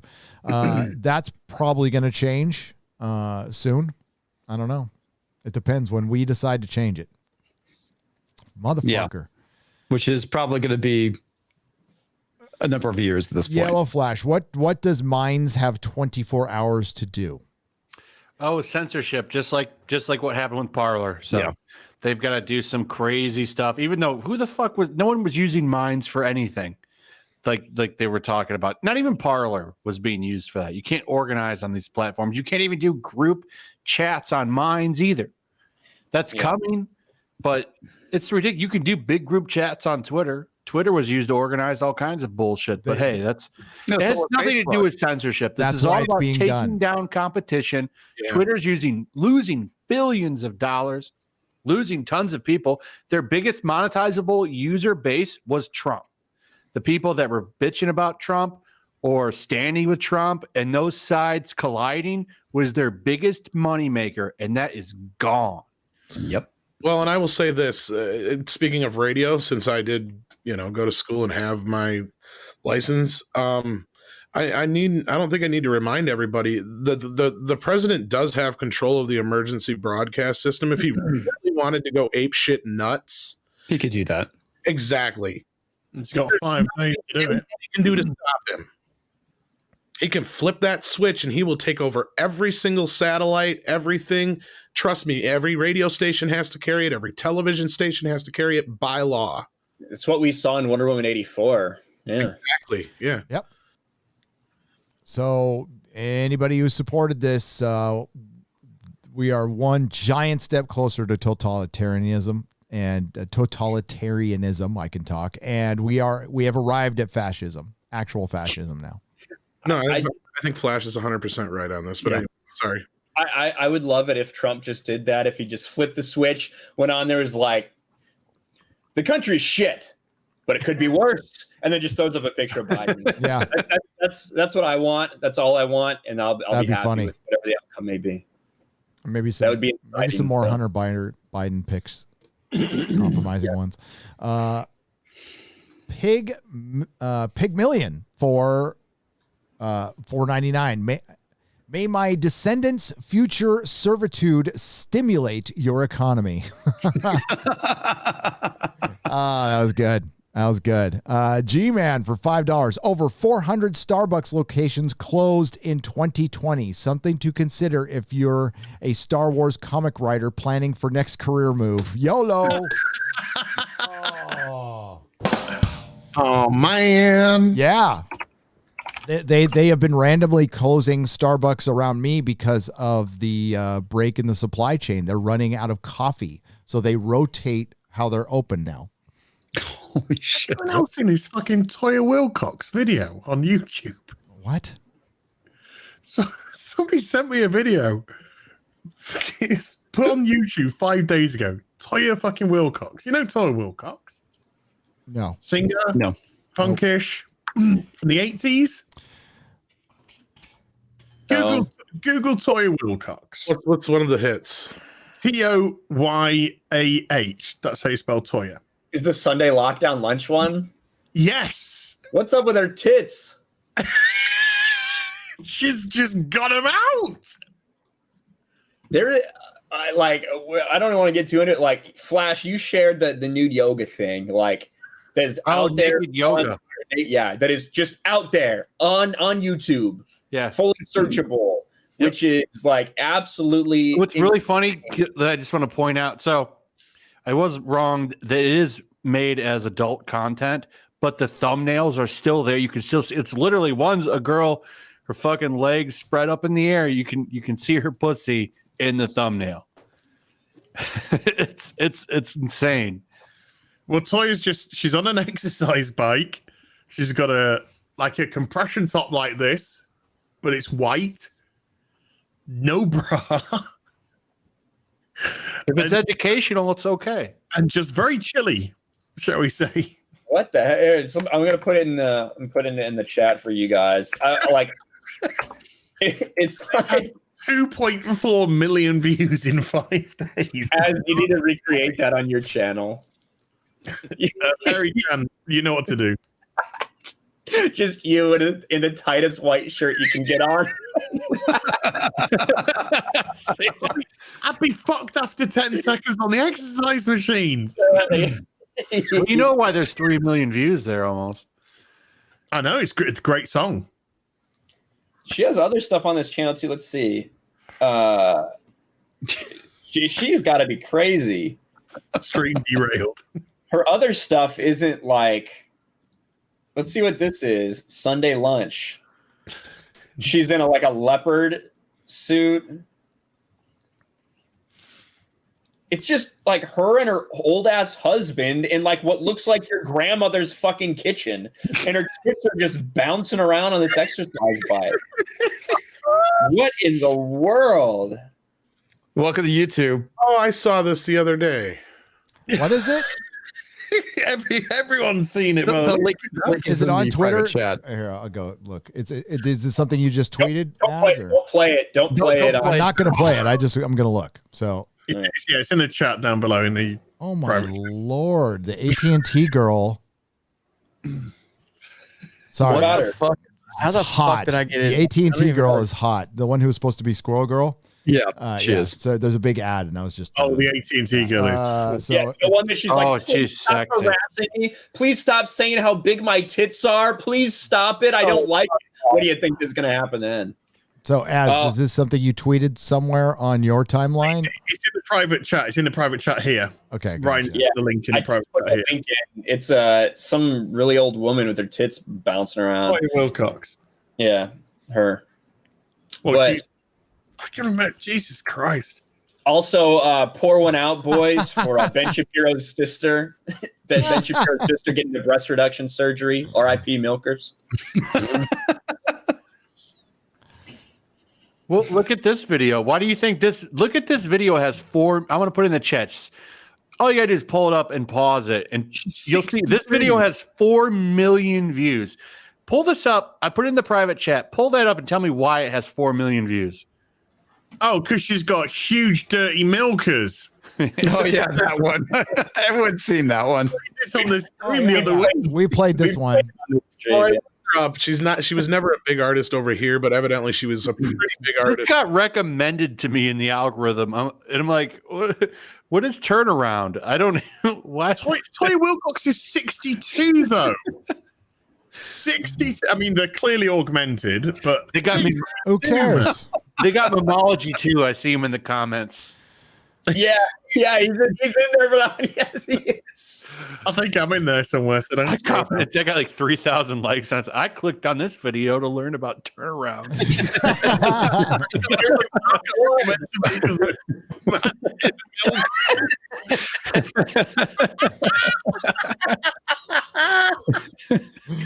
Anime puts unrealistic expectations on women.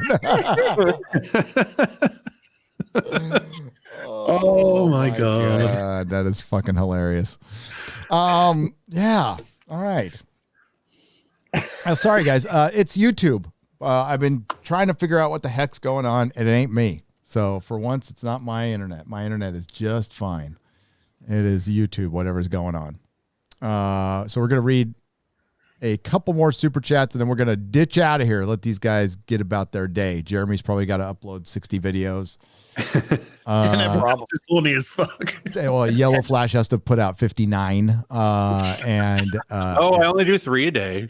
Oh yeah, I do like one a week nowadays. I'm gonna change that, but no, dude. When I was streaming with Star Wars Theory and Drunk 3PO yesterday. Theory looked up how many videos Mike Zero did in like the last month. I think it was like 140 or something. Jesus Christ! God, is that more than Darkside Phil? Well, I mean, he's making videos. The way DSP does it, Phil cuts up his stream. He clips up his stream and just spams out a bunch of stuff. Yep. If his first stream is 4 hours and his second stream, he does 6 a day. So 6 hours a day. The impressive thing about Mike Zero is that he makes 12 videos a day about the same fucking topic.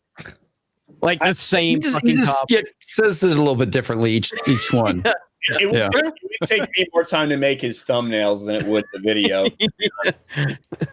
I don't know how you 3. Sometimes like I get burnt out doing 3. Like I can't imagine doing like a bunch of it, like 8. I know like quartering does like 8 sometimes a day. God damn. Like I just can't do it. Well, if you're full time, I get it, but when you have a day job, it's a little bit more difficult. Jon Favreau just teased who saved Grogu again. Jon Favreau's huge surprise for fans. It's milkers. Is it Gogru being saved? Yes. What do you call it? Grogu? Do all these videos get big hits?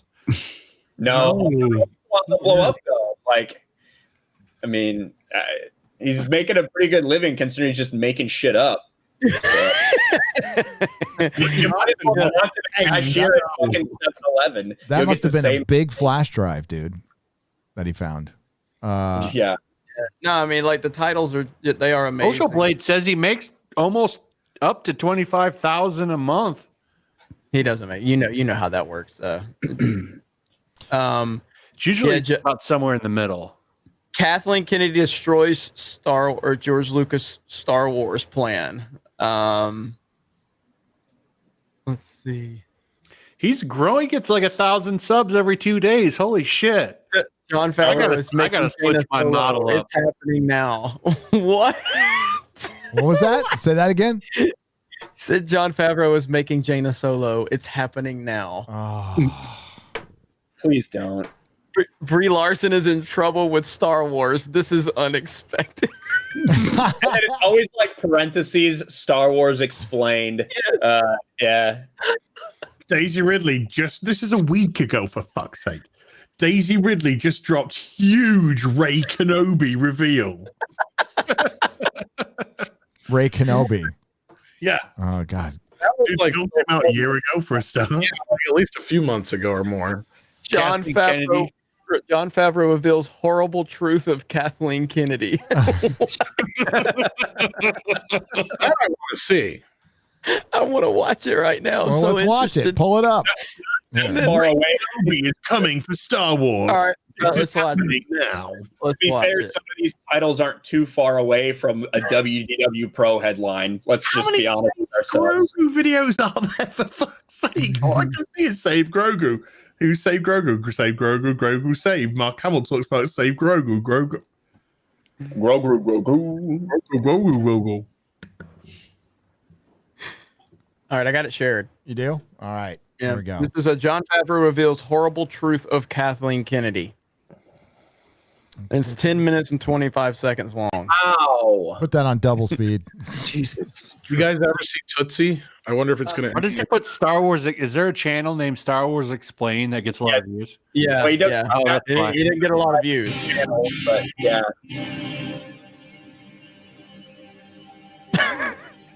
Zero credibility. Hey, welcome back, everyone. It is now January 6th of 2021, and ever since the very end of The Mandalorian Season 2, a lot of fans around the world have been very intrigued about the future of the Star Wars universe by Dave Filoni, Jon Favreau, George Lucas, and others coming on board behind the scenes.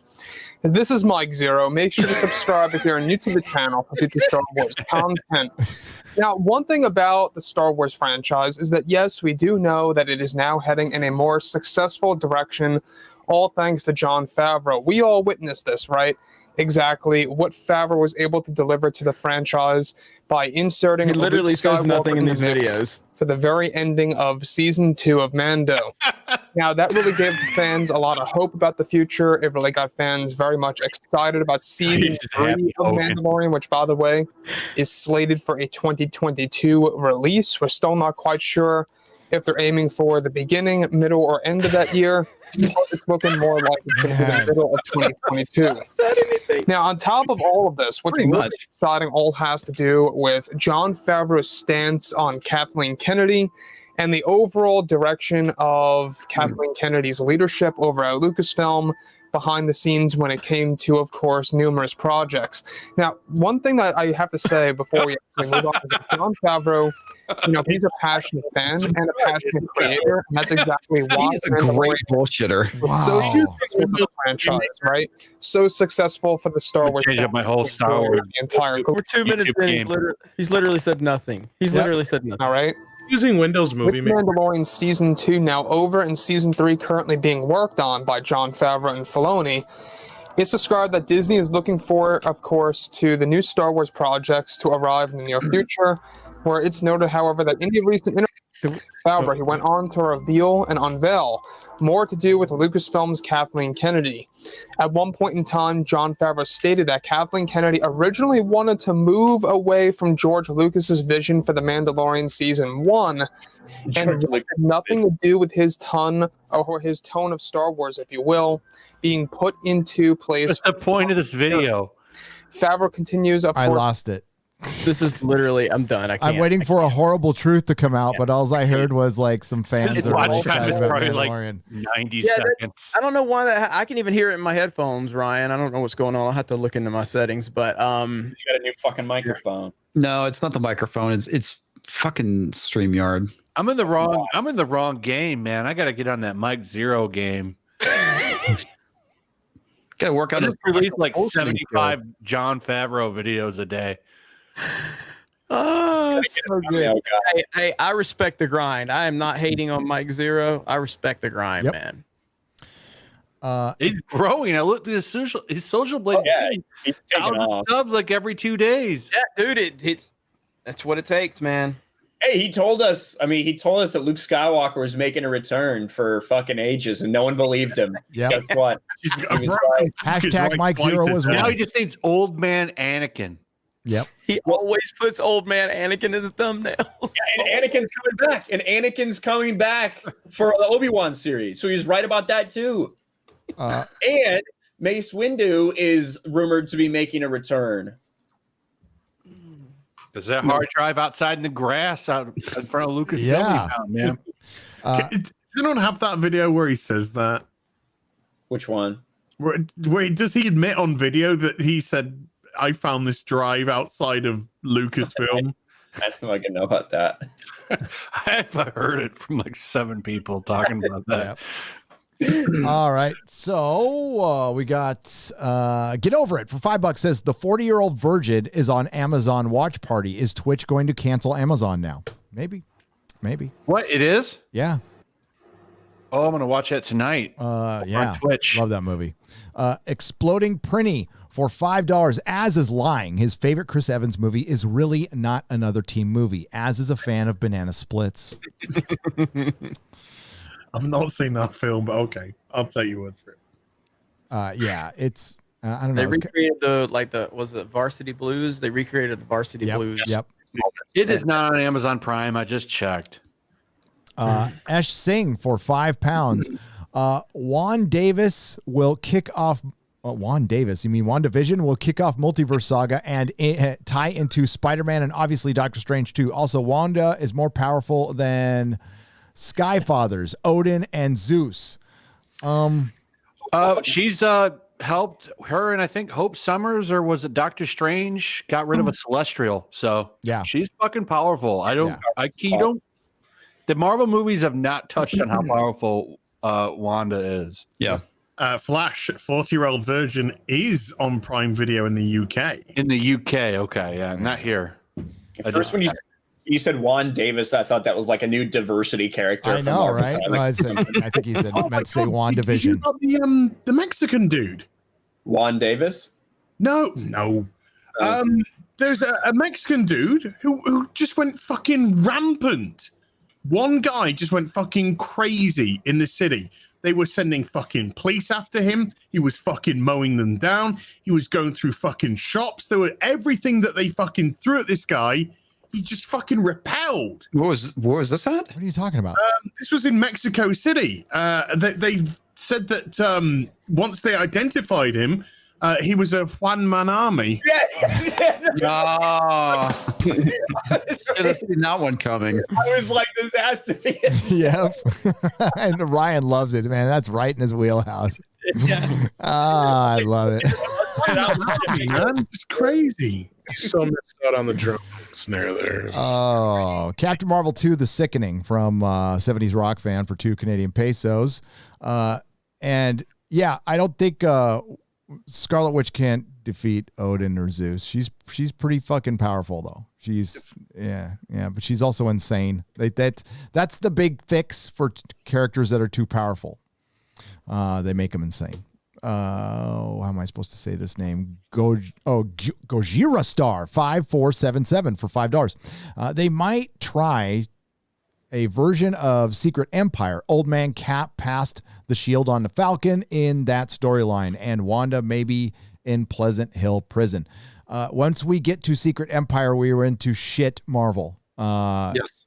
I would say like the 616 to me ended with Secret War, which I still thought was kind of shit, but that's where it kind of ended for me. Well, don't forget, they're going to have Tony Stark's greatest nightmare with him dead. Yeah, right? So what does it matter? Yep. Armor War, But don't worry, Ironheart will be there. Yeah. So much better. Yep. I wonder what she'll look like. Can you bring up that thing that we had on earlier, please? I should just be number 20 on that list of 19 characters that look exactly the same. When it lands on, that's what they're going to look like. But they're all the same. Pretty much. Sorry, I'm looking at some of the memes. They're great. The future MCU may look pretty grim, but at least Elizabeth Olsen looks gorgeous in WandaVision. Hubba hubba, says Dimension X. She's cool too. She's not annoying. She's like a normal person in interviews.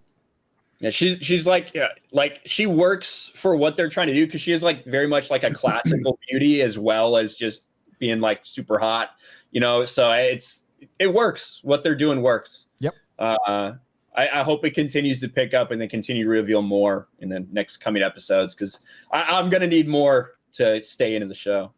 I like it so far. Yeah, it's good. Miranda Sinestra for $5. The likes on the Domino's ad are higher than the dislikes now. Sanity wins for once. I didn't know that. Griffin for $2. Great. Are we here to denounce racist supreme pizzas or supremacist pizzas? If you want. Domino's is racist now. It is. Hail Friday Night Tights and Flash. This year I've been trying to collect the old good stuff of comics. Through the last DC book I bought, the last one I bought was Curse of the White Knight. They need to put SGM on or Sean Gordon Murphy on a proper Batman book. I don't think why would Sean Gordon Murphy even want to mess around with DC anymore? Like he can go out and do his own stuff forever. Well, he's doing his own thing. He won't let himself make money on Kickstarter because he's too busy bending the knee to them. Yep. Yeah. Oh, I don't know if I should make money right now. Oh, there you go, Tom. Yes. Have you read that, Gary? You should. That's an amazing book. I just got it. No, I'm gonna. No, you told. Wasn't that when I ordered this? The Last Ronin. No. Man, that's the best comic book I read all year. I ordered it as soon as you told me to buy it. You sent me a message. Good. So I'm waiting for it. Yeah. Oh man, it's amazing. I can't wait to read it. It's been a while since I read something good. Was that a Kickstarter? No, it's well, the original Ninja Turtle creators came together for the first time in like I don't even know how long it's been, but they're together they're making this. It's in the future. 3 of the turtles are dead. That's why it's the last Ronin. And I mean, just read it. You won't be disappointed. It's good. There's only 5 issues, so it's not a heavy investment. Eastman sold his part out to Laird, I want to say 15 years ago, roughly. And then Eastman worked on the comics for a while, but without Laird. And then they didn't get back together until they did the Toys That Made Us after they sold it to Nickelodeon. That's what reunited them. That was their first real reunion outside of just, I think they had a few like times where they showed up at like some Comic Cons, but they didn't really talk. But yeah, like this was that was their first time really being together in a long time. And this is, I think, the result of that. Oh man, it's such a good book. It blew me away how good it was. Oh yeah, I can't wait to read it. Let's get a couple more in.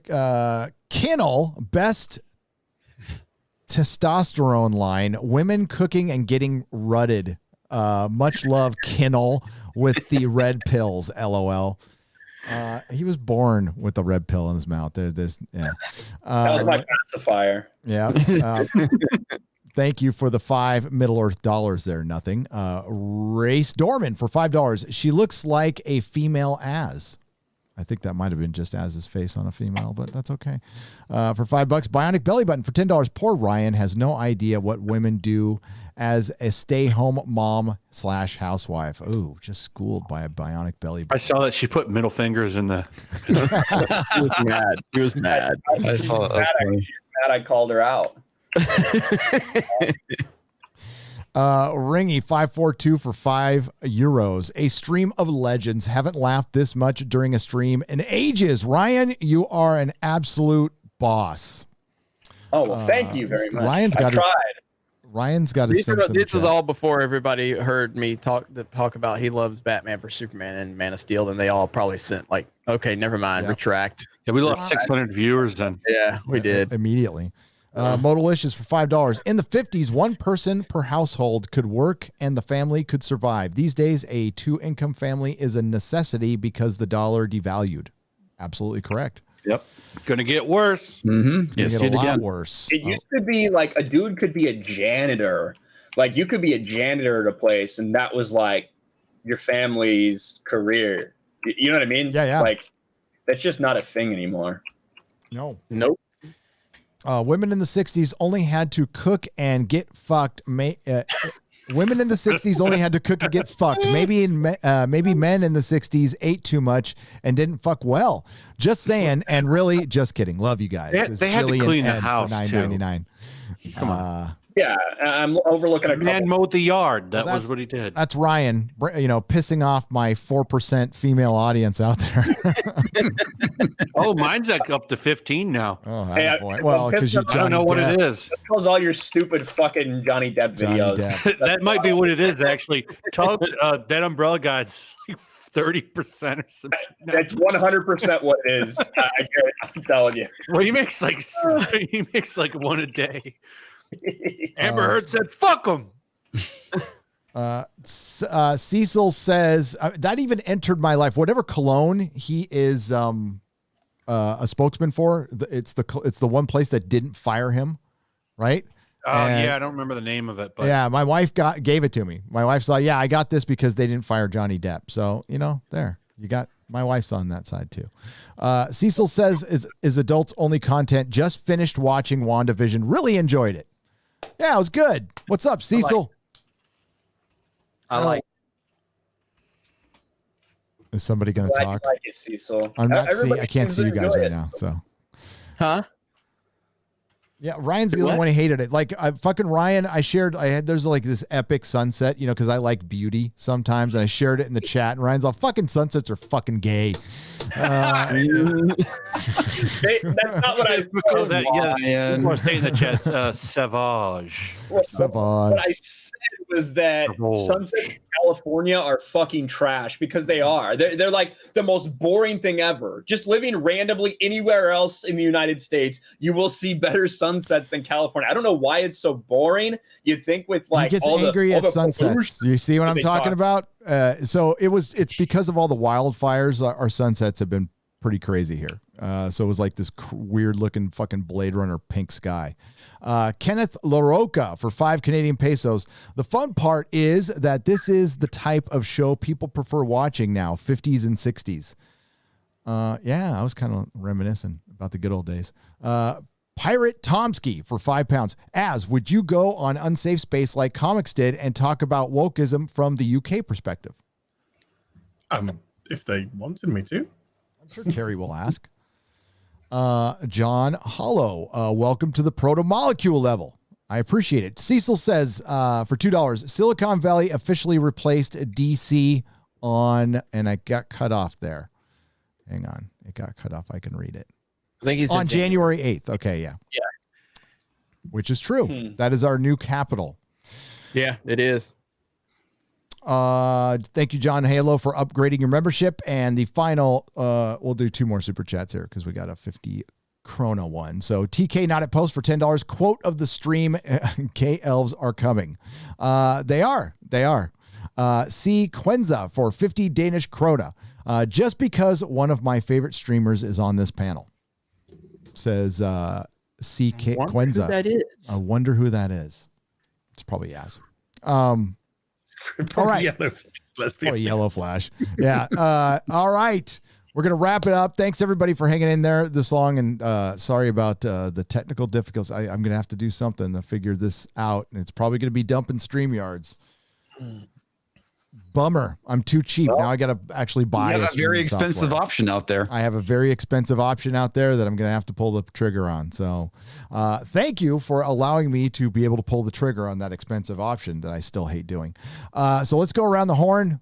Plug your channel, gentlemen. We'll start with Tom. You can find me on Midnight's Edge and Midnight's Edge After Dark. Otherwise, I'm hanging out with all these hooligans at some place or point or another. I may be a multiverse. I haven't decided yet. You may be a multiverse. How are you, multiverse? Yeah. I'm ever. He's everywhere at all times. That would make sense. Comics, plug your channel. Hey, everybody, I'm Comics Division. You can follow me over at Comics Division on Minds, as well as TwitTwat. I think that's kind of plunging stock values right now. As well as my own channel, Comics Division. You can also follow The Great Reset, which I'll have some announcement and interesting news about that. That's going to be pretty freaking awesome, but more on that later. The ink is not quite dry yet. Excellent. And good job on Unsafe Space, man. Carrie's awesome. Thank you. Yeah. They're awesome there. Yeah. I had a good time on their channel. Once we got the technical difficulties set up. Ryan, plug your channel, man. Well, thanks for having me on, Gary. It's always an honor and a privilege to be on with all these people, except for Jeremy. Fuck Jeremy. Come check me out, Ryan Kinnell, RK Outpost. I'm also at RK Outpost on Minds, so follow me there. Subscribe or however it works while you can before they come to it. But I talk about Star Wars, comics, bullshit, and pop culture. Shit on The Last of Us Part 2 because it triggers their fans, and that's fun. So thanks for having me on, Gary. Thanks for being on, Ryan. I appreciate it. Plug your channel, man. On YouTube and TwitTwat, and I created a Minds account yesterday. So it is there, which is at Heel versus Babyface. I am so sorry if I've mentally scarred anyone tonight. I'm lying. I don't care. And next week, there will be a test on who took the semen. Well, okay, then. Jeremy, plug your channel. Channels. You can find me on geeksgamers.com. That's where you can go get the link to our video game as well. It is on the top banner that's rotating. And yeah, check that out. Check us out on Twitch, Geeks @_and_gamers. We will be streaming Mario Kart this Sunday. We will be live tomorrow on the main Geeks and Gamers channel with our podcast with special guest Twisted Jedi. We got a lot going on, too much to keep up with, but mainly check me out at geeksandgamers.com. And I guess Minds is where we're going to be for until next week, where we have to all migrate to something else. Is there an alternative at this point? I guess Gab, maybe. Hub. I'm not going to. I'm not spending time on Gab. Really, I would rather remain completely silent than give Andrew Torba any attention. I know. I'm right there with you, man. Gab's not really an alternative for me. Yeah, Going back to my space. I'm on. Yeah. So that's good. Yeah. I'm on Gab, but it hardly ever works. But Yeah, I'm on there as well. I just don't use the account. Either way, the only place I can somewhat control to an extent is geeksandgamers.com. So check us out over there. Sign up for some premium content. We got a lot coming your way. So thank you all for being here. We appreciate another successful Friday Night Tights episode. Check out the game. Yes, check out the game. That is brilliant that somebody did that, and it looks cool as hell. I love it. Yeah, it's pretty difficult there. The final boss is really that's difficult.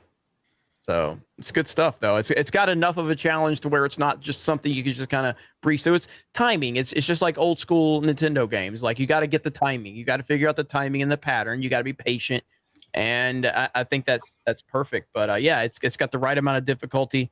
I did a lot of cussing, a lot of cussing, and I've gotten so much good feedback already. So yeah, I'm glad people are enjoying it. I saw that people, when I uploaded my video, there were people in my comments that said, dude, there's people on Instagram already like shitting all over, like hoping it fails when you announce it on Friday Night Tights. And I'm like, what is there to fail? It's fucking free video game. Yeah.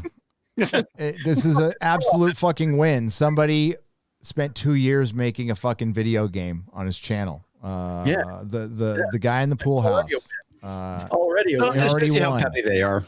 I'm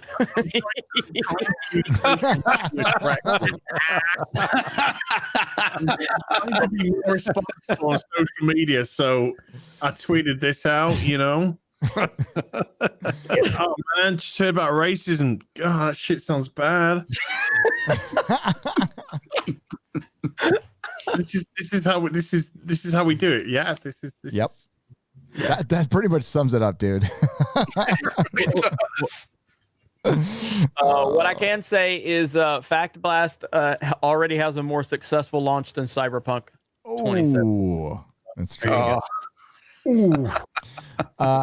YellowFlash. That's what I should have uploaded. That I should have titled that my video. I should have said better than Cyberpunk 2077 or something. That would have been algorithm gold. Would have been in the comments like, well, you really have to take this into perspective here. So somebody would take it seriously. They always do. They always do. Flash, YellowFlash, esteemed guest, thank you for being here. Please plug your channels. Tell us what you're up to. Lately, I've just been enjoying the corn. I mean, it's January, so there's not much news, but we always find something to laugh at. For my channels, the YellowFlash and YellowFlash 2. YellowFlash 2 is the main channel, which I know is funny. And then there's Minds at YellowFlash. I don't give a shit about my Twitter. Go follow me on Minds.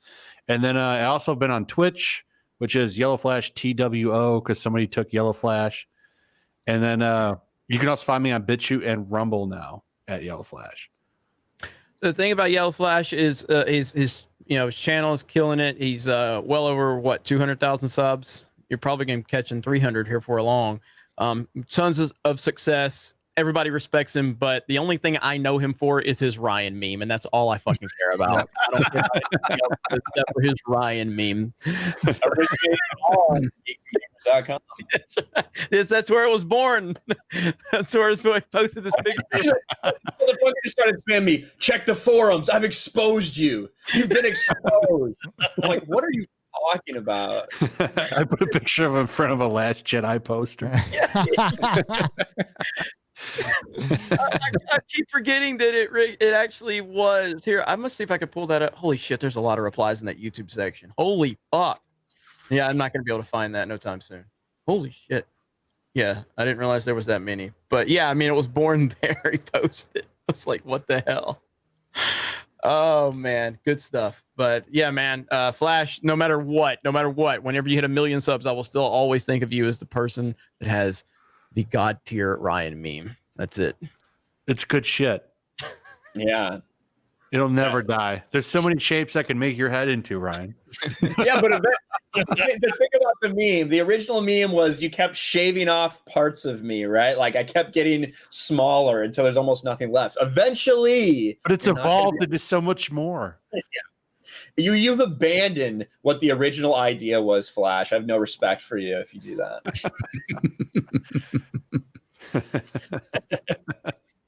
All right, we're gonna let Az go. Look at Az falling asleep. Oh, I found it. I fucking found it. He posted 6 months ago. Ryan Kennel exposed. Yeah, it is. Where's the picture though? You dropped that in the private chat. Yeah, he just said, I was told by a reliable source that Ryan loves The Last Jedi. Oh, the trolls show up now? Huh? That's hey, you're late, trolls, you fucking idiots. Go on. To be fair, Gary, you're usually late too. Yeah, that's it. Okay. Fair I was point. trying to find the picture though. You must have posted the picture in a different forum, so I'll have to look that up later. But yeah, good stuff, Flash.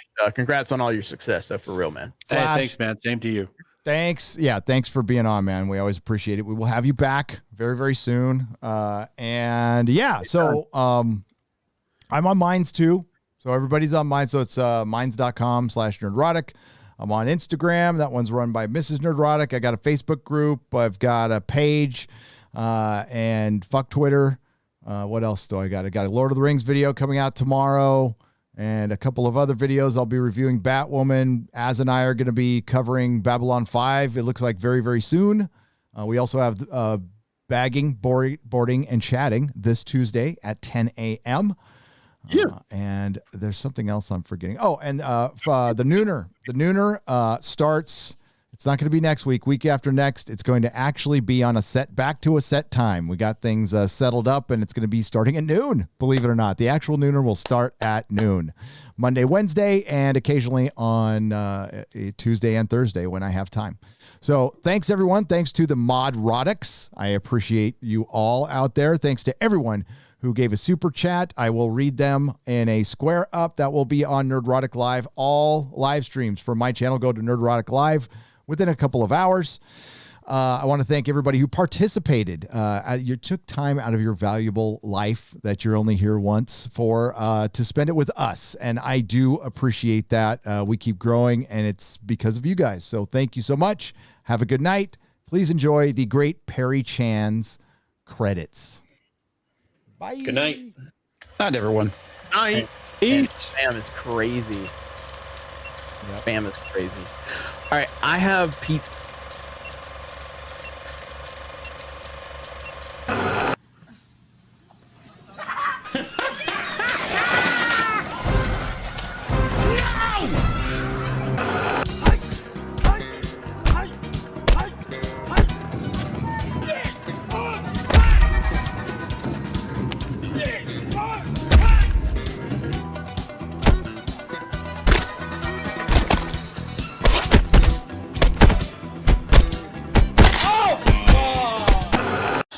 Not all who wander are... ちょっと待ったー！カップヌードルよりカレー飯 NO! こっちもお湯を注ぐだけ5分待ったら出来上がり混ぜると無駄にうまくなるすすらなくていいから食べさせやすい Again? 麺と飯どっちが好きはいほらほらとにかくファーストバイトうわ何この感覚私が間違ってました麺より飯 NO! Nerdrotic.com